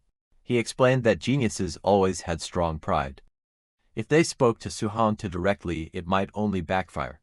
Instead, Grandmother Qin decided they needed to use other methods, allowing Su-hong to understand the situation by himself and give it up voluntarily. Grandmother Qin turned to Lindsay and asked if the night raiders he had arranged had finished assembling. Lindsay, standing beside him, replied that it would still take some time, since they had to match the combat power of different students. Arranging the personnel was a bit troublesome. Lindsay then smirked slightly and explained that the trainees had just finished the camp entrance assessment, so their mindset was probably very relaxed right now. Because of that, if they suddenly encountered a night raid, they would definitely panic and howl in misery. Grandmother Qin then gave another order. He instructed them to arrange a Tier 1 high-stage martial artist to fight Su-hong, saying that he wanted Su-hong to be overwhelmingly defeated. After that, he planned to personally explain the disadvantages of simultaneously cultivating 7 guidance techniques. Once Su-hong experienced defeat, he believed that he would obediently listen and give it up. Hearing that, Lindsay hesitated and spoke carefully. He pointed out that a Tier 1 high-stage martial artist usually had more than 400 vitality and around 5,000 combat power points, while Su-hong's vitality was only a little over 100. Worried, Bai Mu said that this might not end well. If Su-hong were beaten too badly, his Dao heart might collapse from the defeat. Grandmother Qin immediately rejected the concern. He said that he was doing this only to correct Su-hong's mistakes. With a cold expression, he added that if Su-hong's Dao heart collapsed so easily, then it would only prove that he was nothing but trash. Later that night, as Su-hong was going toward the warehouse, he heard someone shouting loudly that Wang Tianchuan was going to train in the gravity room, and everyone hurried over to watch the scene. Su-hong stood inside the training equipment room. When he heard that everyone had gone to watch Wang Tianchu's training, he thought that he should also go take a look later before leaving. He noticed some equipment inside the room. On a nearby table was a box labeled scoring bracelets. Pick up on your own. Su-hong picked up one of the bracelets and examined it carefully. He wondered if this was the smart bracelet used for calculating points. After putting it on, he walked further inside the room and looked at the training equipment arranged there. In front of him were several weight vests used for training. He stopped in front of a rack labeled 15 kilograms and looked at the heavy vests hanging there. Then he continued walking and eventually saw another rack with an even larger label 10 tons. Su-hong stared at it in surprise. He wondered if the heaviest one really weighed 10 tons, and whether it was forged from some kind of super heavy alloy. Looking at the massive weight vest, he couldn't help but question, who could possibly wear something like that? After thinking for a moment, Su-hong decided to try one. The moment he lifted it and held it in his hand, his body immediately trembled under the terrifying weight. He realized that the vest was extremely heavy. Even though he could still wear it, the weight greatly reduced his speed, and he knew he wouldn't be able to last very long under such pressure. He then removed his jacket and picked up 5 tons of weight. With the heavy vest strapped to his body, Su-hong began testing his movements inside the training room. Each step slammed heavily against the ground as he moved, the tremendous weight making every motion difficult. Despite the pressure, he quickly adjusted his posture and stabilized his breathing. After testing it for a moment, he concluded that the 5-ton weight load was the most suitable level for him right now. Standing there in the training room, Su-hong thought about the others. He wondered how much weight Wang Tiantu and the other two had chosen for their training. Since they were already at the Tier 1 high stage, he guessed their strength should be around the same as his, or maybe even a little stronger. After thinking for a moment, Su-hong wore his jacket on top of the weight vest and decided he should go watch their training. Observing their cultivation methods might help him learn something useful. With that thought in mind, he quickly left the training room and headed toward the gravity training hall, hoping to gain some experience. Outside the massive building, many students had already gathered watching the training. Inside, through a large display screen, some of them spoke in amazement. They said that Wang Tiantu was truly unbelievable, because he had entered the gravity room without even removing his 3-ton weight vest. Another person added that Wang Tiantu had even set the gravity to double the normal level, which sounded completely absurd. Inside the gravity chamber, Wang Tiantu could be seen struggling slightly while moving under the overwhelming pressure. But even so, everyone watching knew the terrifying truth. The weight he was carrying had already reached 6 tons. Standing outside the gravity training hall, Su-hong listened to the discussions around him. When he heard that Wang Tiantuo's weight vest was only 3 tons, he was slightly surprised. To him that sounded unexpectedly light. Realizing this, Su-hong understood that he might have misjudged the true toughness of the overlord body. Nearby, several students were gathered together talking quietly. Su-hong recognized them as Chen Shan and Li Tiu. He walked over and asked them what was going on. He wondered why they were standing outside instead of entering the gravity room to cultivate. Chen Shan explained with a sigh that the people inside were far stronger than they had expected. Compared to them, the 3 of them were lagging far behind. Because of that, they didn't want to go inside right now. If they entered the training room, they would definitely be singled out for comparison, which would be extremely embarrassing. Su-hong listened to their explanation and simply sighed, wondering if that was really the only reason. Without hesitating, he began walking toward the entrance of the gravity room. Seeing this, the others called out to him in surprise. They asked if Su-hong was really planning to go in right now, warning him that he might embarrass himself. They suggested waiting until there were fewer people before entering. However, some of the students watching from a distance began mocking him. One person sneered, asking if Su-hong was missing a brain. Another guessed that he probably wasn't even wearing a weight vest, and was simply trying to surpass Wang Tiantuo by increasing the gravity multiplier instead. Someone else mocked him further, saying that a person with no sense of shame could become invincible in the world. But Su-hong ignored them and walked straight into the gravity room without hesitation. He knew that gravity training rooms were extremely expensive to build, and usually only powerful aristocratic families could afford to use them. Ordinary martial artists rarely had the chance to train in such a place. Because of that, Su-hong was determined not to waste this rare opportunity. Inside the room, he quickly calculated the pressure he would face wearing a 5-ton weight vest.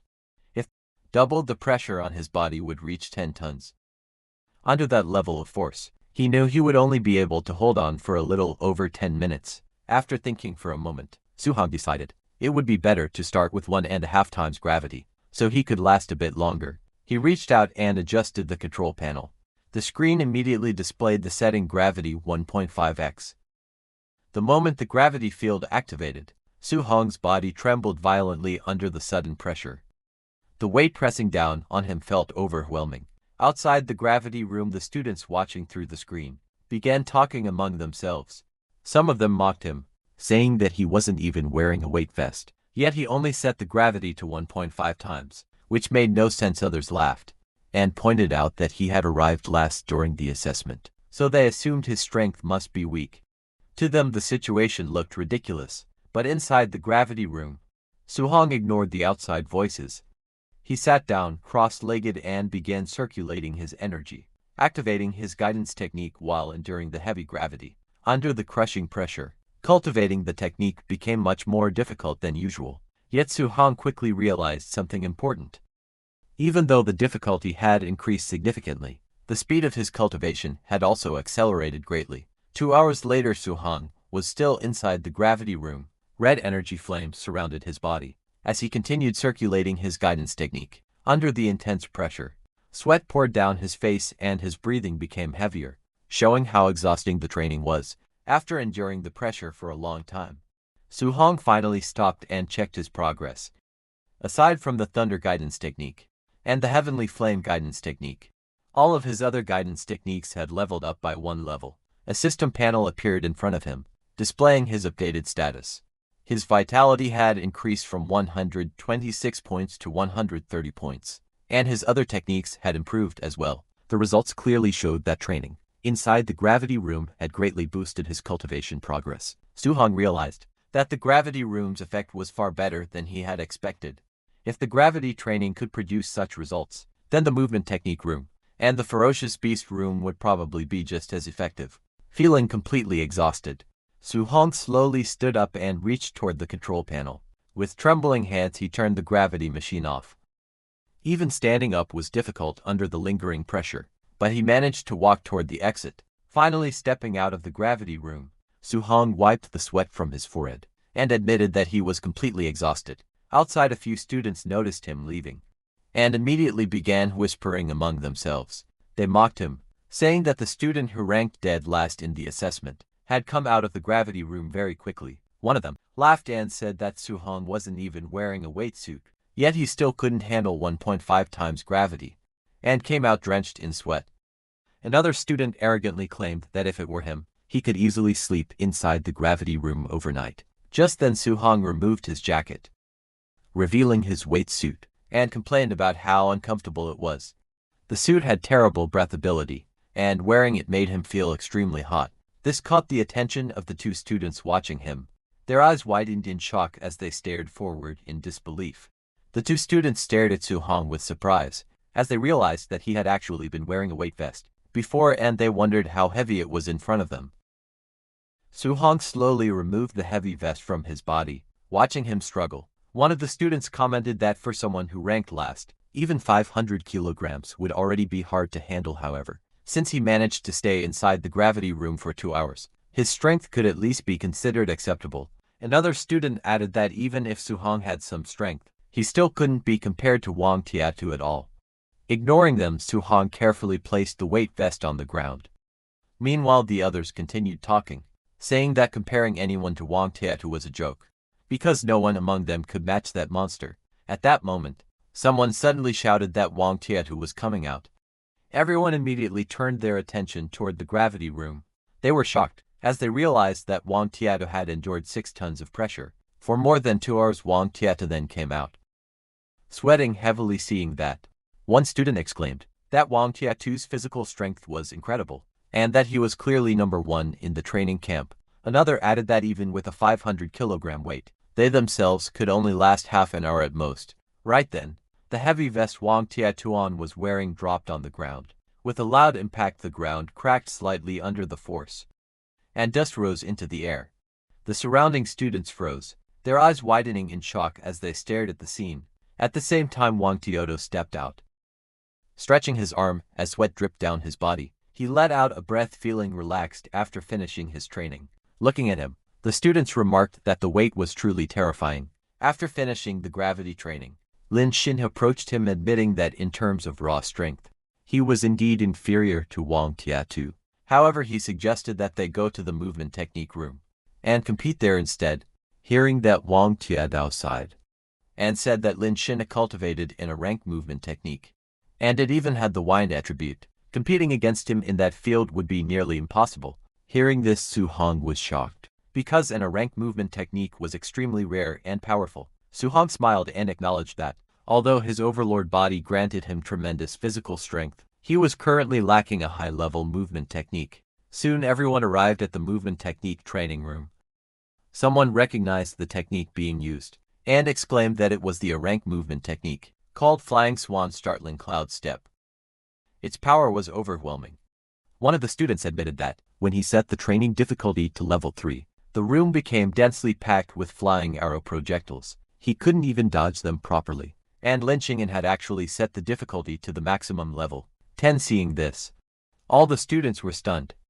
They watched as Lin Xingyan moved inside the room, his figure flashing through the air like a streak of light. Arrows shot toward him from every direction, crisscrossing the space at terrifying speed. The attacks were so fast that the other students couldn't even keep up. One of them admitted that he wouldn't last even a single second under that level of speed and pressure. As Lin Xingyan moved gracefully through the training room, pink petals suddenly began to swirl around him. His figure looked almost unreal, like a scene from a dream. Someone in the crowd couldn't help but shout that he actually had spare energy to show off, wondering where those petals even came from. Another person immediately protested, saying it wasn't showing off at all. All they could think about was how handsome he looked. Watching from the side, Su Hong commented that it was a good movement technique. Immediately a system screen appeared before him, showing that his understanding of Flying Swan Startling Cloud Step was at 1%. Su Hong's blue eyes sharpened as he focused carefully on Lin Cheng's movements. Every step, every shift in balance, every subtle flow of force was reflected clearly in his eyes. He took a step forward in the crowd. Someone noticed him and shouted for the others to look quickly. Another person frowned in confusion. Soon everyone noticed what Su Hong was doing. He began to move his body in the same rhythm he had just observed. Blue streams of light swirled around him as he mimicked the footwork. But seeing that, someone burst out laughing, saying they should look at what this guy was trying to do. Another mocked him, asking if he really thought he could learn the Flying Swan's Startling Cloud Step just by watching Lin Xing's movements. Someone else laughed even harder, saying there was no way and a rank movement technique could be so easy to learn. Su Hong's mind transferred to the digital space. Su Hong continued moving his body the same as Lin Xingyan, dodging flying arrows as his progress bar slowly started rising. It reached 8%, then 15%. His steps became smoother. His body began to follow the natural rhythm of the technique. Progress reached 30%. Blue light wrapped around him as he advanced rapidly, weaving through the complex grid of attacks inside the digital space. His progress continued to rise at an unbelievable speed. As it reached 43%, pink light swirled around his body. It went up to 78%, then 93%. Then a system notification appeared before him, congratulating him for officially reaching the basic level of the Flying Swan Startling Cloud Step. Blue energy surged around his body as he stabilized his stance. He realized that he had finally learned his first rank movement technique. However, as he thought about it, he felt a little awkward. Lin Xing's movements were too showy. They were flashy and overly dramatic. He admitted to himself that he had never seen a normal version of the Flying Swan Startling Cloud Step before. For now he could only learn from Lin Xingyan. Just then another system message appeared, saying that it was now sending Su Hong back to reality. When he returned, he clenched his fists with excitement. He thought that since he had already learned the movement technique, there was no need to continue training in the movement technique room.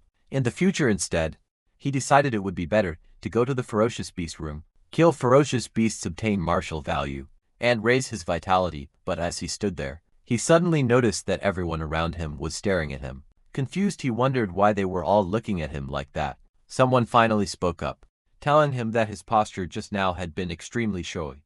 It perfectly captured the essence of Lin Xingyan.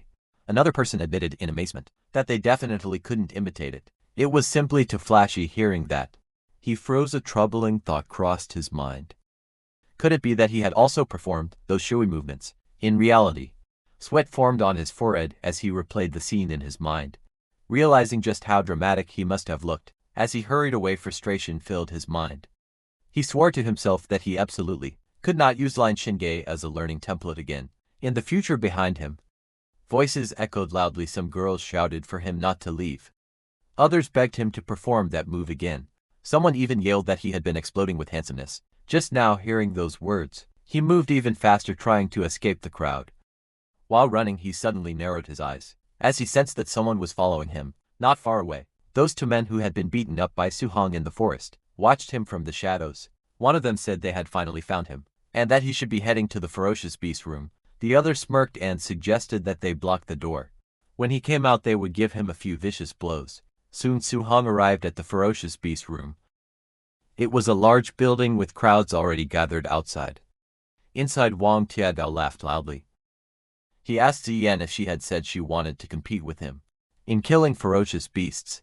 Ziyan calmly replied that she only wanted to know, between the two of them, who was truly one in the training camp. Hearing that, Wang Tianchua raised an eyebrow and questioned whether she really thought she could defeat his barbarian god body by relying on spiritual telekinesis. He wondered aloud if he was being underestimated. Ziyan remained composed.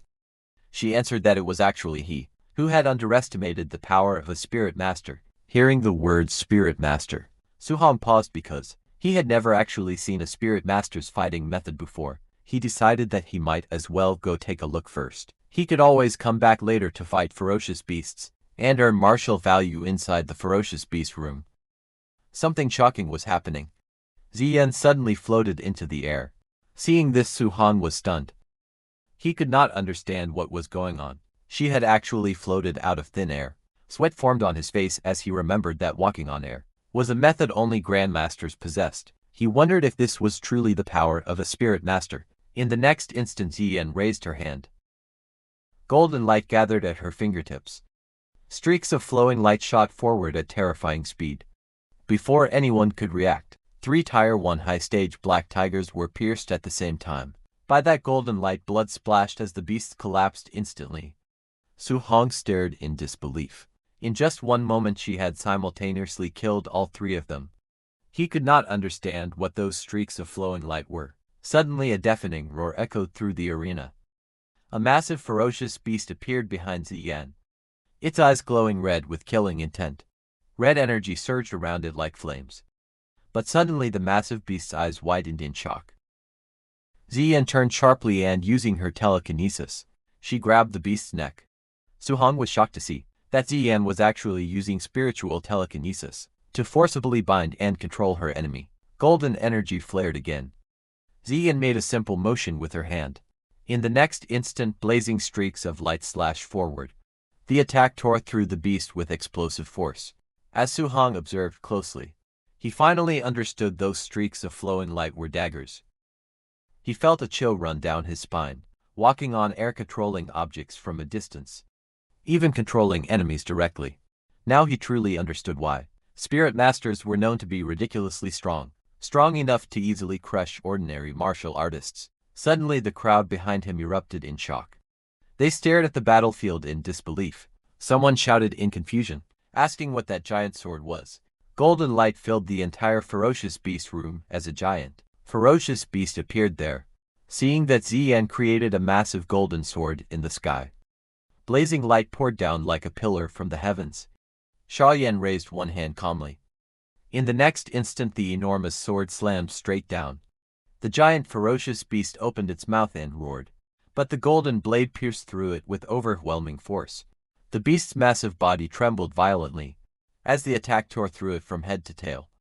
Watching from the side, Su-hong felt his heart shake.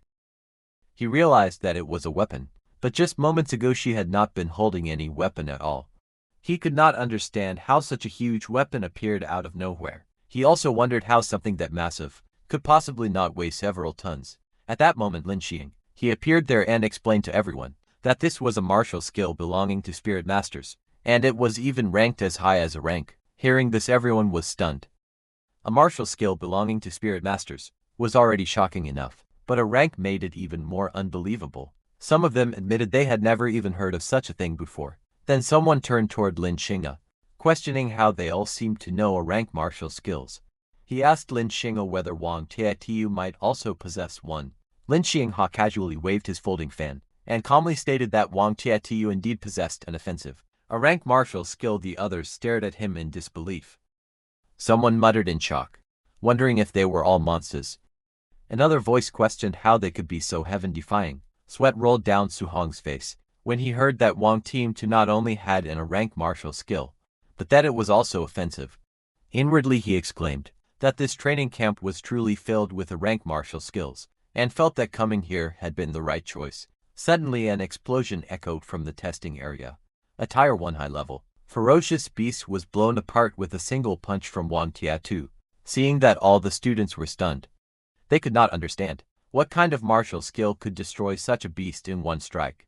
But someone corrected them, saying it was not a martial skill at all. It was purely Wang Taiku's physical strength. The realization shocked everyone even more. He was this powerful without even using a martial skill.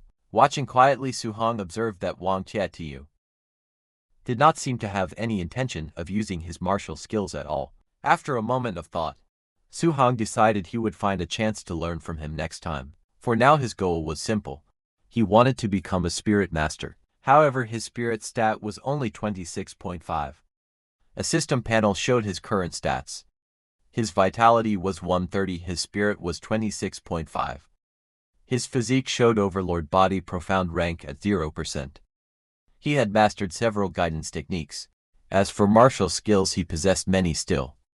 To become a spirit master, one needed their spirit stat to exceed 100 points. Su-hong calculated silently. He was still short by 73.5 points. Then he calculated that 73.5 points in spirit meant he needed 735 points of martial value. Clenching his glowing fist, his eyes hardened with determination, as he was about to go on a killing spree. At that moment, those two boys who were after Su-hong arrived there.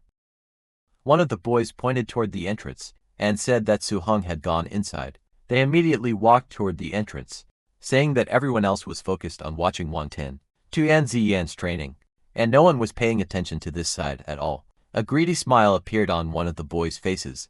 He called it a perfect opportunity, and suggested they rush in and ruthlessly beat that kid up. Just as they were about to move, one of them suddenly saw something and shouted in alarm.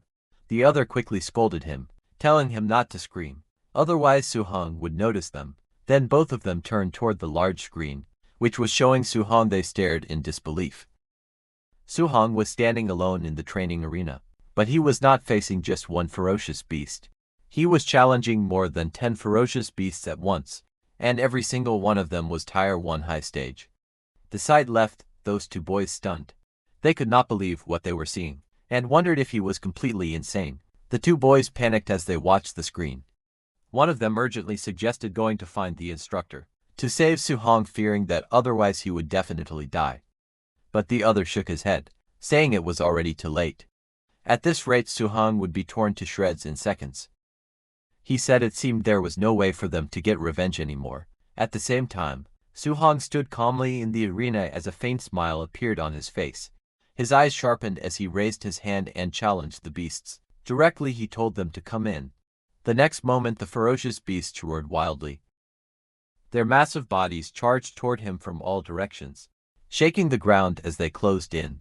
But Su-hong did not retreat. Instead he moved. His body twisted midair, effortlessly dodging a powerful strike in the very next instant. As he jumped high, blue energy gathered in both of his hands. He used his void-breaking finger technique. A brilliant glow burst out as he prepared his counter-attack. Surrounded by ferocious beasts on all sides, he did not retreat. Instead, his body twisted midair, as blue energy beams surged violently from his palms. With a single rotation, streaks of blue light sliced through the air. His attacks landed one after another. Claws and fangs never even reached him. Blood sprayed as the beasts were torn apart mid-charge, their bodies slashed open by the glowing arcs of energy.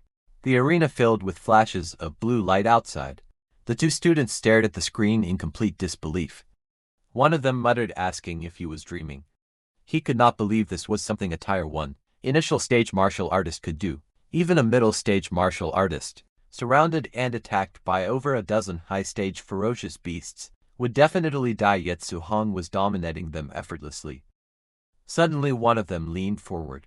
He said that Su-hong's movement technique looked familiar. He said it was Lin Shenga's flying swan's startling cloud step. Hearing this, the other boy was too shocked. Saying there was no way, he immediately rejected the idea.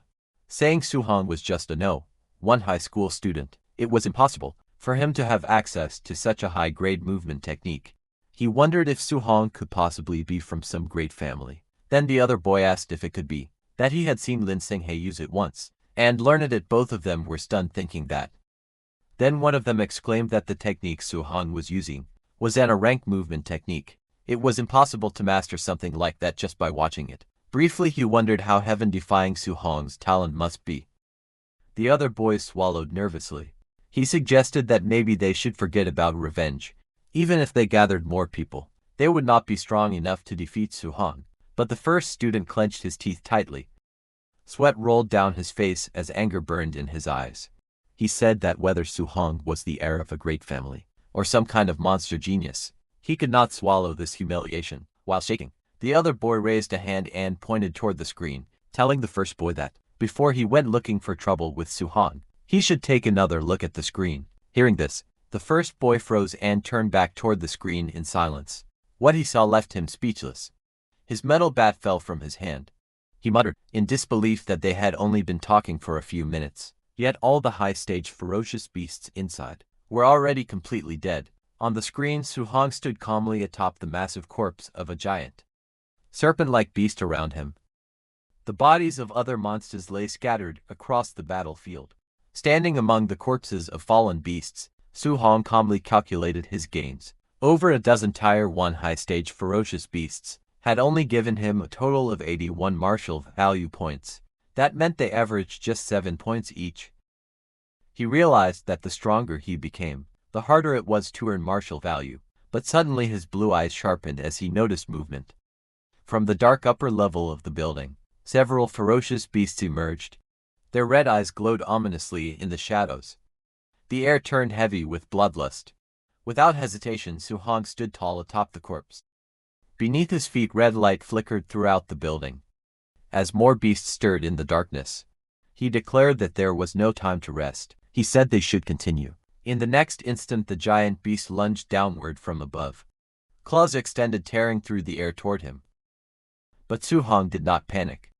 His expression remained steady. A golden glow ignited around his fist as energy gathered rapidly. Using his fire fist, he stepped forward and threw a powerful punch that collided with the descending beast. A burst of golden light exploded outward. The impact sent shock waves ripping through the air, as multiple beasts were struck at the same time. He landed in the middle of those beasts. As golden energy spiraled around him, expanding violently, the ground beneath his feet cracked. Seeing his power, the remaining beasts hesitated. The saber-toothed and the giant scorpion-like monsters began to retreat. But Su Hong did not let them escape. He launched himself forward as a faint smile appeared on his face. He demanded to know where they thought they were going, and ordered them to hand over all their martial value. His body shot through the air at incredible speed. As he reached out with one hand, he grabbed onto the thick tail of a fleeing scorpion beast. With a violent motion, he swung it around. The massive creature crashed into the surrounding beasts. The beasts' bodies were sent flying across the battlefield. The arena echoed with the sounds of bones breaking and monsters howling outside. The giant screen flickered with violent flashes of red and gold. The two boys stood frozen in front of it, and neither of them spoke. After a long moment, the first boy forced a smile and said he wondered when this cycle of vengeance would ever end. He said he had decided to forgive Su Hong. The other boy immediately agreed. He suggested they should slip away quickly before Su Hong noticed them again. Otherwise, they might end up beaten half to death one more time. While they were going, they passed by a group of students gathering in front of the screen, showing Wang Tianchuo and Ziyan's fight. Someone shouted that 9 Tier 1 high stage ferocious beasts had been hammered to death by Wang Tianchuo in less than 10 minutes. Another voice added that Ziyan had stood completely still and killed a full 8 Tier 1 high stage ferocious beasts. The crowd buzzed with shock. Just then, one man noticed the two boys and called out to them. The two boys stiffened and slowly turned around. The man asked if they were back already. He asked if they were supposed to be getting revenge, and whether they had already beaten that kid up. The two exchanged nervous glances. One of them scratched the back of his head and laughed, awkwardly saying yes. Both of their expressions stiffened completely, as they admitted the truth in their minds. If they had not been clever enough to retreat in time, they would have been lying on the ground like dead dogs right now. They complained that this training camp was outrageous. It was filled with heaven-defying monsters everywhere. Just then, the massive doors of the training ground opened with a loud sound, as Wang Tianchuo and Ziyan came out. Seeing that someone shouted that they had come out, Ziyan was surprised to see that Wang Tiato had killed so many ferocious beasts. She said that even with the overlord body, he must be exhausted. She asked how many contribution points he had earned. Wang Tiato glanced at his wrist display and announced that he had earned 280 points. Xian, and also checked her own screen and said she had 270 points. Hearing this, the surrounding crowd instantly fell into an uproar. Someone shouted in disbelief that it was far too many. A tier 1 high-level ferocious beast was only worth 5 contribution points. If calculated that way, the two of them must have killed 50 or 60 high-level ferocious beasts. Wang Tianhua then checked the results of the weight vests and said that the contribution points for the weight vest had been settled at 100 points. Ziyan looked at her display and said she only had 50 points from it. Around them, other students began checking their own scores. One muttered that he had only gotten 20 points. Another complained that he had carried a 1-ton weight and only received 30 points. Someone in the back whimpered that he had only gotten 10 points, nearly on the verge of tears. The gap between them was painfully obvious. Just then Lin Xing appeared and asked Wang Tianhua and Ziyan, who had won their ferocious beast hunting competition. Xiaoyan pointed at Wang Tiadao and answered that it was him. From the side, people remarked that Lin Crossinghouse points must also be heaven-defying. A guy sighed that with those 3 monsters around, everyone else could only fight for 4th place. Hearing everyone, the 2 boys standing behind who had seen Su Hong's power smiled. They called all those people ignorant, because they knew that there was an even more terrifying monster in the training camp, someone standing above those 3 so-called monsters. On the other hand, at Su Hong's side, 1 hour later the battlefield had turned into a gruesome scene. The walls and surroundings were splattered with blood, and the bodies of ferocious beasts lay piled across the ground. The air felt heavy, filled with the aftermath of intense battle. On top of those corpses sat Su Hong, his body covered in sweat. He exhaled in exhaustion and let out a long breath. After continuously killing ferocious beasts for over an hour, even with his overlord body, he could feel the strain taking over. Even after everything, he was still far from reaching 735 martial value points. He then checked his training watch for points. Despite the exhaustion, he had gained 700 contribution points. He wondered what kind of rewards he could exchange for them. At the martial art pavilion, his watch showed that for hunting ferocious beasts, he got 400 contribution points, and for the weight vest he got 300 contribution points. The total stood at 700 after confirming it. He arrived at the martial art pavilion. Under the night sky, the grand building stood tall, glowing warmly with light. Inside the martial art pavilion, behind a long wooden counter, a receptionist in a pink suit lazily leaned back in her chair, resting her chin on her hand. Across from her, Su Hong stood calmly flipping through a thick catalog. His eyes scanned the list carefully. A tier 1 vitality pill was for 10 points. A tier 1 blood recovery pill was for 20 points. A tier 1 spirit gathering pill was for 30 points. Another tier 1 spirit gathering pill was for 50 points. He continued turning the pages and saw that an ranked martial art explosive palm was for 2,000 points. Another ranked martial art bone netherfire fist was for 280 watered points. Then another rank martial art startling swan heavenly roam was for 3,000 points. Looking at it, Su Hong thought that a rank martial arts were extremely expensive. The cheapest one cost 2,000 points. Compared to that, the prices of the pills were still acceptable, especially since there were spirit gathering pills available here. The receptionist looked at him with mild curiosity and asked whether he had decided what to exchange for. She examined him briefly and assumed he was only at the tier 1 initial stage. In her mind, she guessed he probably could not afford to exchange for anything significant. Ignoring her assumptions, Su Hong then asked calmly whether the spirit gathering pills referred to the kind that could increase spiritual power. The receptionist said yes, and explained that the spirit gathering pills were only effective the first time they were taken. The higher the grade of the pill, the better the improvement effect. Hearing that, Su Hong immediately checked the book. He saw that the highest grade of spirit gathering pill available there reached tier 4, costing 500 contribution points.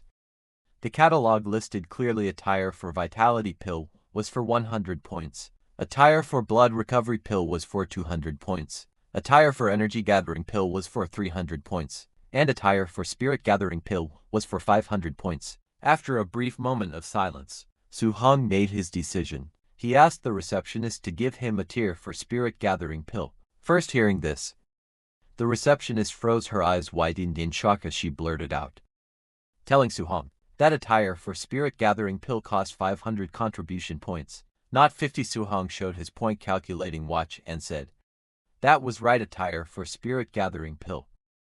Still stunned, she quickly checked his contribution balance. The number displayed 700 points clearly in front of her. She was stunned, seeing that he actually had a full 700 contribution points. Her attitude instantly changed. With a bright smile and sparkling eyes, she carefully brought out an ornate wooden box and handed it to him. Politely, she told him that it was his spirit-gathering pill. He thanked her and then asked if they had any dual thunder and fire attribute alloy spears.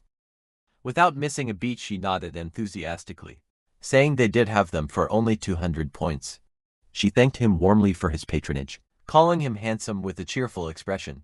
Outside, the night sky stretched wide and clear as Su Hong returned to his room. Inside, he placed his new spear with his old spear. His new spear was a C-rank dual thunder and fire attribute spear, named the Thunder Fire Spear. Later that night, Su Hong reviewed his progress. His vitality and guidance techniques had improved again. He had also obtained 490 martial value points. A translucent system panel appeared before him showing his stats. Currently, he had 135 vitality and 26.5 spirit. He had 5 guidance techniques and 3 martial arts. His martial value was 490 points. Su Hong sat cross-legged on his bed, with the wooden box placed before him. The improvement he achieved in a single day was greater than what he had gained in an entire previous week. Still, after calculating carefully, he realized that his spiritual power stood at 26.5. Even with 490 martial value points, he was still 25.5 points short of reaching 100. He opened the box. Inside was the golden spirit-gathering pill. He picked up the pill and looked at it steadily. He hoped this spirit-gathering pill could provide at least 25 points of spiritual power improvement. With determination in his eyes, he ate the pill, thinking that no matter what, he was going to become a spirit master. The next second, the tier for spirit-gathering pill dissolved inside his body. The instant he swallowed it, its effects manifested immediately. A surge of vibrant green energy burst forth from within him. Spiritual power radiated outward, as streams of luminous energy flowed through his meridians. Converging at his core, the energy spiraled steadily, filling his entire body with warmth and vitality. Su Hong felt the exhausted nerves throughout his body gradually relax. A deep sense of comfort spread from within, soothing every part of him. As the energy continued to circulate, his mind became astonishingly clear. His senses sharpened, allowing him to perceive everything around him with perfect clarity. The spiritual energy settled smoothly within him, strengthening both his body and mind. Finally, he opened his eyes slowly as a sharp glint flashed across them. After absorbing the effects of the pill, Su Hong quickly checked his system panel. His eyes widened as he saw the results. His spiritual power had risen to 50.5, increasing by a full 24 points. The astonishing improvement left him stunned, making him realize the incredible potency of a tier 4 spirit-gathering pill. Su Hong carefully analyzed the numbers once more. With 50.5 spiritual power and 490 martial value points, his progress had reached 99.5%. He was only 0.5% short of breaking through. Thinking about it, he sighed inwardly. If he had known earlier, he would have hunted one more ferocious beast to obtain the remaining 5 martial value points needed for the breakthrough. A faint sense of regret crossed his face, but it quickly faded. Calmly leaning back on his bed, he accepted the situation. Since he could only collect martial value again tomorrow, there was nothing more to do for now. Closing his eyes, Su Hong decided to rest for the night. Meanwhile, at the training camp warehouse, rows of hunters gathered inside the vast hall. Weapons lined the walls, and the atmosphere buzzed with quiet discussion as the trainees held documents in their hands. Among the crowd, a group of men recognized someone familiar. One of them spoke with surprise, asking why Bu Jingfang, who had been cultivating at Martial Dao University, had also been summoned there. Another man echoed the question with curiosity, wondering why Bu Jingfeng was serving alongside them. Like everyone else, despite his status among the geniuses, Bu Jingfeng scoffed arrogantly, his lips curling into a disdainful smirk. He declared that if you were still in high school, those so-called geniuses would not even be qualified to serve as his sparring partners. Nearby several hunters laughed loudly as they examined the documents in their hands. One of them remarked confidently that the trainee under his supervision, Wang Tiadao, possessed a vitality score as high as 340 points. He mockingly asked whether such a level had even been attainable. Back in their own days, another man joined in the laughter, boasting proudly that the trainee he was responsible for also had vitality exceeding 300. Another guy added, with confidence, that his trainee was even a spirit master, implying that the strength of such a prodigy required no further explanation. Hearing this, Bao Jingfang could not help but feel surprised. He questioned how the trainees under their charge could all be so powerful, while the one assigned to him was only at the Tier 1 initial stage, with a vitality value of 123. As he spoke, he stared at the document in his hand.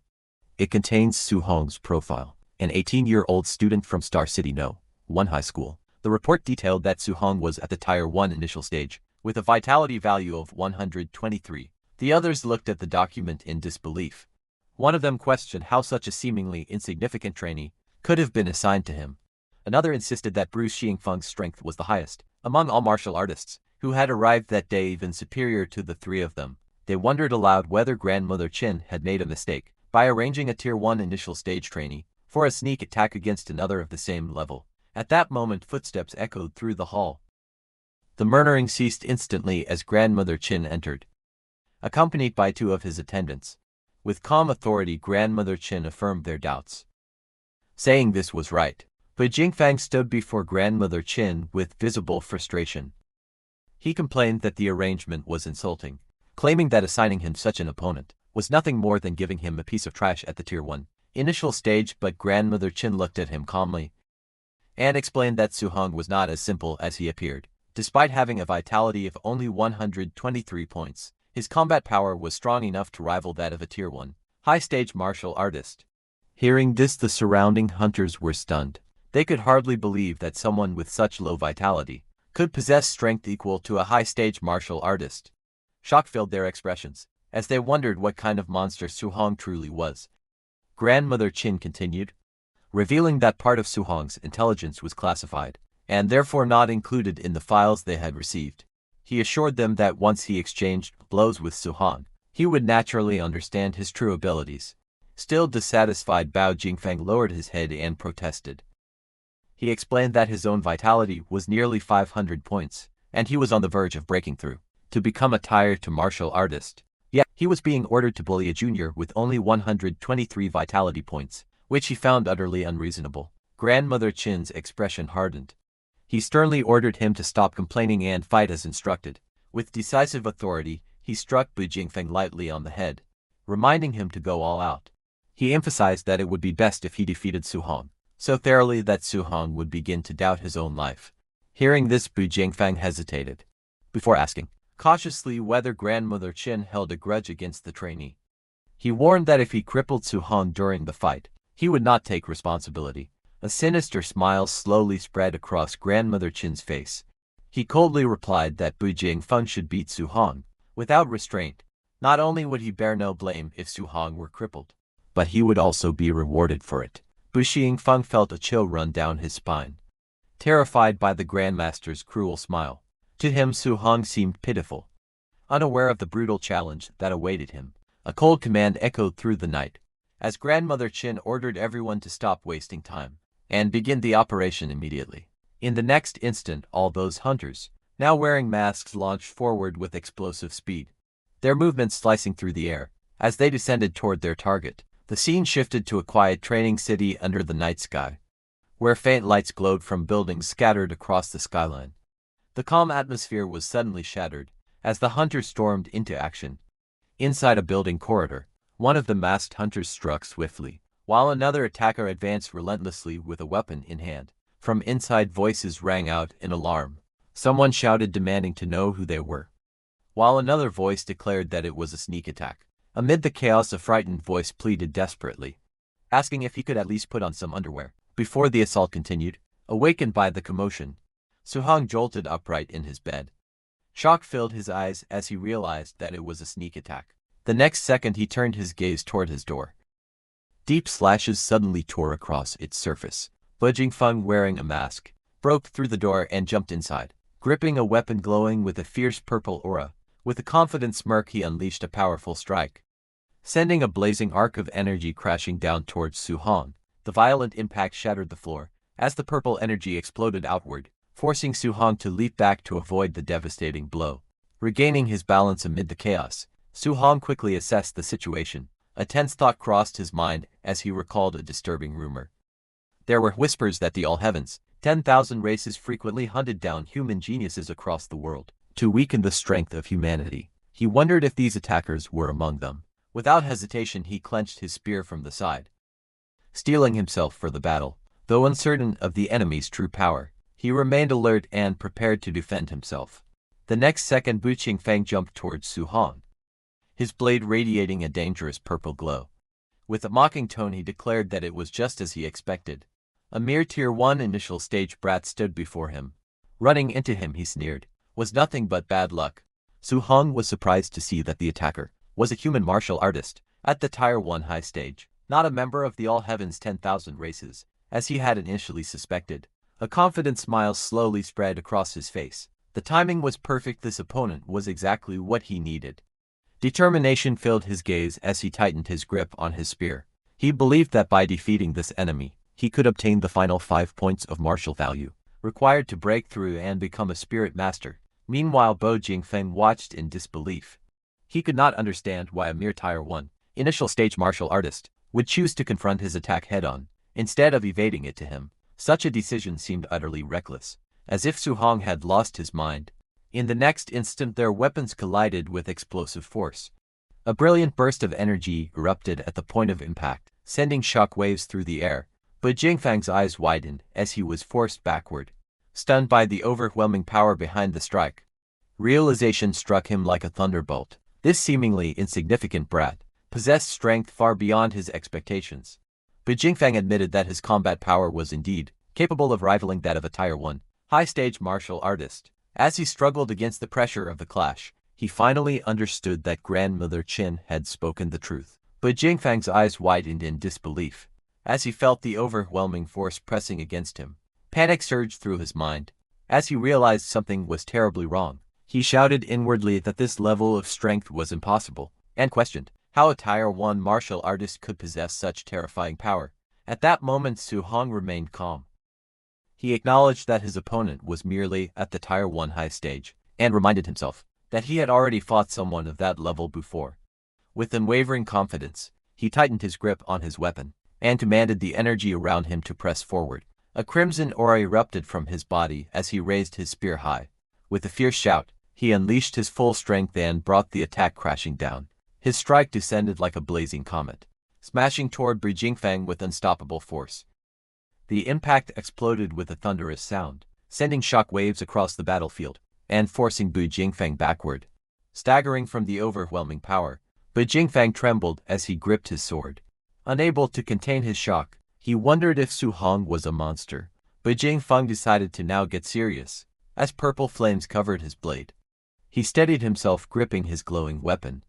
With a confident expression, he declared that a battle between martial artists was not merely about comparing who possessed greater physical strength. Su Hong watched closely, recognizing that it was a fire attribute martial art, something he had never encountered before. So he also activated his lightning attribute martial arts. Without hesitation, Bu Qingfang unleashed his power.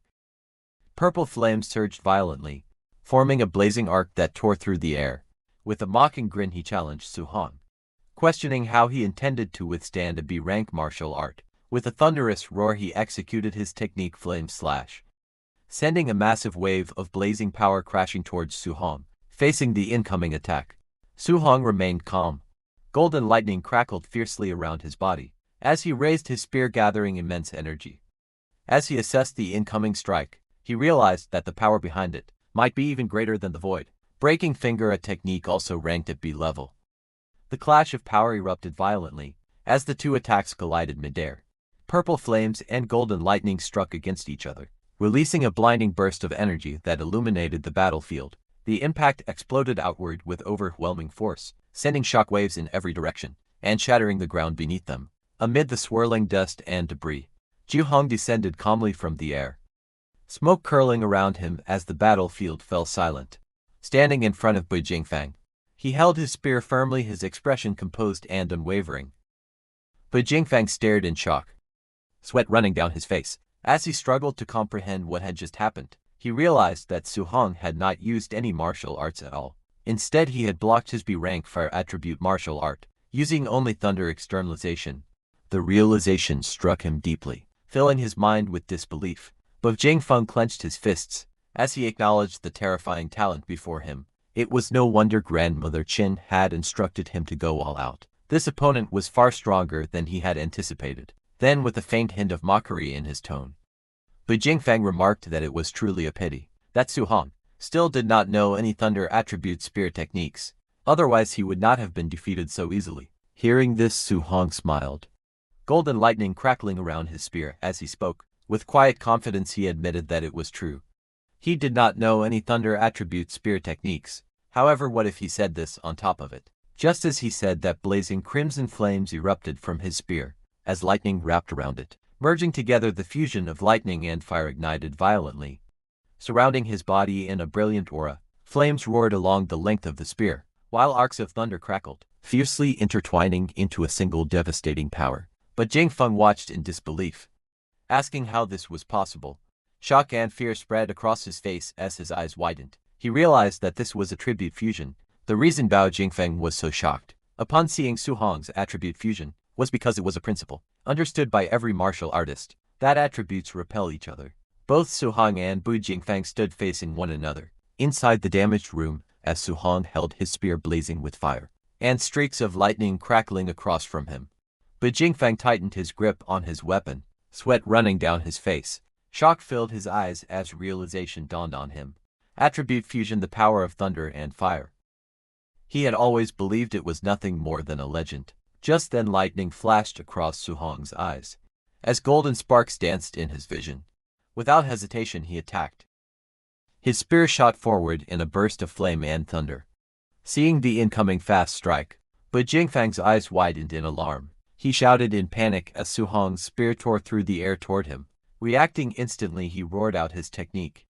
Flame Slash.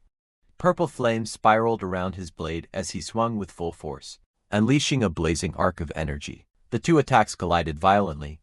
Flames and lightning clashed in a blinding explosion of light. But Jingfang wanted to deflect Su Hong's attack.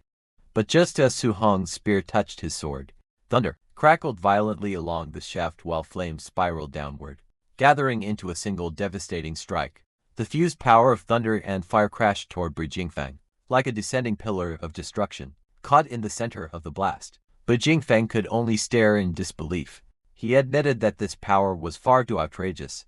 Bu Jingfang groaned in pain as he was blasted away, completely overwhelmed by the fused elemental force.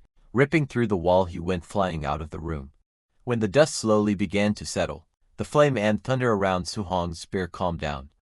Amid the swirling smoke, Su Hong stood calm and steady as a notification popped up, stating that he had gained 7 martial value. A faint smile appeared on his face as he realized that the martial value required to become a spirit master, he finally had enough. A system panel appeared before him showing his stats. Su Hong's vitality was 135, spirit was 50, his guidance technique's thunder guidance technique was at level 4. Extinguishing heaven guidance technique was also at level 4. Water marsh guidance technique was at level 3. Origin earth guidance technique was at level 3. And spirit wind guidance technique was also at level 3. His martial skills flying cry, sweeping cloud step was at basic 3%. Startling thunder finger was at perfect, and raging sea spear technique was also at perfect. His current martial value was 497, but the number increased by 7. On the other hand, a few seconds earlier, outside the trainees' rooms, Grandmother Qin and Bai Mu stood waiting. Grandmother Qin looked calm and confident. He remarked that it was about time. In his view, Su Hong should have already been defeated by Bu Jingfang. He had prepared several sets of arguments to persuade Su Hong to give up, cultivating multiple guidance techniques simultaneously. Tonight he was certain he would correct him. Just then the rooftop of Su Hong's room exploded outward as a body was blasted into the air, debris and fragments scattering across the night sky. Both Grandmother Qin and Bimu looked up in shock as the figure came hurtling down at terrifying speed. In the next instant, the body slammed violently into the ground right in front of them. cracking the pavement and sending dust and stone flying everywhere. The fallen man lay sprawled in the rubble, blood trailing from his mouth. His eyes were wide with disbelief, his face twisted in pain. Bai Mu gasped as she recognized that it was Bu Jingfang. Grandmother Qin's expression changed instantly as he stared down at the injured Bu Jingfang. Bai Mu stared ahead in shock, sweat running down her face as the realization struck her. Bu Jingfang was lying here now, which meant Su Hong had defeated him. Before she could fully process it, violent beams of energy tore through 3 more rooms, rooftops covered in golden, blue and purple light. 3 more figures shot downward like meteors, crashing into the ground with explosive force. The impact shook the surroundings. Grandmother Qin and Bai Mu stood frozen as those new figures fell beside Bu Jingfang. Those 3 were hunters who had gone after trainees like him, and now all of them lay there completely defeated. Suddenly a voice came from above. It was Lin Xinghao with a faint chuckle. He addressed Grandmother Qin and remarked that next time, he should send someone stronger, because this opponent had not been enough of a fight. Beside him stood Wang Tiasuo, and Chun Yin floated quietly inside a glowing golden sphere. Just then, Wang Tiasuo noticed that there were 4 hunters lying on the ground, instead of the 3 they had defeated. Chen Yan questioned why there was 1 more body. Had someone actually won faster than them? From the rooftop above, Lin Xinher spoke dismissively, saying that this 4th martial artist must have been too weak, and was easily dealt with. Hearing that, sweat rolled down Bai Mu's face, because she knew that Bu Jingfang was not weak. He was the strongest among the 4. Seeing them, Grandmother Qin fell into deep thought. He stroked his beard while observing the situation carefully. He reasoned that Wang Tiadao and Lin Xin were both at Tier 1. Late stage, and Ziyan was a spirit master. For them to win was normal. However, Su Hong was only at Tier 1 initial stage. Yet he had faced a quasi-tier 2 martial artist, and won even faster than Wang Tiada and the others. The more he thought about it, the more unsettled he became. He wondered how on earth Su Hong had done it. Was it a top-tier martial skill or a top-tier physique? Before he could continue analyzing, Lin Zhao came running toward them in panic. He shouted that something big had happened. Grandmother Qin turned slightly and asked calmly if a trainee had been killed by mistake. Without showing any concern, he waved his hand dismissively and remarked that it was no big deal. After all, it was normal for a few people to die. But Lindsay rushed forward in panic and shouted that it was Su Hong. He quickly explained that when Su Hong was fighting Bu Jingfang, he had used a fusion guidance technique. Hearing this, Grandmother Qin paused slightly and murmured that it was a fusion guidance technique. He admitted that he had been wondering how Su Hong managed to defeat Bu Jingfang. But the next second, Grandmother Qin's expression changed.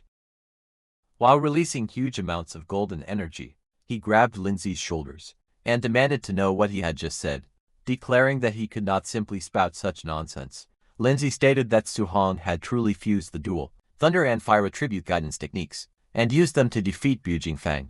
He insisted that he had seen it clearly on the surveillance. If no one believed him, they could go and ask Bu Jingfang directly. Hearing that, Grandmother Qin fell silent. He looked at Bu Jingfang lying on the ground, who also stated that it was indeed the dual thunder and fire attribute fusion. Hearing that, Grandmother Qin's eyes burned with intensity, as he declared that the only genius martial artist of the human race who had ever researched and achieved dual attribute fusion had taken a full 19 years to accomplish it. Yet Su Hong, according to the Star City Association, had been in contact with the 7 guidance techniques for less than a month. The comparison left him deeply shaken. He clenched his fists and called Su Hong a monster, but immediately corrected himself, saying this was not merely a monster. This was a heaven-descended emperor star, a true dragon appearing in the world beside him. Bimu pulled the trembling Lindsay backward as he struggled to steady himself. After Grandmother Qin had shaken him completely, Bai Mo then asked Grandmother Qin whether attribute fusion was truly that powerful. Could it really allow someone at Tier 1 initial stage to defeat Tier 2 Bu Jingfang? Grandmother Qin explained to her that back then, the martial artist who researched attribute fusion had been able to suppress and fight Tier 2 opponents while still at Tier 1. Hearing that, Bai Mu wondered aloud that with such formidable combat power, why it was not widely promoted for cultivation, although the difficulty was high. What if the fusion succeeded? Grandmother Qin answered with a grave expression that many people had tried in the past, but they discovered that attribute fusion was not only extremely difficult, it also carried a very high probability of crippling oneself. Even if someone truly succeeded in cultivating it, if they remained stuck at the Tier 1 martial artist realm, for their entire life, what use would it be? But Su-hong was different. He had succeeded in fusing them in less than a month. Such comprehension was simply to heaven-defying. Moreover, he possessed 7 attributes simultaneously. If he were to fuse them all, Grandmother Qin wondered with excitement how massive that power would become. Grandmother Qin imagined the future. He said that if a monster like Su-hong were allowed to grow, he feared that one day, Su-hong could stun the great emperors of the 10,000 races with a single move. Hearing this, Lindsay told Grandmother Qin that he was boasting too much. Far too much. Bai Mu pointed out that fusing 2 attributes was already extremely difficult. Fusing 7 attributes was nothing but pure fantasy. Grandmother Qin coughed lightly and told them to forget his brief loss of composure. However, he continued seriously. If Su-hong were allowed to cultivate 7 attributes simultaneously, what if he became stuck while trying to fuse 3 attributes in the future and ended up delaying his breakthrough? If that happened, Qin Tianli would become a sinner of the human race. At that moment, Lindsay suddenly remembered something important. He told Grandmother Qin that Su-hong definitely possessed a special physique. His raw strength had even crushed Bu Jingfeng. Hearing that, Grandmother Qin's expression changed instantly, and he demanded to know why such an important matter had not been mentioned earlier. They analyzed the situation carefully. Bimu said that Su-hong only had 120 points of vitality, yet he had crushed Bu Jingfeng, who possessed nearly 500 vitality. Linsa said that the vitality difference was almost 4 times. Such strength amplification even surpassed Wang Tintio's barbarian god body. Hearing all that, Grandmother Qin concluded that Su-hong's physique might also be a heaven-defying existence. After a moment of thought, he made a decision. They would organize a martial arts competition the next day. He wanted to comprehensively test Su-hong's combat power and vitality value. He ordered that Wang Tintu's group of 3 be brought out to spar with Su-hong. With a serious expression, he stated that he wanted to see what kind of scene would unfold when a monster like Su-hong faced the strongest geniuses of the training camp. On the other hand, a massive hole was left behind in Su-hong's room. Broken concrete and shattered stones surrounded the opening, as cold night air drifted inside. Inside the ruined room, Su-hong sat quietly on the floor at the center of the destruction, while outside, Grandmother Qin was talking with others. Ignoring everything around him, Su-hong focused inward in one breath. He added all the martial value into spirit points. A translucent system panel appeared before him, showing that his vitality was 135 and his spirit was 50.5. Then small notifications popped up one after another, saying his spirit increased by 1. His spirit value continued rising without pause. A faint smile appeared on his face. He declared that he was finally going to become a spirit master. In the next moment, a powerful aura erupted around him. Rings of light formed behind his head, like orbiting halos glowing against the dark sky. Energy surged outward, enveloping his entire body. He closed his eyes and calmly felt the transformation. He described it as a wonderful feeling. White spiritual energy flowed around him like flames, wrapping his body in brilliance. His breathing became steady and slow as he adjusted to the change. To him, the sensation was strange yet fascinating. It felt as though a person had suddenly grown a third arm. Something unfamiliar, slightly awkward, yet undeniably powerful. His body formed an energy hand. Another system panel flashed brightly before him, saying his spirit was at 100.2%. The moment it exceeded 100%, the spiritual energy around Su-hong suddenly dispersed outward. He exhaled slowly, sweat sliding down his face. As the white aura swirled and gradually stabilized around his body, his gaze sharpened as he sensed the changes within himself. Nearby fragments of broken concrete began to tremble. Then his bed vibrated against the ground. Then slowly it started to float. It lifted inch by inch into the air, suspended by an invisible force. Then Su-hong's body rose gently off the ground, surrounded by shattered debris and floating slabs of concrete. The white spiritual aura enveloped him completely, making him appear almost radiant in the ruined room. Su-hong realized it was done. He could now walk on air and use telekinesis to attack. Just like Ziyan, a satisfied expression crossed his face. He thought about Ziyan's rank spirit martial art, and concluded that he must learn it as well. He also set his sights on Wang Tiabao's offensive rank martial art. The scene shifted to the next morning. under a bright sky streaked with early sunlight. A voice rang out across the training camp. Everyone was ordered to gather within 1 minute. Being late by even 1 second would result in a deduction of contribution points. Hearing the announcement, the trainees rushed down the stairs.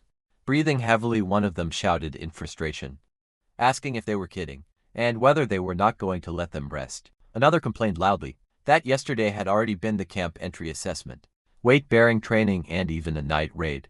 Their faces were filled with exhaustion and anger as they ran. One boy shouted that this training camp was simply too outrageous.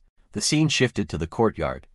All the trainees stood gathered in formation under the morning sky. An instructor stood calmly on a raised platform in front of them. Suhong had also arrived and adjusted his sleeve quietly, while standing among the crowd watching without saying anything.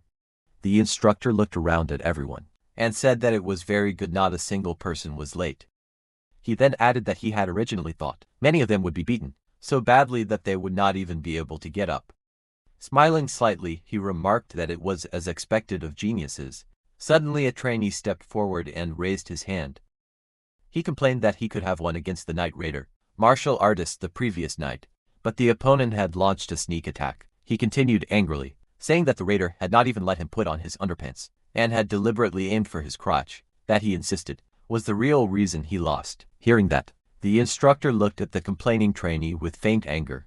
He asked whether if the one sneaking up on him the previous night had been an assassin from the All Heaven's 10,000 races, he would have asked them to wait for him to put on his underpants as well. Hearing that, the trainee froze, unsure how to respond, and laughter erupted from the crowd. One of the trainees slung an arm over the embarrassed man's shoulder and joked that from now on, they would call him Bro Underpants. Surrounding students burst into even louder laughter. Meanwhile, Suhong, standing quietly among them, thought to himself that although the instructor made a lot of sense, actual combat would never care whether someone was ready or not. Still, after a tiring day and being ambushed in the middle of the night, it was normal for everyone to feel disgruntled. The instructor raised his hand again and addressed the group. He said that he knew many of them were still unconvinced, so today he would give them another chance to perform. He announced that they had arranged a comprehensive test. Whether it was vitality, combat power, spirit strength, or speed, the system would test everything. He continued by saying that after the test, there would be an actual combat ranking. The top 10 students would receive different amounts of contribution point rewards every day. As the instructor finished speaking, all the trainees began whispering among themselves. Some of them glanced toward Wang Tantu, Lin Xingye, and Ziyan standing confidently at the front. They thought that the top 3 would definitely be those 3. Others felt relieved, saying that fortunately, there were also rewards for 4th to 10th place. One trainee clenched his fists and muttered to himself that, no matter what, he had to squeeze into the top 10.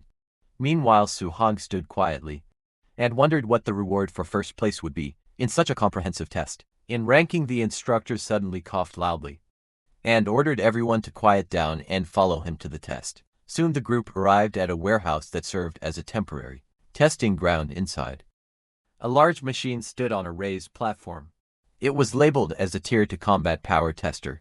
The trainees gathered below, forming a crowd as they looked up at the equipment from the stage. Grandmother Chin observed the crowd and noticed that Suhong was hiding among them. He noted that Suhong did not stand out at all. A trainee standing nearby, Suhong noticed Grandmother Chin's gaze and mistakenly thought that Grandmother Chin was looking at him and thinking highly of him. However, Suhong beside him knew that he was 80% wrong. Suhong knew that the person being targeted by Grandmother Chin was him. On the stage, Grandmother Chin looked at the crowd and calmly announced that he thought highly of all of them, so he had made a temporary decision. He declared that the one who ranked first in the comprehensive score for combat power, vitality, speed, and other aspects would receive an additional reward. That person would be allowed to choose a rank martial art or movement technique. Hearing this, the crowd immediately grew excited. Someone exclaimed that it was a rank martial art and called it a grand gesture. Others began discussing intensely, saying that Wang Tiazua and the other 2 would probably have to go all out now. One person asked who everyone thought could win. Hearing this, Wang Tian thought to himself that a rank martial arts were not common. Even his family only possessed a few of them. Ziyan smiled faintly as she thought that, simply by getting first place in the comprehensive test, she could freely choose a rank martial art. Lin Xinghe thought that, as long as he obtained a rank martial art, that could complement the flying swan, startling Cloud's step. No one in the family would dare to say that speed was useless anymore. When Su-hong heard about the reward, his eyes sharpened. He thought to himself that it was another rank martial art. A faint red aura seemed to glow around him, as he decided that he would have to go all out in this test. On the stage, Grandmother Chin narrowed his eyes slightly. He wanted to see just how strong the true strength of this monster, like talented Su-hong, really was. Soon he began calling names. He ordered Lin Xingye to go first. Second would be Zi and third would be Wang Tiatu. The crowd immediately reacted. Some whispered that the test was starting off explosively right away. Others said that with those three testing first, who would even dare to test next? Many began wondering who the fourth person would be, thinking that whoever it was would definitely be sweating bullets. Then Grandmother Chin calmly announced the next name. Fourth, Su-hong. The crowd instantly turned their heads in surprise. Su-hong stood among them, a bead of sweat sliding down his face. He calmly thought that, as expected, this. Grandmother Chin had his eyes on him. Whispers spread through the crowd. Someone questioned whether Su-hong was not the one who had come last. During the camp entry assessment, Su-hong's classmate Chen Chen shook his head and sighed, saying that Su-hong was truly too unlucky. Lita placed a hand on Su-hong's shoulder and asked if he had offended Grandmother Chin. The crowd murmured among themselves. They said that putting the three strongest first, and then the weakest, would make the contrast even stronger.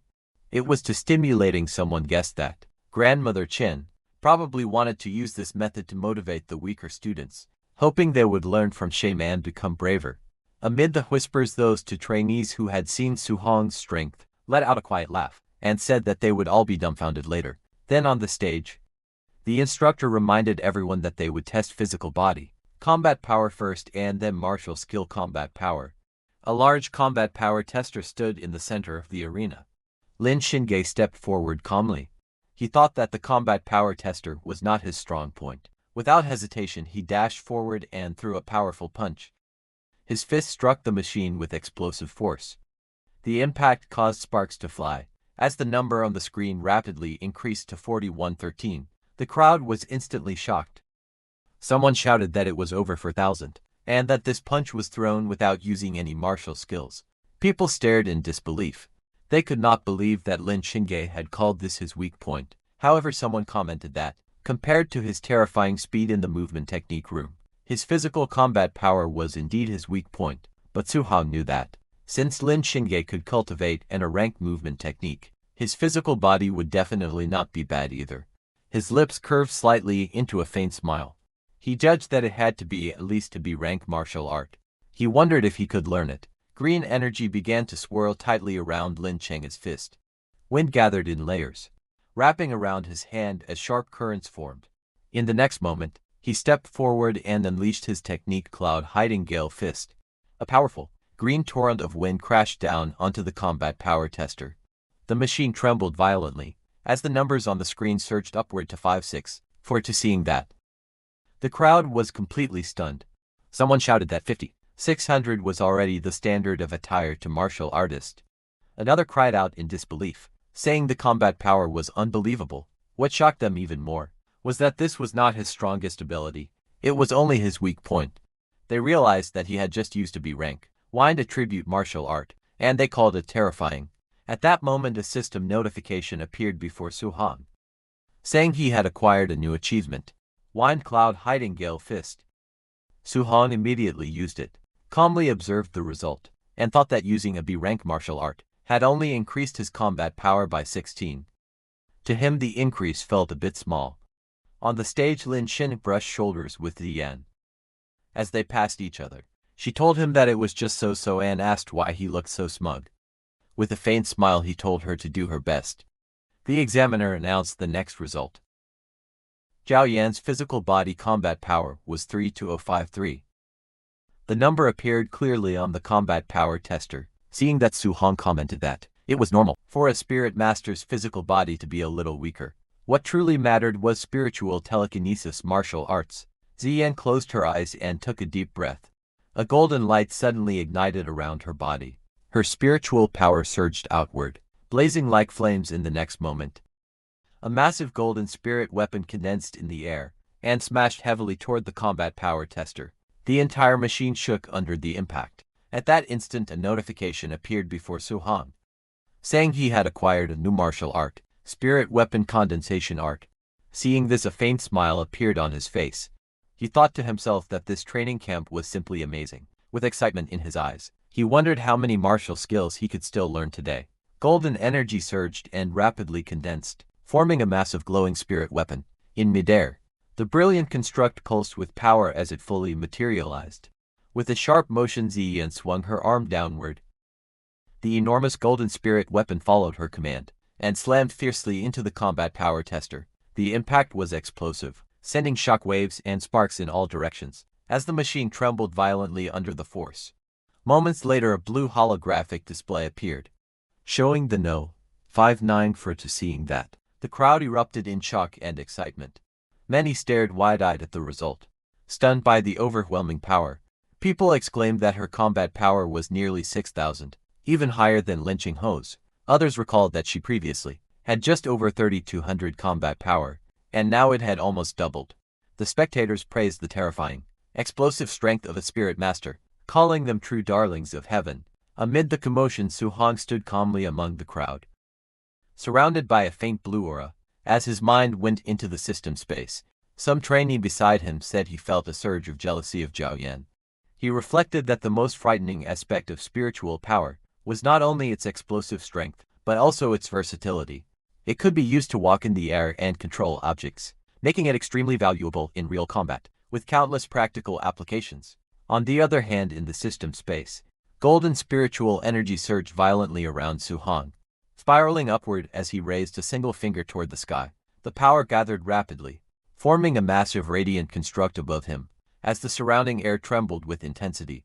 But the next second, the condensed spiritual construct instantly dispersed, scattering into countless golden particles that faded into the air. Su-hong breathed heavily in exhaustion. He understood that the weapon condensation art could materialize not only weapons but almost anything: tables, chairs, benches, and even ferocious beasts by using spiritual power. However, the more solid and realistic the condensed object became, the more spiritual power it consumed. After evaluating his current strength, Su-hong concluded that his spiritual power level was still insufficient to master the technique. Immediately, beads of sweat formed on his face as he acknowledged the difficulty. Returning to reality, he decided that he would learn it gradually in the future. For now, his attention shifted to the next participant, Wang Tiantu, whose martial art he was eager to see. Soon an announcement rang out. It was Wang Tiantu's turn. The crowd's excitement surged as Wang Tiantu walked forward. With a powerful and imposing presence, spectators eagerly discussed his reputation, stating that he possessed the barbarian god body, a physique known for its terrifying strength. With such overwhelming physical power, he held an absolute advantage in combat power, and was widely expected to secure first place. As anticipation filled the arena, many declared, with confidence, that the true god of combat power had arrived. Su-hong stood among the crowd, calmly observing the scene ahead. As he watched Wang Tiadao prepare for his turn, he wondered how much of a difference there was, compared to his own overlord body. Wang Tiadao stepped forward confidently, his eyes sharp and filled with determination. Raising his fist, he declared that everyone should watch closely, because this punch would show the gap between him and them. Power surged around his arm as he launched himself forward and delivered a devastating punch to the combat power testing machine. The impact exploded outward with a thunderous force, sending shockwaves rippling through the arena. The audience was instantly stunned. Some shouted in disbelief, questioning whether what they had just seen was real. Others exclaimed that it was unbelievable. Wang Tiatu's pure physical punch was only 300 points lower than Lin Jinghe's result. When he had used a martial art, the crowd erupted in amazement, recognizing the terrifying power of the barbarian god body, a physique famed for its immense strength. Amid the lingering dust and shock waves, Grandmother Qin and Lindsay observed the scene from a distance. Grandmother Qin remarked that it was very good. Hearing this praise, Wang Tiantu respectfully cupped his fists and thanked Grandmother Qin. With unwavering confidence, he then announced that he would use a martial art next, preparing to demonstrate even greater power. As Wang Tiatu prepared to unleash his next move, Su-hong grew excited, realizing that Wang Tiatu's offensive, a rank martial art, was finally about to be revealed. He watched calmly from the side with a faint smile. At the center of the arena, Energy began to gather around Wang Tietu's arm. White flame-like power surged and crackled, wrapping tightly around his hand as his aura intensified. With a powerful stance and focused gaze, he condensed the energy further, preparing to release a devastating attack. Observing the technique, Grandmother Qin immediately recognized it. He noted with interest that Wang Tiantuo was using the rank martial art, known as the Bone Netherfire Fist. At the same time, a system notification appeared before Su Hong's eyes, indicating that he had acquired a new martial art, Firebone Netherfire Fist. Seeing that, Su Hong's eyes widened, as he recalled that this martial art was also available in the martial art pavilion, and required 28 contribution points to exchange for it. With sharp focus, Wang Tiantuo's eyes gleamed as he prepared to act. Wang Tiantuo unleashed his rank martial art with overwhelming force. His arm, engulfed in blazing energy, came crashing down like a meteor, and the impact shook the entire arena. The combat power testing machine flashed brightly before displaying the result. 7534. The crowd erupted in shock. Spectators were stunned, exclaiming that if it were just 500 points higher, it would meet the standard of a tier to middle stage martial artist, with a vitality value of 600. Many were stunned, recalling that Wang Tietu's vitality was only around 350, which made his result even more astonishing. Grandmother Qin watched with satisfaction, and praised Wang Tietu highly. He remarked that Wang Tiantuo's elder had long spoken of nurturing a grandmother, and now it was clear there would be no problem achieving that goal. Wang Tiantuo respectfully cupped his fists, and humbly responded that he would borrow the Grandmaster's auspicious words. With Wang Tiantuo's performance concluded, Grandmother Qin called for the next participant, Su Hong. As Su Hong walked forward calmly through the crowd, whispers spread among the spectators. Many felt that after the outrageous performances of the top three, anyone going up now would be extremely humiliated. Some were surprised by Su Hong's composure, saying that if they were in his place, they would be terrified. Some guys murmured that a dead pig does not fear boiling water. Reaching the testing area, Su Hong stood before Grandmother Qin and Lindsay. Grandmother Qin explained the rule clearly. The first punch must rely purely on physical strength, and no martial arts could be used. Su Hong calmly acknowledged the instruction with a simple agreement, and prepared to begin. Su Hong planted his foot firmly on the ground, his body lowering as a powerful aura swirled around him. The air twisted with force, and dust rose beneath his feet as he gathered his strength. After a brief moment, he let out a quiet breath. Steadying himself, a sharp glint flashed in his eyes as confidence filled his expression. In his mind, he declared that the test reward was definitely his. In the next instant, Su Hong surged forward like a released arrow. His fist shot out with explosive speed and slammed into the combat power testing machine. A thunderous boom echoed across the arena as a massive cloud of dust and debris erupted, stunning everyone present. As the smoke cleared, the glowing screen of the machine revealed the result: 655-1. The spectators froze in shock. The number was far beyond what anyone expected. Grandmother Qin stared at the result, his eyes widening as cold sweat formed on his face. Grandmother Qin admitted internally that he had still underestimated Su Hong's terrifying, monster-like strength. The arena fell into complete silence as the crowd stared at the combat power tester in disbelief. The astonishing result left everyone speechless. Suddenly, murmurs erupted among the spectators. Many exclaimed in shock that the reading had exceeded 6,500, and questioned whether the combat power tester had malfunctioned. Others pointed out that Su Hong had previously ranked last, yet now he displayed strength like a monster. Some trainees admitted they had believed Wang Tiantuo was already invincible in the training camp, only to realize that an even more powerful expert had emerged from the observation area. Wang Tingbao, Lin Xinge, and Ziyan watched with tense expressions. Ziyan remarked in astonishment at the exaggerated combat power. Lin Xinge concluded that such power was impossible for a Tier 1 martial artist, and insisted that Su Hong must be a Tier 2 martial artist. Realizing the gap between them, Wang Tiantuo lowered his head and admitted that he had been too arrogant before. After the commotion settled, Su Hong calmly turned toward Grandmother Qin and respectfully asked whether he should continue using a martial art for the next test. Grandmother Qin looked at him with approval and simply nodded, telling him to continue. Su Hong then stepped into position and steadied his breathing.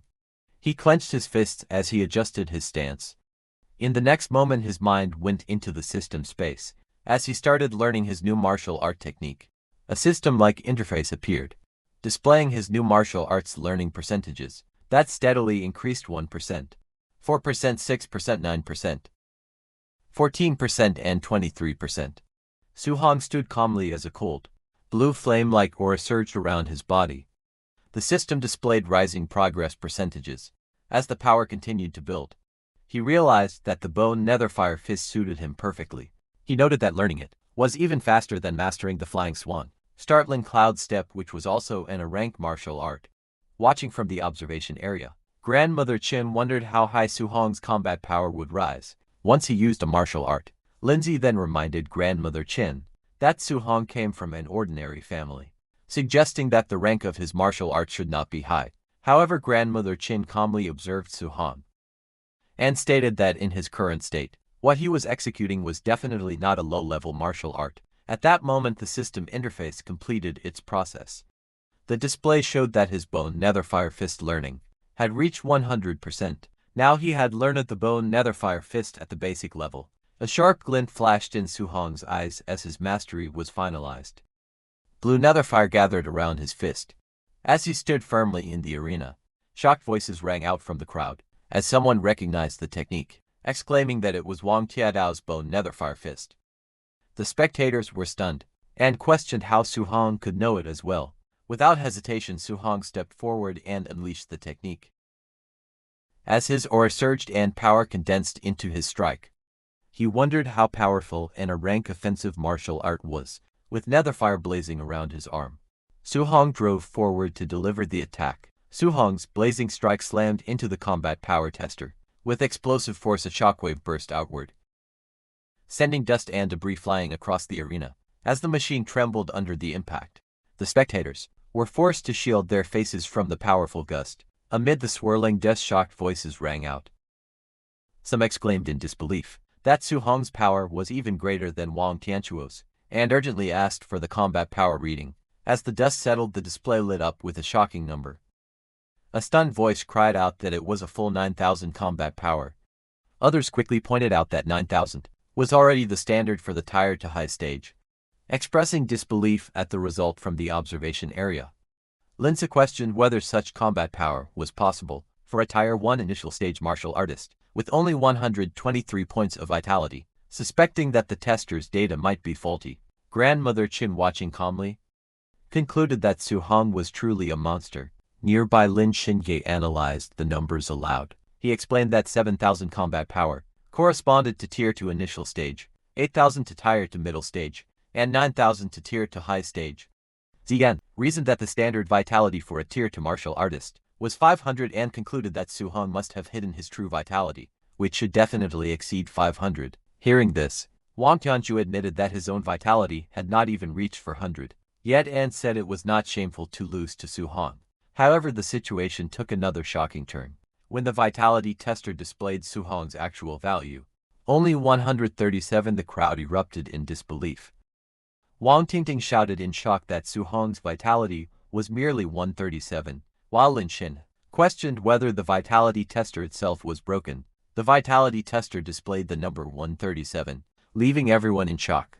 Lindsay stared at the result in disbelief and declared that the situation was simply outrageous. The crowd quickly erupted into heated discussion.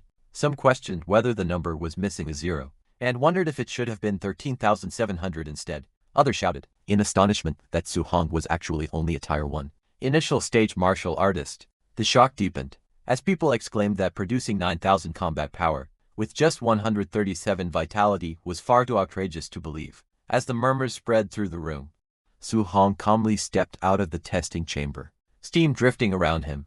Nearby, Grandmother Chin watched with a serious and thoughtful expression, silently acknowledging the extraordinary result. Regaining control of the situation, Grandmother Chin addressed the crowd and told them to stop crowding around. He announced that they would proceed with the practical combat test and directly begin the practical combat tournament ranking. He then explained the rules of the competition.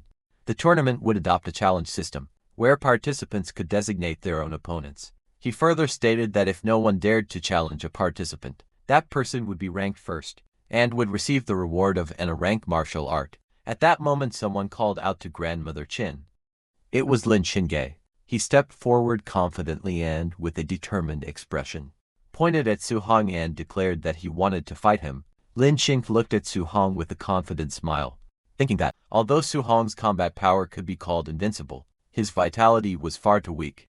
He planned that, as long as he used his movement technique to avoid Su Hong's attacks, he could rely on his higher vitality to slowly exhaust him to death. But Grandmother Qin firmly rejected the idea. Lin Xingye was startled and let out a confused sound, unable to understand the response. Grandmother Qin then made a shocking proposal. He looked at Lin Xingye, Ziyan, and Wang Ting too, and said that the three of them could attack together. Hearing that, the group froze in surprise. Lin Xingye immediately questioned the decision, asking what kind of opponent deserved the three of them attacking. At the same time, Ziyan accused Grandmother Qin of looking down on them too much. With a sneer, Wang Tintua added that he was only worried they might accidentally cripple Su Hong. While playing around, Grandmother Qin ignored the complaints and turned his gaze towards Su Hong, asking him what he thought. Without hesitation, Su Hong said that he had no objections. Hearing that, Wang Tindao and his group looked at him with amusement. Wang Tindao wondered aloud if Su Hong truly believed he was guaranteed to win. Xiaoyan let out a quiet chuckle. Looking down at Su Hong, they mocked him for being so pretentious. Lin Xin declared confidently that, forget about fighting the three of them. He could defeat Su Hong alone and leave him completely stunned. The atmosphere grew tense as the challenge was set. Grandmother Qin gave the signal and announced that they could begin. All four of them stood facing each other inside the vast testing hall. In the next instant, Lin Xin dashed forward with incredible speed. Wang Tiata and Ziyan followed closely behind, charging straight towards Su Hong. As he moved, Lin Xin formed a plan in his mind. He decided that he would first unleash a cloud-hiding gale fist, and then retreat once Su Hong was occupied with the others. He would launch a sneak attack from the flank, with the speed of his flying swan startling cloud step. He believed it would be impossible for Su Hong to react in time, but suddenly Ziyan sensed danger and shouted for Lin Xin to dodge. Before Lin Xin could react, Su Hong had already moved. In a blur of motion, he appeared behind Lin Xin. Lin Xinghe was stunned, unable to comprehend what had just happened. With cold determination, Su Hong said goodbye as his fist surged forward, aimed directly at Lin Xinghe. But just as Su Hong's fist was about to land, everything came to a sudden stop. Su Hong's punch froze midair, inches away from Lin Cheng's face. In a blur of motion, Lin Cheng backed away, barely dodging Su Hong's attack. Lin Xinghe fell back and returned to Wang Tin to An Ziyan's side. He thanked Ziyan, who was using her golden spiritual energy to stop Su Hong's punch midair. Lin Xinghe warned them, saying Su Hong's speed was unusual and that they needed to be careful. Su Hong stood there with one hand vibrating non-stop. He realized what was happening. It was spiritual telekinesis. It was his first time experiencing the strange feeling of being controlled like that, and he was clearly not used to it. His eyes narrowed slightly. From the corner of his eye, he glanced towards Ziyan, who had used that spiritual telekinesis. In that moment, Su Hong made his decision that he needed to finish her off first. Without hesitation, he dashed forward again, moving so fast that after images trailed behind him, the air split around his body as he charged straight toward her. Ziyan's eyes widened, as she immediately recognized that Su Hong was using Lin Xinghe's flying swan startling cloud step. At the same time, shock spread across Lin Xingye and Wang Tinghuo's faces. Lin Xinghe yelled in disbelief, wondering how Su Hong could use the flying swan startling cloud step when he was supposed to be of the fire attribute.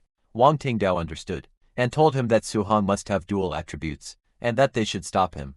Wang Tingdao stood in front of Ziyan, and declared that he would stop Su Hong, ordering her to use spiritual control. She agreed and activated her ability. Wang Tanshu jumped at Su Hong, with blue netherfire surging violently around his fist, as he roared the name of his technique, Bone Netherfire Fist. Seeing that Su Hong did not back down, he also used the Bone Netherfire Fist. Blazing flames spiraled fiercely, twisting through the air, as his punch shot forward with overwhelming force. Seeing Su Hong's attack closing in, Ziyan thrust her hand out, and used her spiritual control to freeze Su Hong's hand. Golden spiritual power wrapped tightly around Su Hong's body, restricting his movements. He clenched his teeth and admitted inwardly that this spiritual control was even more troublesome than he had imagined. Before he could fully adjust, Lin Chin leapt high into the air. He shouted fiercely, calling Su-hong a monster and ordering him to take his kick. Watching from the sidelines, Grandmother Chin stroked his beard and thought that it seemed it was still too early for Su-hong to fight. 1 against 3. The abilities of a spirit master were simply too difficult to deal with, because once controlled by a spirit master, one must either forcefully break through with physical strength or counter it using spiritual power, otherwise it would be extremely difficult to break free. Looking at Su-hong, he thought that although Su-hong's physical strength was very high, it probably still was not enough to break free from such control. But at that moment, Grandmother Chin noticed that Su-hong's lips curved into a smile. Grandmother Chin was shocked, seeing that Su-hong was actually smiling, as Lin Xianghe and Wang Tinta came toward him from both directions, while using their powerful techniques. In that moment, with a sudden burst of strength, he shattered the spiritual restraint on his body. Blood burst from Ziyan's mouth. As the backlash of her spiritual control struck, her eyes widened in disbelief, as she realized that Su-hong had actually forcefully shattered her spiritual power, using nothing but brute strength. At the same time, Su-hong raised his arm and blocked Lin Crossing Huo's and Wang Tiadao's incoming attacks. Head-on observers stared in disbelief.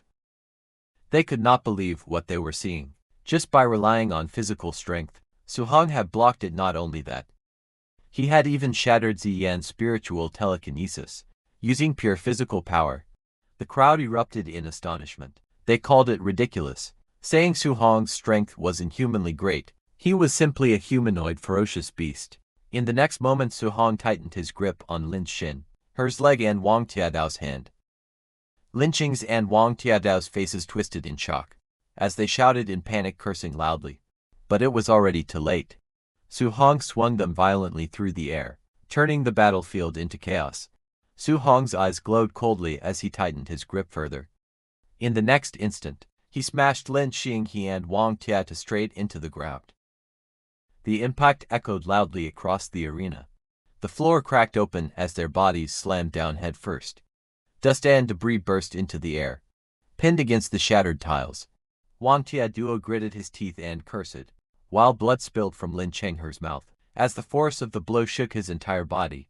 Around them, the crowd stood frozen in shock. They stared at the brutal scene unfolding before their eyes. Someone muttered in disbelief that it was too savage, but Su-hong did not stop. He lifted them again and slammed them down repeatedly. The ground trembled with each impact. Lin Chenghe's and Wang Tiadao's eyes rolled back, as they completely lost consciousness. Only then did Su-hong stop. He lowered his head slightly and let out a long breath, standing amidst the drifting smoke and debris. Then suddenly his eyes sharpened as he looked to his side. A flicker of alertness flashed across his face. Standing at his side, Ziyan hurriedly raised both hands and backed away. Her voice trembled as she shouted at him not to come any closer. She quickly declared that she surrendered. Seeing that the room fell into stunned silence, someone exclaimed in disbelief that Su-hong had actually won.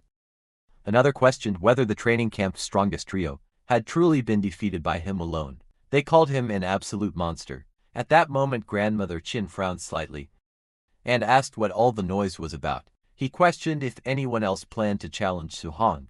Silence answered him, with no one stepping forward. The result became clear. He declared that Su-hong was first place in this combat test. Hearing that, the crowd murmured. A guy awkwardly stated that Su-hong was number 1 in the training camp, and that there was no need for the remaining matches. Another voice quickly admitted surrender, saying he forfeited and did not want to take a beating. After witnessing that battle, only an idiot would dare to challenge Su-hong. Grandmother Chin then looked over the arena and announced that, since that was the case, Su-hong would take first place. Looking at Lin Xinghe and Wang Tiada lying there, he continued speaking, stating that the 2nd to 10th places in the tournament would also receive rewards. He instructed everyone to continue the competition, adding that instructor Lin Zi would arrange the rest. Then he turned his attention back to Su-hong. He declared that as the universally acknowledged first place, Su-hong should come with him to receive his reward and choose a rank martial art. Hearing this, Su-hong's eyes lit up. He felt a surge of excitement, because he had obtained another rank martial art. Later, away from the crowd, while walking with Su-hong, Grandmother Chin told him that, ever since the day he stepped into the training camp, he had been paying attention to him. He remarked that, while others could not wait to show off their strength. Su-hong chose to hide his. Su-hong replied that he had no power or influence. If he revealed himself too early, it would only make him an easy target. Hearing that, Grandmother Chin started laughing. He said he liked smart people like him. Then he explained that this combat tournament had actually been arranged by him, specifically for Su-hong. He wanted to strive for more resources on Su-hong's behalf. Then, with a serious tone, Grandmother Chin said that in today's world, the strong only grow stronger, and resources would always be concentrated on geniuses. He told Su-hong that there was no need for him to hide his strength. In the future, he declared that he, Chin Tanli, would personally cover him and challenge anyone who dared to cause Su-hong trouble. Hearing this, Su-hong respectfully thanked Grandmother Chin. Soon after they arrived at the martial art pavilion, the warm golden light filled the room as they stepped inside. A staff member immediately greeted Grandmother Chin with respect. Grandmother Chin instructed the staff member to bring the list of martial arts. He then told Su-hong to look carefully and choose well, adding that he should ask if there was anything he did not understand. Su-hong asked Grandmother Chin what kind of martial art he thought would be better for him to choose. At that moment, Grandmother Chin looked at him and asked what martial arts he already knew. Su-hong started listing them. He said he knew Bone Netherfire Fist, Flying Swan, Startling Cloud Step, Cloud Hiding Gale Fist, and Void Breaking Finger. The rest were of lower rank. Hearing that, Grandmother Chin was surprised. He stated that he did not even have Flying Swan, Startling Cloud Step, and Cloud Hiding Gale Fist in his martial art pavilion. He asked if Su-hong had learned them simply by watching Lin Xingye use them once. Su-hong only responded with a quiet sound. Hearing that, Grandmother Chin fell silent. Inwardly, he admitted the truth that Su-hong was truly a monster. That staff member looked at Su-hong with surprise. She wondered who he was, thinking that Grandmother Chin had actually brought him personally to choose a martial art. Grandmother Chin calmly explained that Su-hong already had an offensive martial art and a movement technique. He said that Su-hong could now learn a control-type martial art, and pointed out that this one was not bad. He introduced it as Flame Cage, and a ranked martial art. He explained that it condensed fire, spiritual chi into a flame cage to trap and solidify enemies. Grandmother Chin continued explaining.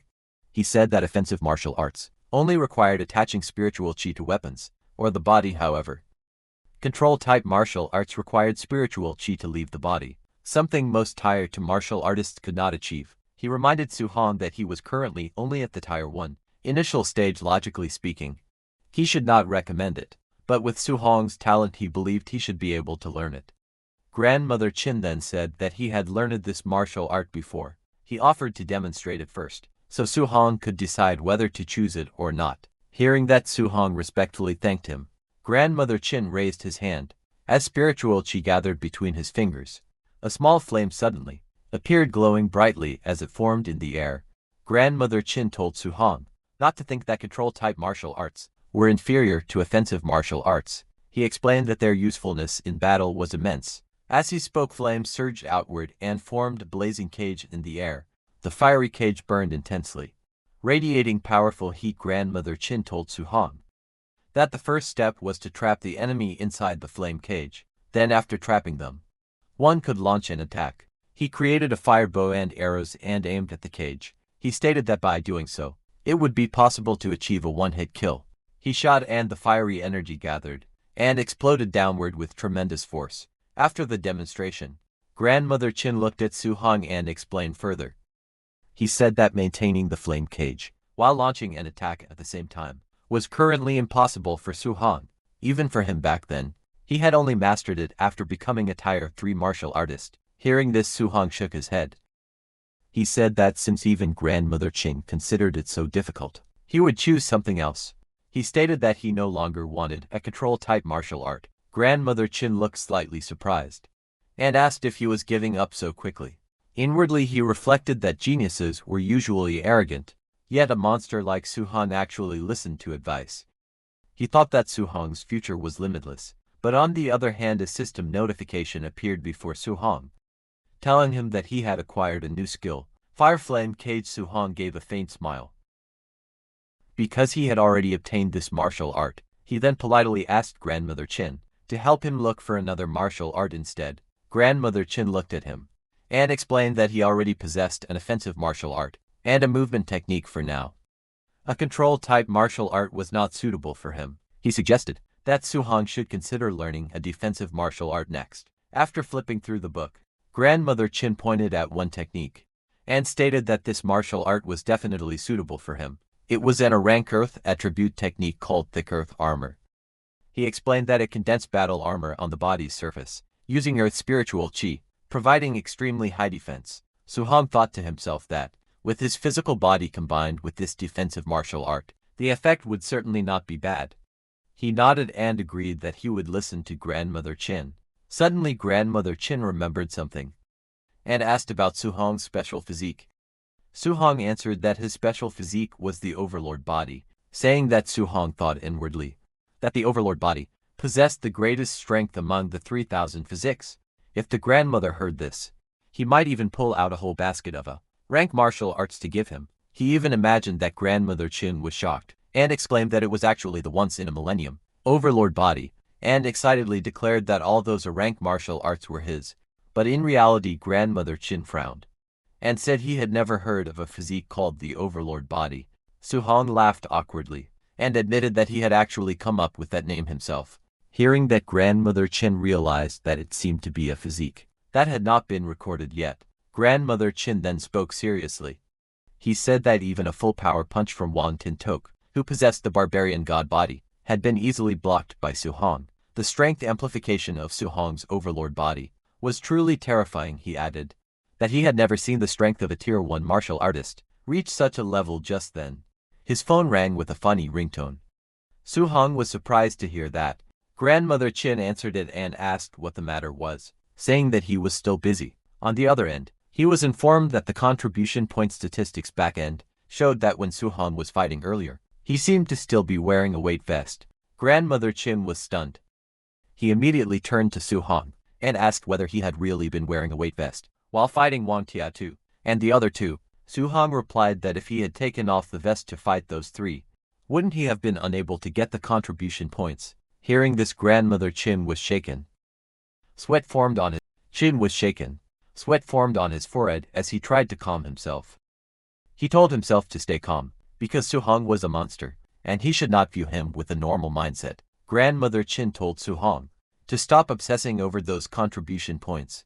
He explained that, as long as Su-hong successfully challenged the training camp later, there would be plenty of martial art rewards. He urged him to hurry up and take off the weight vest. Su-hong agreed and took out his weight vest.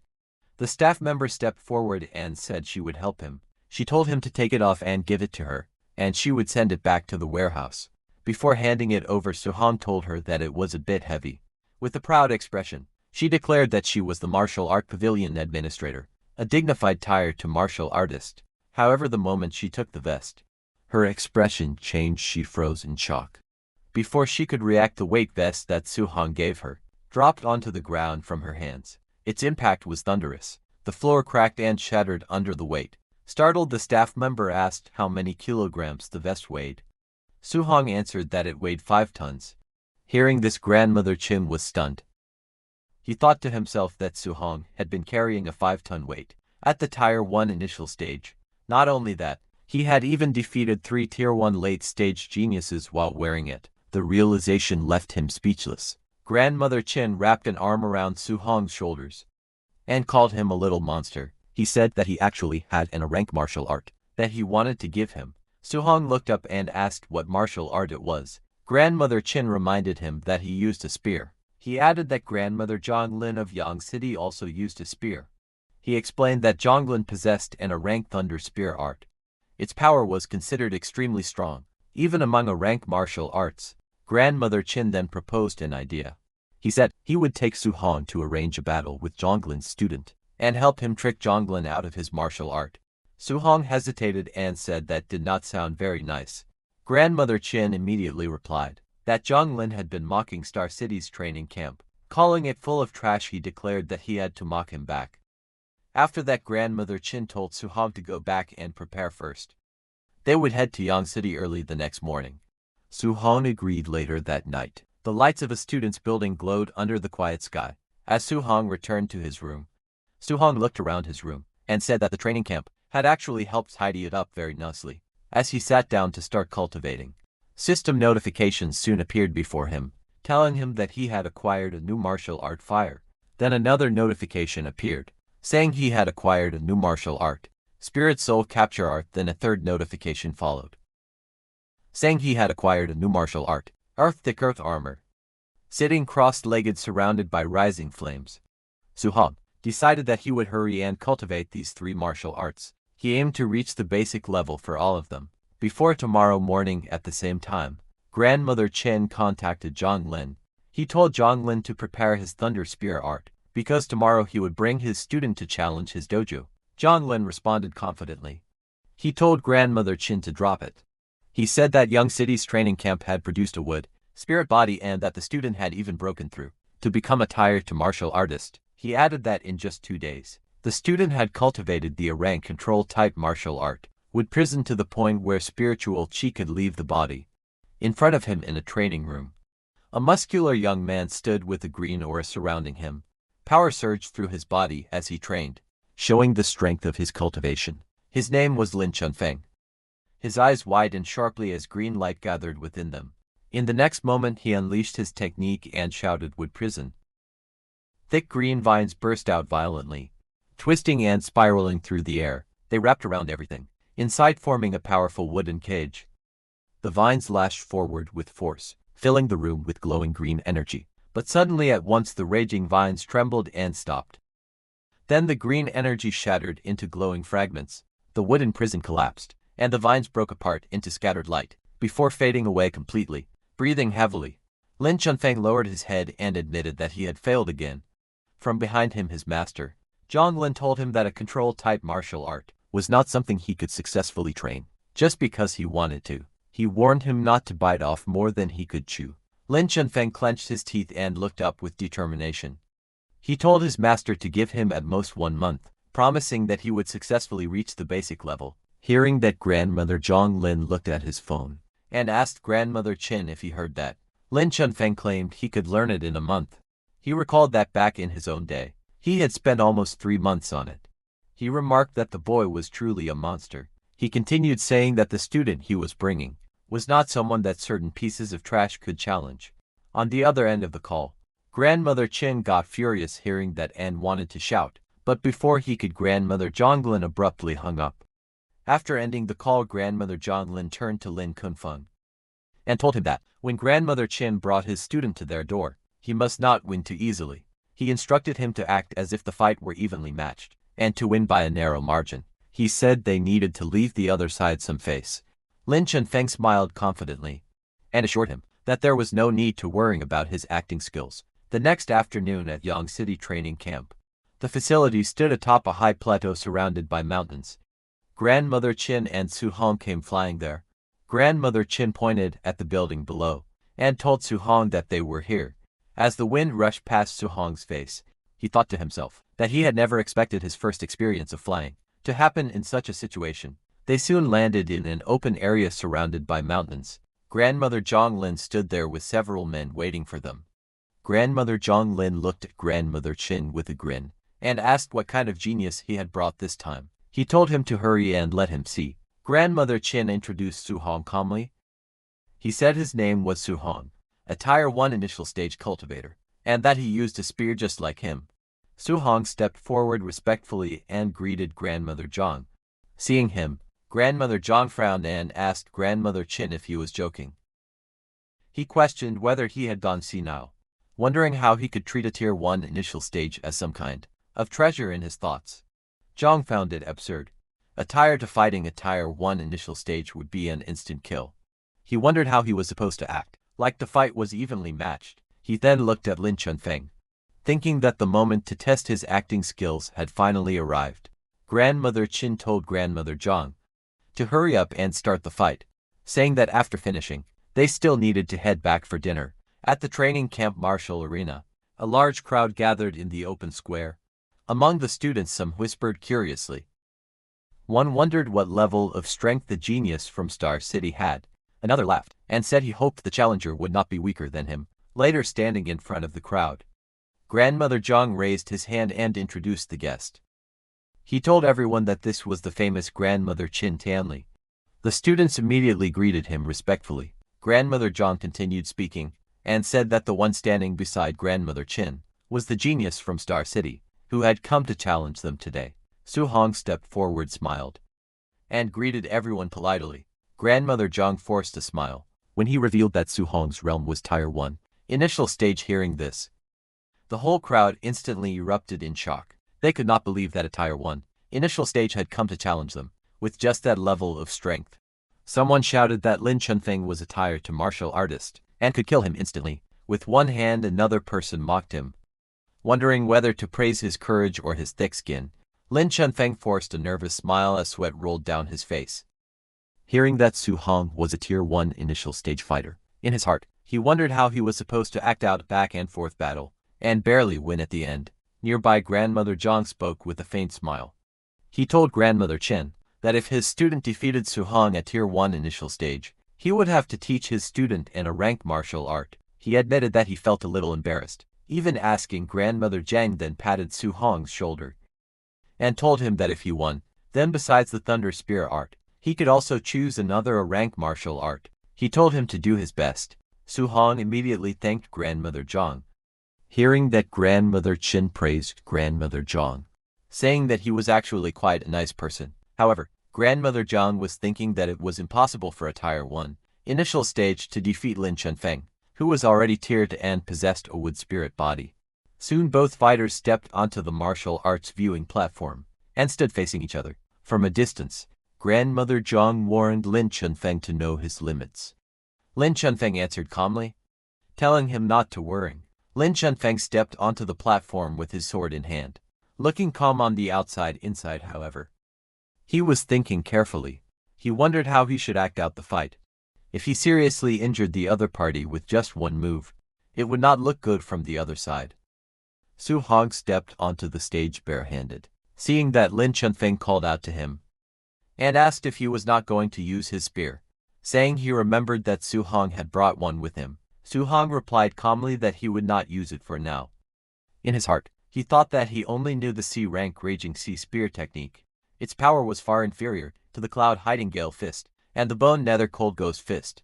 If he used a spear, he would actually be at a disadvantage. But hearing this, Lin Chunfeng misunderstood him and sneered, calling him arrogant. Lin Chunfeng shouted that he wanted to see exactly what gave Su Hong the confidence to be so arrogant, and rushed forward at incredible speed.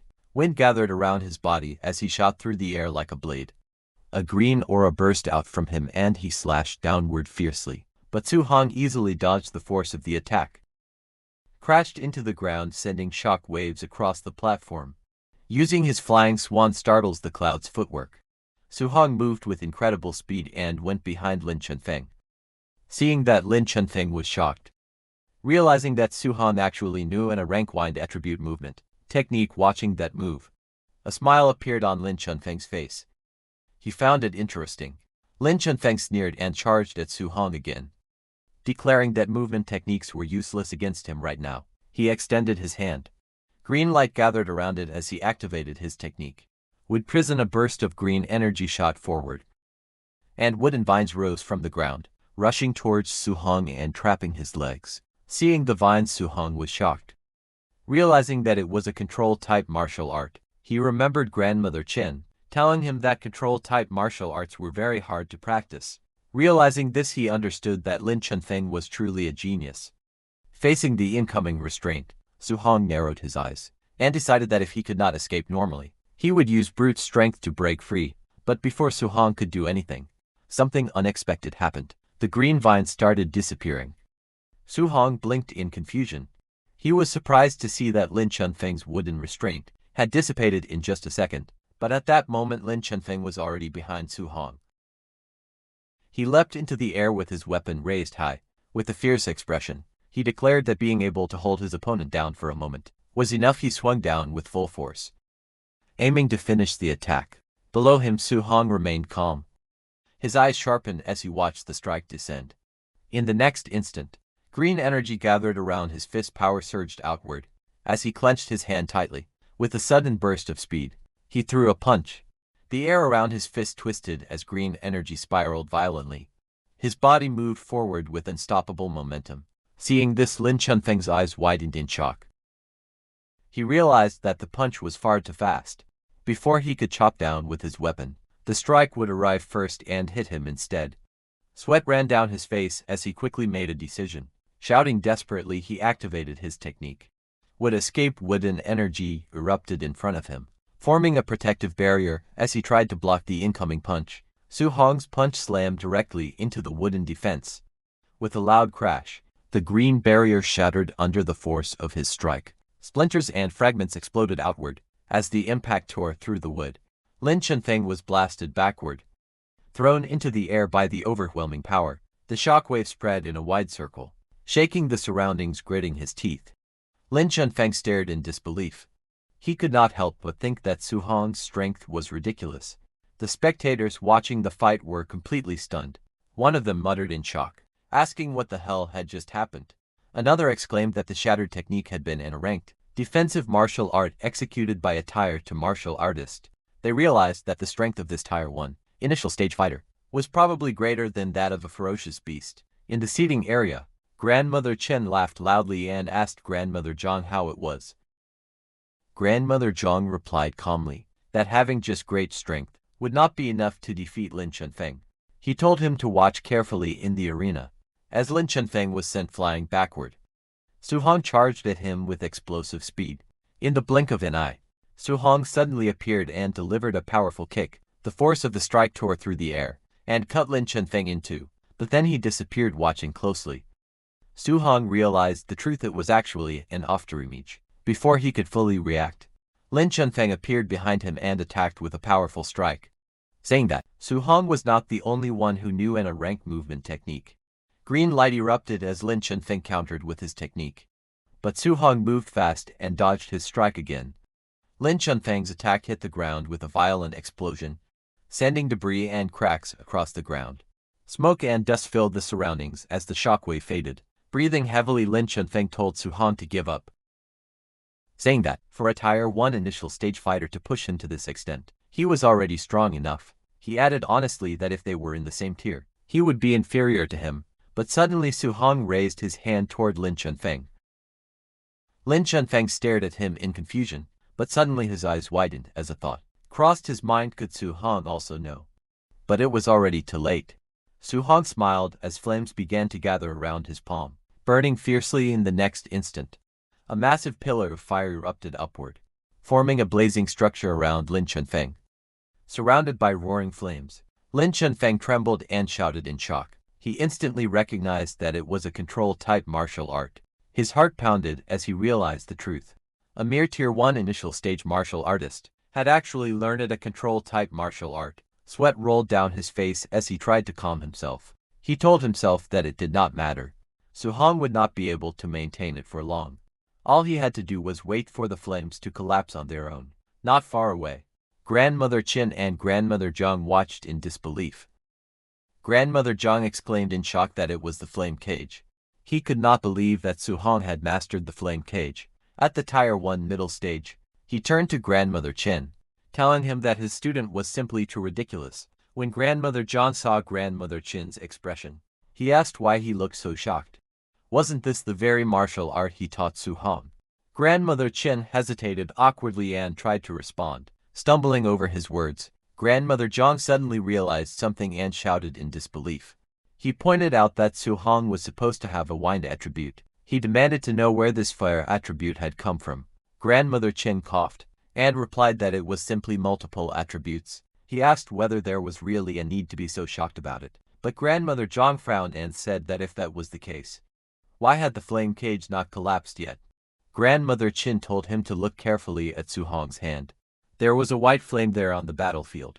While Lin Chunfeng stood inside the blazing flame cage, Su-hong stood in front of him as white flames rose on his hand. Sweat dripped down Lin Chunfeng's face as he forced out a strange smile. He could not believe what he was seeing. He asked whether Su-hong could really maintain the flame cage and attack at the same time. He admitted that even a Tier 3 martial artist would find something like that difficult to do. Su-hong said bingo and raised his fist, blue flames swirling around it. Su-hong charged at Lin Chunfeng, with blue energy swirling around his fist, as the flame cage continued burning fiercely around him. Seeing the incoming attack, Lin Chunfeng gritted his teeth and reacted quickly.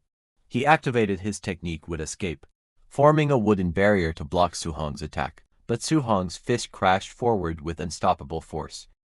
The impact struck hard against Lin Chunfeng's body. A sharp sound echoed as the blow landed. Blood spurted from Lin Chunfeng's mouth and his eyes widened in shock. Wooden fragments exploded into the air as he was driven backward by Su Hong's strike. Through clenched teeth he cursed bitterly, saying this was simply too ridiculous.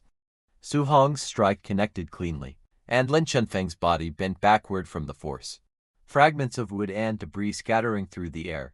A sharp cry escaped his mouth. Blood sprayed from his lips as he was sent flying. He gritted his teeth in pain, letting out another strange sound as he hit the flame cage. Behind him fire roared upward, surrounding his entire body. Lin Chunfeng slowly turned his shoulder, flames swirling violently around his back. Then glowing green energy began to spread across his wounds. His heal and recover immediately started.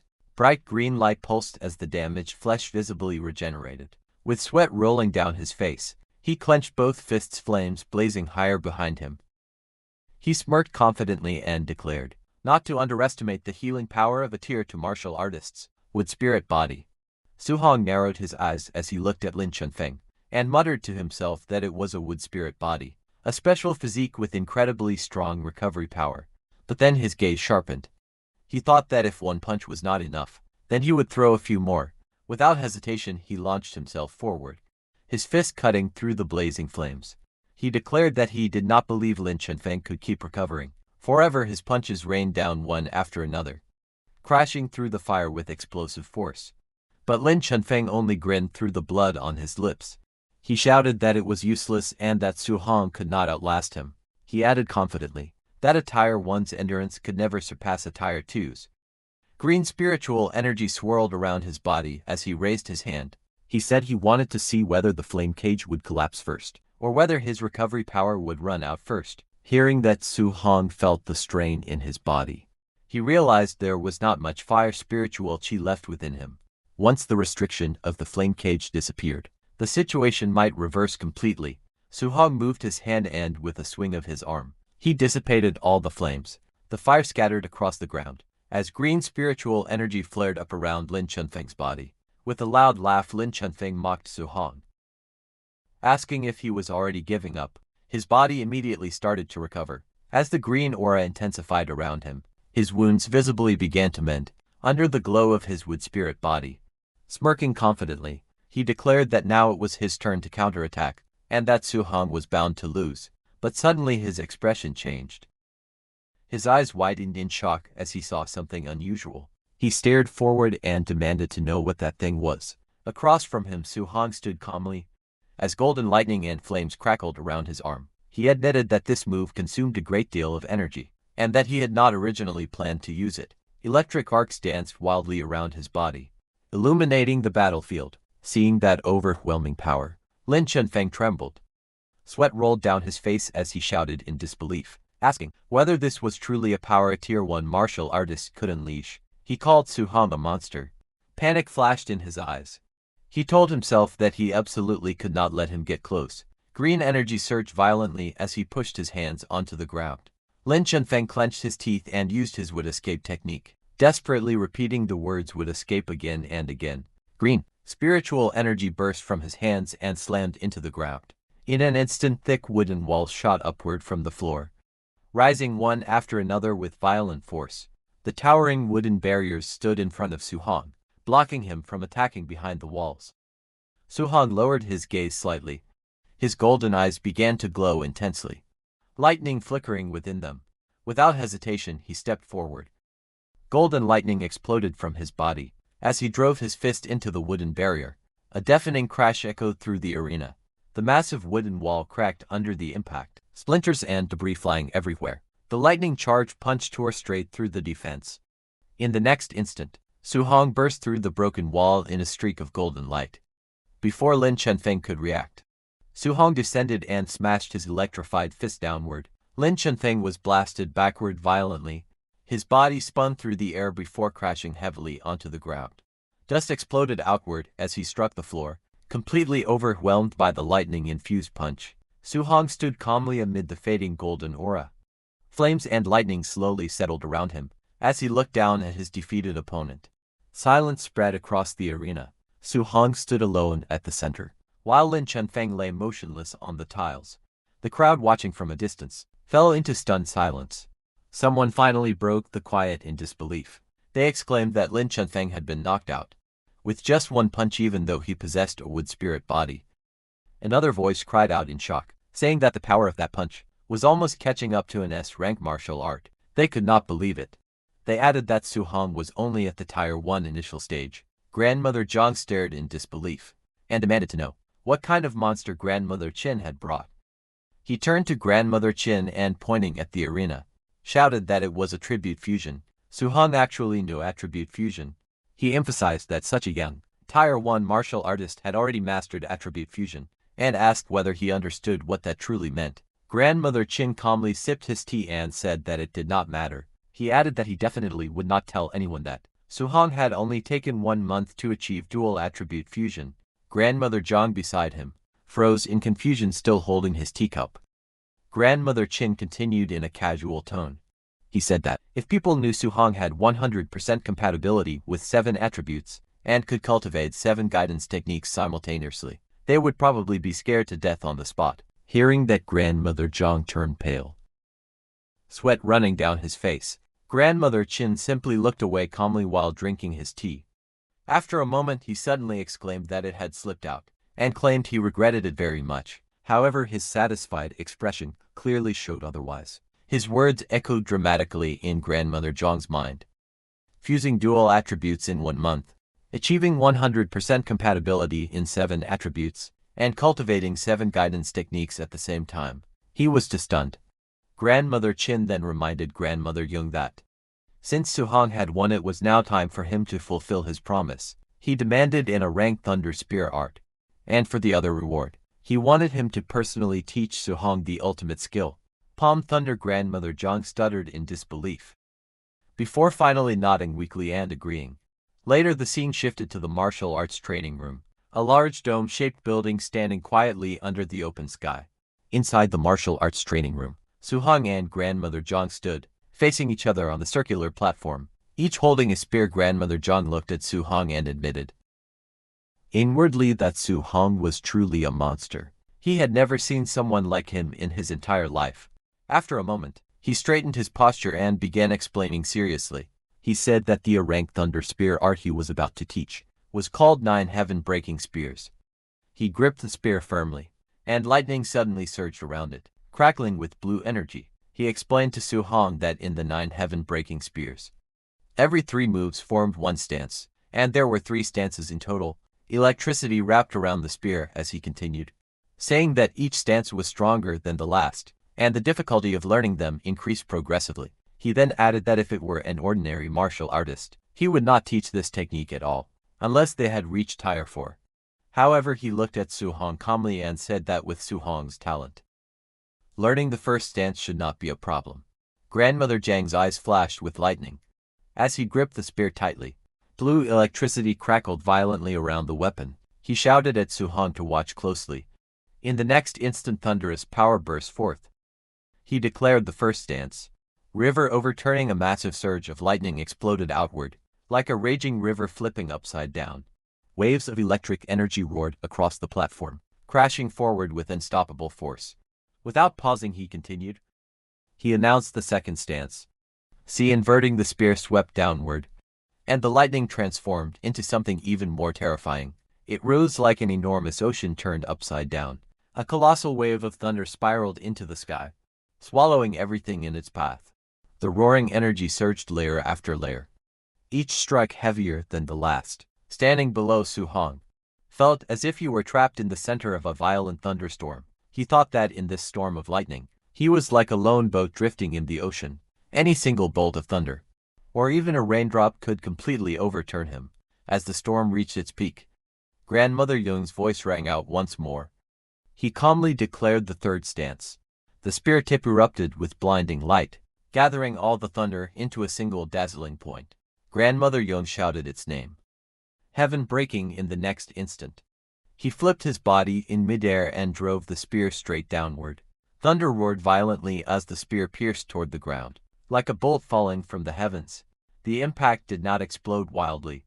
Instead, the gathered lightning spiraled outward, forming enormous, twisting tornadoes of electric energy. The storm churned and rotated fiercely, filling the entire training room with terrifying pressure. Su-hong watched the raging vortex carefully. He realized that Grandmother Zhang had clearly held back on that final spear strike, so as not to destroy the room.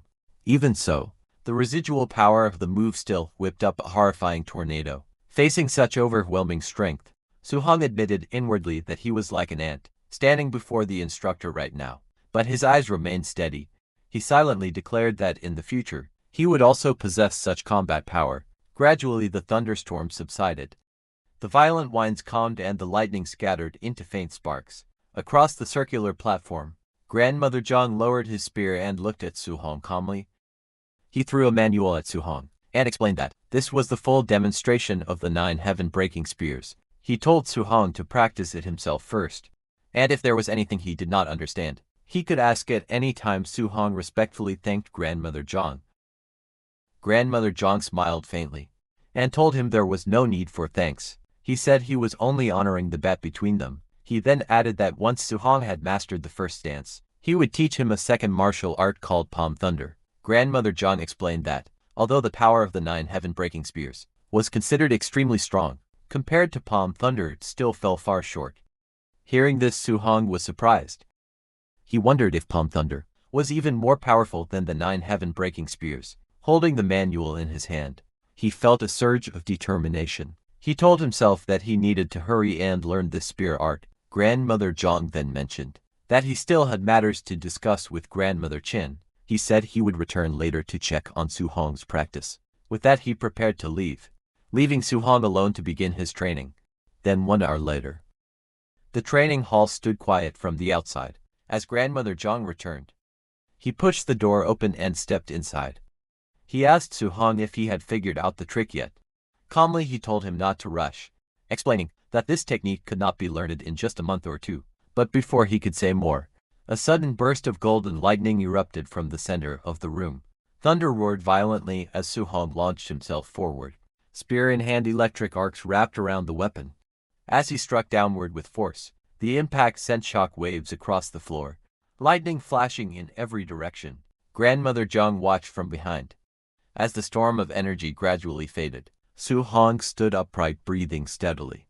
He admitted that the 9 heaven-breaking spear art was too difficult. For now he had only barely reached the beginner level. Then, without hesitation, he looked at Grandmother Zhang and firmly asked him to teach Palm Thunder next. Grandmother Zhang wiped the sweat from his face as he forced a smile. In disbelief, he muttered to himself that this was what a monster's talent looked like. A few hours later, outside, the sun was already setting, its golden light reflecting off the glass dome of the training hall, as someone was seated on its stairs. It was Grandmother Zhang, who was staring ahead in a daze. At that moment, Grandmother Qin approached and asked why he was standing outside. Spacing out, he questioned whether he had taught Palm Thunder to Su-hong yet. Grandmother Zhang calmly replied that he had already finished teaching it, and told him to go see for himself. Grandmother Qin narrowed his eyes, and warned Grandmother Zhang not to tell him that he had held back on Su-hong. He said that Palm Thunder was an extremely high difficulty martial skill if it was not taught step by step. How was Su-hong supposed to possibly learn it?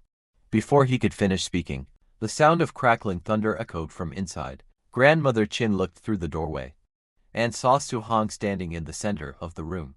Lightning surged around his body as golden arcs burst from his palms. The Palm Thunder technique had already taken form.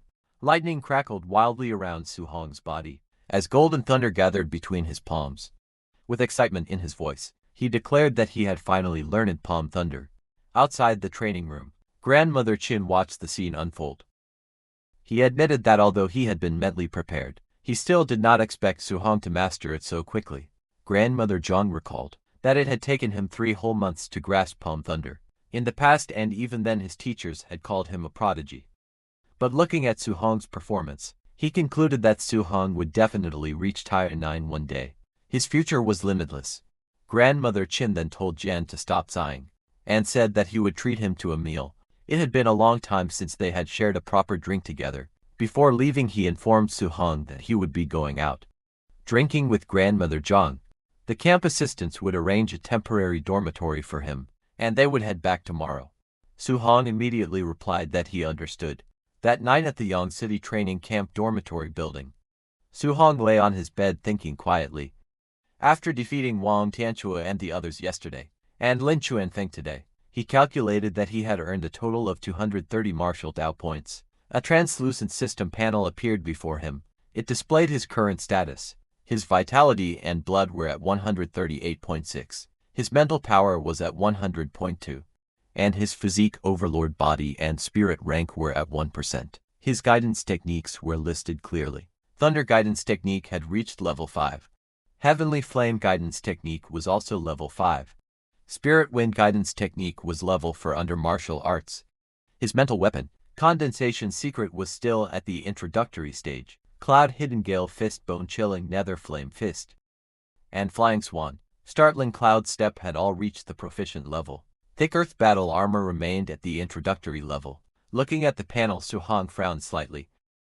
He admitted that his blood energy was still too low. His spirit physique and martial skills all needed improvement as well. The 230 martial Dao points he had earned were far from enough. He reminded himself that realm was the foundation. Increasing blood energy had to come first. With a focused expression, he began allocating points. The numbers on the panel started rising. Blood energy increased by 0.1, then another 0.1 again and again. The value climbed steadily. Even so, Su-hong knew he needed more martial Dao points. But inside the training camp, no one would dare to spar with him anymore. After a moment of thought, he concluded that from now on, he could only grind more fierce beasts in the beast room, at the same time in a hotel under the moonlit sky. Grandmother Zhang cursed loudly, calling Grandmother Chen a bastard. Both of them were drinking at a table, as Grandmother Zhang angrily complained that Grandmother Chen had tricked him out of rank martial skills. Grandmother Chen told him that he had already said that countless times while they were talking. Suddenly the door behind them burst open as someone rushed inside. He shouted loudly that he had finally found Grandmother Zhang. He told Grandmother Zhang that tonight's night raid event was about to begin, and everyone was waiting for his order. Grandmother Zhang turned his head. He responded that since it was a night raid, they should begin immediately and not go easy on the participants. The messenger quickly relayed the command, announcing that under Grandmother Zhang's orders, the night raid would begin and they were to drill them hard. However, Grandmother Chen reminded Grandmother Zhang that Su-hong was also staying in his dorms tonight. Hearing that, Grandmother Zhang's expression changed with a loud smack. He suddenly sobered up in panic. He shouted for them to postpone the night raid and delay it immediately, but the messenger nervously replied that the word had already been sent out. The night raid had already started. On the other hand, outside, under the dark blue night sky, many figures gathered on a mountain hill. As the raid unfolded throughout the dormitory area, 2 warriors stood at the corner of the hill, looking down at the dormitory. One of them, Bu Jinglong, who had fought Su-hong before, looked at his companion and asked why he was still participating in night raids, despite being a tier 2 upper stage warrior. The other, Bao Jingfeng, calmly explained that there was a wood spirit body here, with extremely strong regeneration, and that Grandmother Zhang had specifically asked him to come. Bao Jingfeng thought of Grandmother Zhang and spoke helplessly. He said that the wood spirit body was only tier 2 lower stage, and that arranging this felt like bullying kids. Beside him, Bu Qinglong paused slightly. Hearing the mention of a night raid and a wood spirit body, he muttered that it sounded strangely familiar. Bu Qinglong then smirked and teased him. He said he had heard that Bu Qingfeng was reverse killed by some brat during a night raid at Star City's camp. He clicked his tongue and mocked him, saying it was a shame for his big brother's reputation. Bu Jingfeng's face flushed with anger. He immediately defended himself, saying that he had only underestimated Su-hong. If he ran into Su-hong again, he would definitely take him down. Bu Jinglong sneered, and reminded him that he was only a near tier 2 warrior. Beating a tier 1 lower stage opponent was nothing to be proud of. Bo Jingfeng warned him not to get cocky, adding that wood spirit bodies were troublesome, and that he should be careful not to end up eating dirt. Bo Jinglong let out a cold laugh, questioning whether he would really eat dirt. Then Bu Jinglong ordered everyone to put on their masks and follow his command immediately. All masked figures rushed forward together. Bu Jinglong shouted for his brothers to charge with him. Under the night sky, chaos erupted around the dorm buildings. Shouts rang out as someone yelled that they were under attack. Cries of pain echoed through the area, followed by angry curses in the darkness. Hearing the loud commotion outside, Suhong slowly opened his door and looked into the hallway. He wondered if all that noise meant this was a night raid. Before he could think further, chaos erupted in the corridor. A naked boy was sent flying by a masked attacker. He shouted that they had no honor. Another masked figure lunged at Suhong aggressively, accusing his companions of even missing one of the students. But in the next instant, a powerful punch slammed directly into the attacker's face. The masked man's head snapped back violently as he was struck. Suhong's punch blasted the attacker into the air and smashed him against the ceiling, before sending him crashing down. Dust filled the hallway as the impact echoed through the building. With a cold expression, Suhong spoke. He said that they did not even bother asking who he was. He was not even part of their training camp, yet they were attacking him without question. Suhong looked up in surprise. He paused and questioned to himself if this really was a night raid. The masked attacker hung awkwardly from the cracked ceiling, his body trembling. Suhong observed carefully, and noted that they were all dressed in black outfits and wearing masks. A thought crossed his mind. If he put on their clothes and pretended to be one of the raiders, he could openly beat up students and farm Marshal Dao points. But then again, that idea felt kind of wrong to him. But Suhong being Suhong, he was not going to stop. A few minutes later, in another room, a flustered student shouted angrily, telling the attackers that if they had guts, they should wait until he put some underwear on. The masked raiders laughed and told him not to fight it, advising him to be a good boy and let himself be knocked out. But suddenly, another masked figure appeared and declared that he had his back. The atmosphere instantly grew tense. The first raider coldly announced that this section was his night raid zone, and questioned what the other was doing there. Little did he know that the second raider was none other than Suhong. Suhong charged forward and punched that raider, sending him flying out of the room. Seeing this, the student was frightened. He stared in shock, asking what was going on. He asked if it was friendly fire. Suhong then turned to leave. He grinned and declared that it was a jackpot. He proudly announced that he could earn a few hundred points tonight. The half-naked student looked confused and asked if they were not going to hit him. But ignoring that student down the corridor, Suhong rushed forward with flames blazing from his hand. Laughing confidently, he said that they were all higher tier, so he could go all out without hesitation. He attacked. Bright golden strikes exploded across the hallway. As all the raiders and students were hit repeatedly, the victims cried out in pain, shouting and demanding to know why they were hitting them. A raider yelled that they had a mole among them, but it was already too late. Chaos intensified as Suhong delivered a powerful blow, sending that raider crashing backward. After defeating everyone, Suhong let out a heavy breath. He said that the first floor had been cleared, and it was time to move up to the second floor. Moments later, the scene shifted to the second floor. Suhong's powerful golden strike crashed down the corridor, sending masked figures flying in all directions. As the impact echoed repeatedly, blue system panels appeared around him one after another, showing Marshal Dao points increasing rapidly. +20, +8, +20 to 5, +116, +14, +16, and many more. Laughter rang out as Suhong declared proudly that he was rich. The total kept rising as he ran upstairs. The scene shifted to the third floor. Several masked figures stood together discussing the situation. One of them said that the student named Lin Chunfeng was a beast, still holding out against tier to upper stage Bujing Long. Another added that Lin Chunfeng's regeneration was insane. If the fight dragged on any longer, Bujing Long would be the one in danger. Right in front of them, the battle on the third floor intensified. Lin Chunfeng, radiating bright green energy, hovered in the corridor opposite him. Bujing Long burned with red energy, as the two prepared to clash amidst the shattered hallway. But from the side, Suhong approached them from behind. He looked at the group gathered in the hallway and asked why they were all bunched up there. One of them replied that all the other students had already been taken down, only that Tier 2 would spirit body was left. Another told him that he should come and watch, saying that the boy's recovery was absurd, but Suhong smiled and calmly said there was no need for that. Golden energy began to gather around his fist, as flames flickered along his arm. The others noticed his movement and asked what he was doing, but in the next moment he moved. He struck fiercely, saying that he had already gotten a feel for wood spirit bodies, His attacks slammed into all the masked fighters, sending them flying from the side. But Jinglong, burning with red energy, shouted, asking why he was hitting his own people.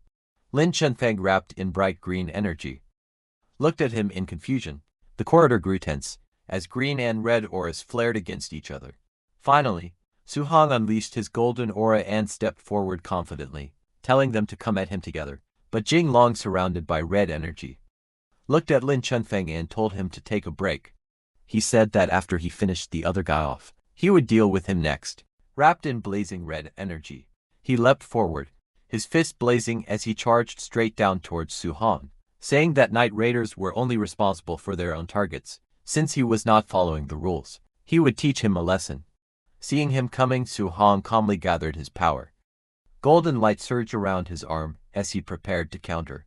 Their attacks collided violently. Red and gold energy exploded against each other, lightning like sparks flashing through the corridor. But Su Hong's punch was more powerful and Bu Jinglong felt it. He frowned in confusion, surprised by the resistance. He felt his hand was also injured and he backed off, shocked. He cursed and demanded to know what kind of power this was. Su Hong forced Bu Jinglong to retreat and put some distance between them, but Su Hong charged at him again. Seeing him charge again, Bu Jinglong turned toward Lin Chunfeng and shouted that this guy's strength was not right. He suggested they join forces. Lin Chunfeng reacted with surprise, but agreed without hesitation. He raised his hand and used his wood prison skill. Bright green energy burst from his palm. Thick wooden vines erupted from the ground and twisted violently towards Su Hong. Those vines tried to wrap around him and restrain his movements, but Su Hong did not get caught. Using his hand, he jumped forward and dodged. Taking advantage of the moment, Bu Jinglong rushed forward with blazing red energy and shouted for Su Hong to be defeated. He rushed forward at full speed, his fist driving down with crushing force. But instead of breaking through, his attack slammed against a strange purple armor. Startled, he realized what it was. An earth attribute armor. He could not believe it. He looked at Su Hong surrounded by the earth attribute armor and wondered where this monster had come from to actually be able to block his tier to high stage attack. In the next instant, Su Hong moved with blinding speed, closing the distance in a flash. Bu Jinglong's eyes widened in shock, and before he could react, a powerful strike slammed into his chest, smashing him back against the wall. The impact cracked the surface behind him. Bu Jinglong coughed violently, blood spilling from his mouth as the force of the blow overwhelmed him. Su Hong moved again, flames blazing fiercely around his arm, as he leapt into the air to attack Lin Chunfeng. In the next instant, Su Hong's flaming attack came crashing down. The impact slammed Lin Chunfeng into the ground with explosive force. The floor cracked, rubble scattered, and dust rose into the air. Lin Chunfeng's face was buried in broken debris. His eyes were shut tight, bruises covering his face as smoke drifted around him. At that moment, two system notifications appeared in the air for defeating Bu Jinglong. He gained 140 martial value, and for defeating Lin Chunfeng, he gained 75 martial value. Su Hong became very excited, seeing that in just one night, he had earned over 24 points of martial value. He felt rich. Then a detailed status panel appeared before him, showing his vitality, spiritual power, physique, spirit rank, his 3 guidance techniques, his 6 martial arts, and his 2,430 total martial value. The next morning, everyone whom Su Hong had beaten sat together in anger. Lin Chunfeng held an ice pack to his head. Still clearly injured beside him sat Bu Jinglong with bandages. On his face they all looked worn out. After the intense battle from the night before, Grandmother Zhang angrily pointed toward the damaged area and told Grandmother Qin to look at the good deed his so-called monster student had done. Su Hong immediately denied it. He respectfully told Grandmother Zhang that he did not do this. Grandmother Zhang refused to believe him. He told Su Hong to stop pretending and questioned who else could possibly have done such a thing. Grandmother Zhang lost his patience. Furious, he shouted at them to scram. He said that just seeing them made him angry. Grandmother Qin grabbed Su Hong and flew into the air. He burst into laughter and mockingly said goodbye to Grandmother Zhang before leaving. As they were in the air, Grandmother Qin turned to Su Hong and asked if he was still lacking martial arts for the 3 attributes of metal, wood and water. Su Hong replied honestly. He confirmed that he was and asked why the grandmother was asking. Grandmother Chin smiled slightly and said that he still had some old friends. He suggested they go pay them a visit. Over the next 10 days they visited 3 other training camps. At one camp, when Su-han defeated that Grandmaster's disciple, that grandmother angrily accused Grandmother Chin of fraud. But Grandmother Chin calmly told him to concede defeat when losing a bet, and not to play dirty with the same routine as before. Su-han won 3 new rank cultivation methods later. The scene shifted to Su-hong's training camp dormitory.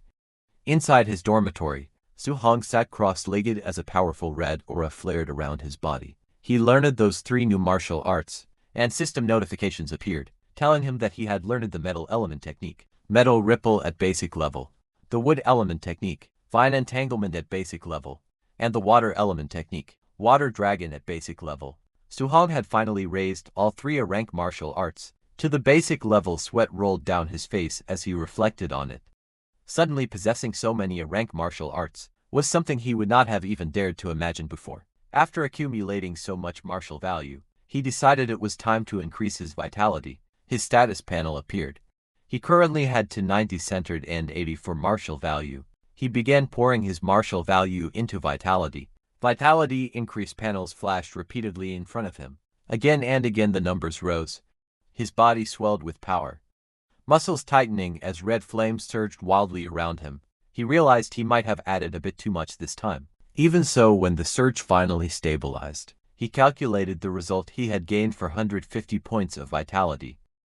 Now he was only 50 points away from breaking through to become a tier 2 martial artist. After increasing his vitality, Su-hong checked his remaining martial value. He still had 100 points left. Looking at his system panel, he wondered whether he should strengthen his spiritual power or upgrade his overlord body.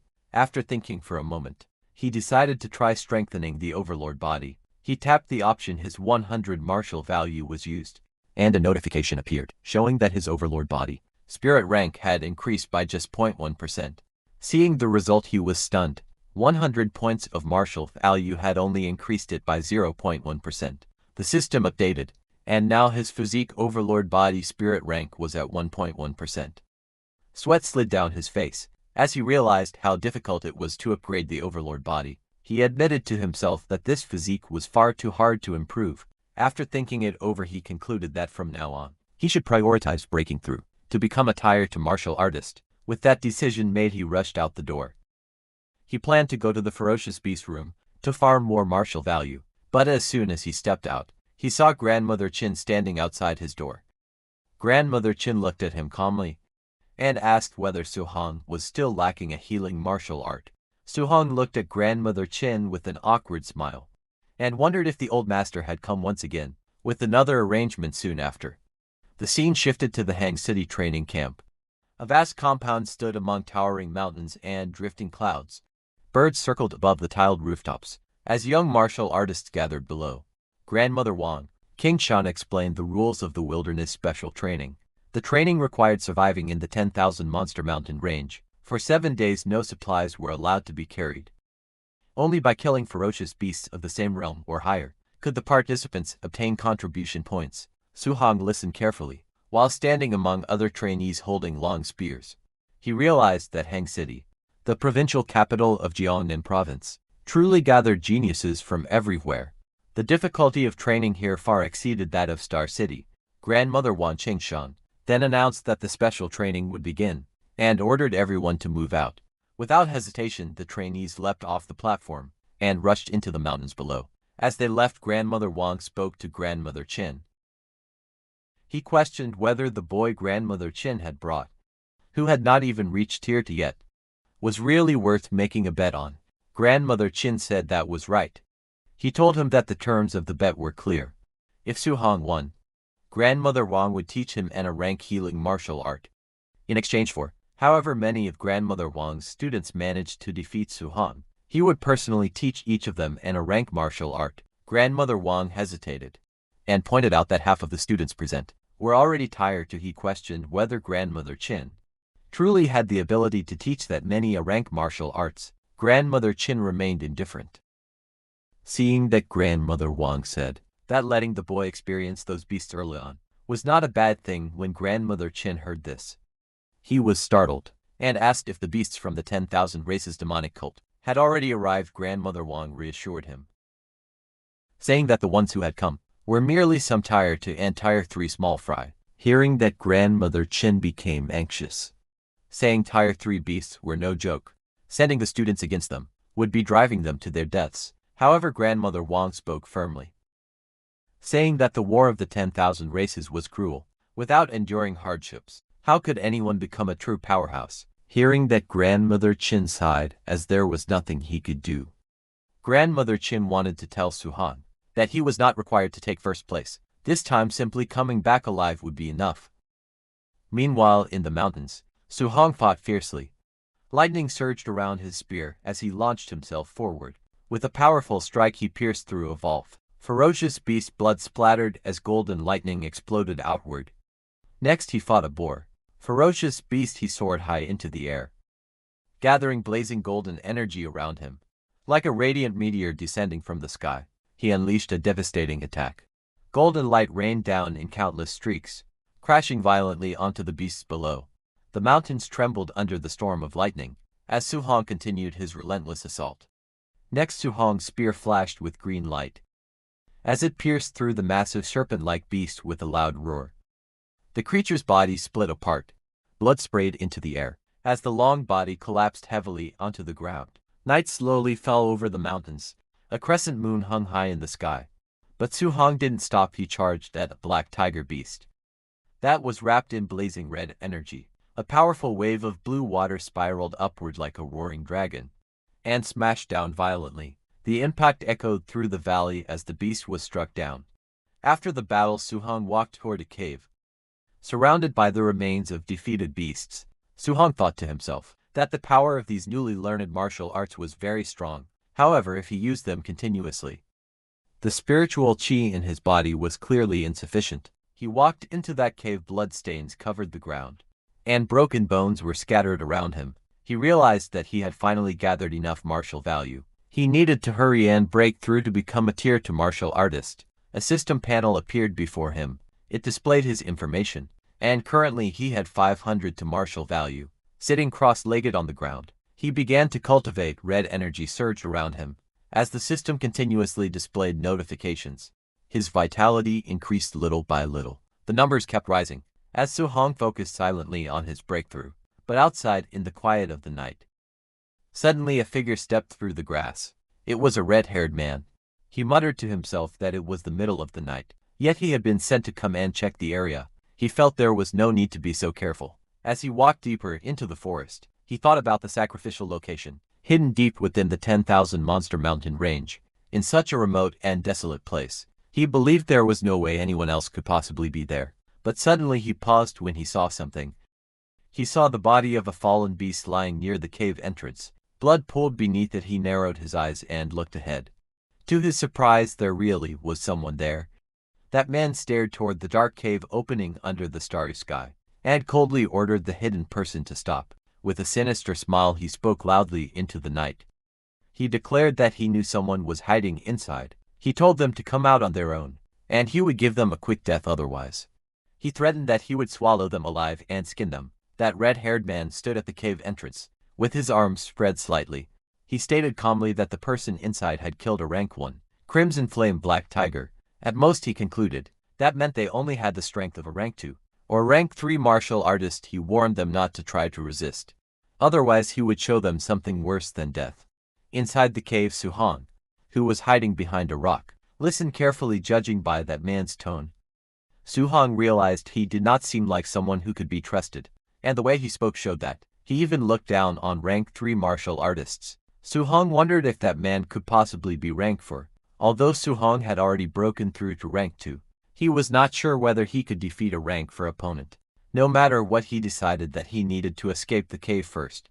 With a sudden burst of movement, he attacked, unleashing a powerful surge of blue energy that roared outward. Like a dragon, the force blasted through the cave entrance, shaking the ground outside. The red-haired man looked up at the sudden attack. A grin spread across his face. He laughed and said that Su-hong had finally shown his face. Flames ignited in his hand as he took out his blade and prepared to respond. That red-haired man cut down Su-hong's attack with ease. surrounded by clashing waves of red energy. After sensing the power of the technique, he smirked and concluded that the opponent was only in early stage. Rank to Suhong used the opportunity to run out of the cave. That red-haired man looked toward the cave and asked mockingly if he was trying to escape. Then he ran after him, laughing and admitting that killing a Crimson Flame Black Tiger at early stage rank 2 was quite impressive. He even called him a genius, but he added that he loved crushing so-called lucky geniuses the most. As he rushed forward to attack, his expression suddenly changed. He froze for a moment, confusion flashing across his face. A drop of sweat rolled down as he let out a puzzled sound. Outside the cave he noticed that Suhong had stopped running. He asked why he had stopped, standing calmly with his spear in hand. Suhong looked at him steadily. After observing the power that had just been released, Suhong concluded that the red-haired man was only in early stage. Rank 3. He added that he had initially thought the man was rank 4. Suhong noticed the dark tattoo on the man's neck, and stated that the tattoo belonged to the celestial race. He then asked if the man was part of the Myriad Race's demon cult. It was known that the members of the Myriad Race's demon cult were originally humans. However, they viewed being human as a disgrace, and took pride in becoming part of the so-called Myriad Races. They carried out terrorist attacks, and captured humans as sacrifices for other races, all in order to receive rewards. Golden energy surged around Suhong as anger filled his eyes. He called that man human scum, and declared that people like him deserved to die. The red-haired man smirked and told him to try flames wrapped around his arm as he prepared his attack. With a fierce shout he unleashed his technique. Sky Sun Slash. A blazing arc of fire tore through the air, descending with overwhelming force. Facing the incoming attack, Suhong steadied himself. He realized that this was his first time fighting a rank 3 martial artist. He decided that he would have to go all out. As the blazing attack descended, Suhong unleashed his counter. With a powerful shout he activated his technique. River Flip. A massive surge of energy roared upward, colliding directly with the fiery slash. The two forces crashed violently, flames and lightning scattering in every direction. Seeing the clash, Suhong was stunned. He realized that a rank 3 martial artist's technique had actually been scattered by his own attack. The red-haired man's eyes widened in disbelief. He could not understand it. He was an entire level higher and was even using a rank technique, yet he was falling behind. On top of that, Suhong was supposed to use water attribute abilities. How could he also wield lightning? Anger twisted his expression. He cursed and declared that Suhong was asking for death. Golden arcs of energy tore across the battlefield as he swung his blade in all directions to attack. In the next instant, a flash of lightning streaked through the air. Before the red-haired man could react, Suhong appeared behind him in a burst of speed, his blade cutting forward with decisive force. Golden lightning roared upward like a blazing pillar, illuminating the entire battlefield. Suhong leapt into the air, surrounded by crackling energy. The red-haired man froze in shock as the overwhelming power pressed down. With calm eyes and steady resolve, Suhong called out his next technique. Sea Trader. The lightning intensified, surging violently around him. The red-haired man felt the terrifying pressure and realized that this power was even stronger than his own. Sky Sun Slash. Panic gripped his heart. He immediately decided that he had to retreat. Just as he attempted to pull back, green vines suddenly shot upward from the ground and wrapped tightly around his legs. His eyes widened in disbelief. It was a wood attribute control technique. First water, then lightning, and now wood. He couldn't believe his opponent was using multiple attributes. The vines tightened, holding him firmly in place. In the next instant, the blazing sphere of lightning energy crashed down, with unstoppable force exploding in a brilliant burst of light. The lightning slowly faded, leaving smoke drifting through the forest. Suhong stood calmly holding his spear, as arcs of electricity crackled around him.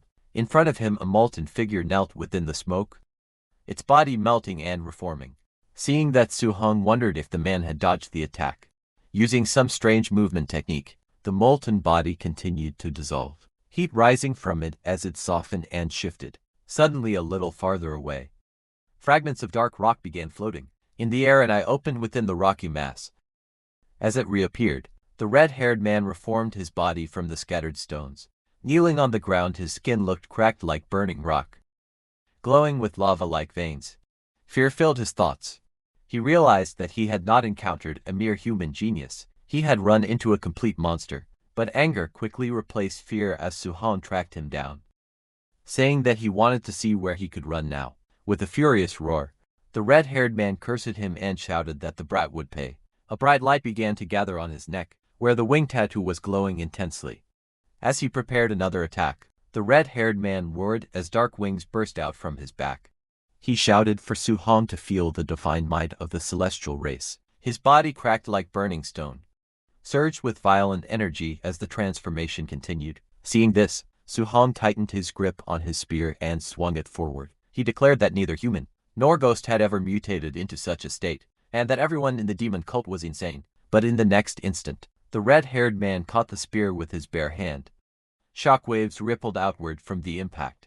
Su-hong was flung backward as the force exploded between them. The red-haired man sneered and shouted that Su-hong knew nothing. Once his transformation was complete, he would become a true celestial. He then roared that their sacrifice ritual would not be ruined. Dark wings spread wide as he pressed forward with killing intent, but suddenly flames erupted violently around him. His eyes widened in disbelief as the blazing attack pierced through the battlefield. He could only shout in shock as the overwhelming fire engulfed him. Su-hong's eyes sharpened as flames spiraled violently around his fist. He thrust his hand forward and used his flame cage technique. In an instant, towering pillars of fire erupted from the ground, forming a blazing prison around the red-haired man. The flames roared upward like burning walls, sealing him inside without hesitation. Su-hong shifted his stance. Golden lightning crackled wildly around his spear. As he lowered his body and used his piercing spear destruction, the spear shot out like a bolt of thunder, wrapped in violent arcs of lightning. It pierced straight into the enemy's chest, sparks exploding upon impact. A massive blast followed. The ground shattered as debris flew into the air. Fire and lightning collided in a blinding explosion. When the smoke cleared, Su-hong knelt firmly with his spear planted before him, lightning still dancing around the blade. Behind him, the red-haired man's body was thrown backward, his wings torn, and his cracked skin breaking apart like shattered stone. Blood spilled from his mouth as he collapsed onto the ground.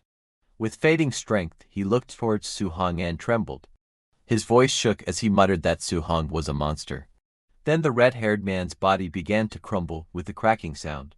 His stone-like skin shattered into pieces, scattering across the ground like broken rock. A blue system panel appeared in the air. It displayed that Su-hong had killed a mutated celestial and gained 212 martial values. Su-hong looked at the notification in surprise. He muttered that the points for killing a demon cultist were actually this high. He reflected that he had been fighting beasts for so long and had only earned 500 points. Then his expression grew serious. He recalled that the enemy had mentioned a sacrifice ritual. He wondered if they had already captured humans. Realizing the seriousness of the matter, he decided that he needed to inform the grandmother. At the Hongyo training camp, night had already fallen. Grandmother Chin looked at his phone calmly. He said that Su-hong had reported encountering the myriad races demon cult. He explained that Su-hong mentioned they were performing a sacrifice ritual and had called for them to save people. Sitting at a tea table, Grandmother Wang told him that the sacrifices this time were their own cult members, so there was no need to worry about them. Hearing that, Grandmother Chen remarked that sacrificing their own people was truly demon cult behavior. He then poured tea for himself. Grandmother Wang looked at him and asked if he was still in the mood for tea. He questioned whether he was not going to save his student. Grandmother Wang calmly took a sip of tea and replied that it had only been an early-stage rank 3 cultist. He said Su-hong had already taken care of him. Hearing that Grandmother Wang said that a high-stage rank 1, killing an early-stage rank 3, and a demon cultist at that, was nothing special, he remarked that his student bragged too much. Grandmother Chin simply told him to believe whatever he wanted. Then 3 days later, a beast lay dead on the ground, blood pooling beneath its body. Su-hong stood nearby, leaning against the monster with his spear resting at his side. He muttered that it had already been 3 days.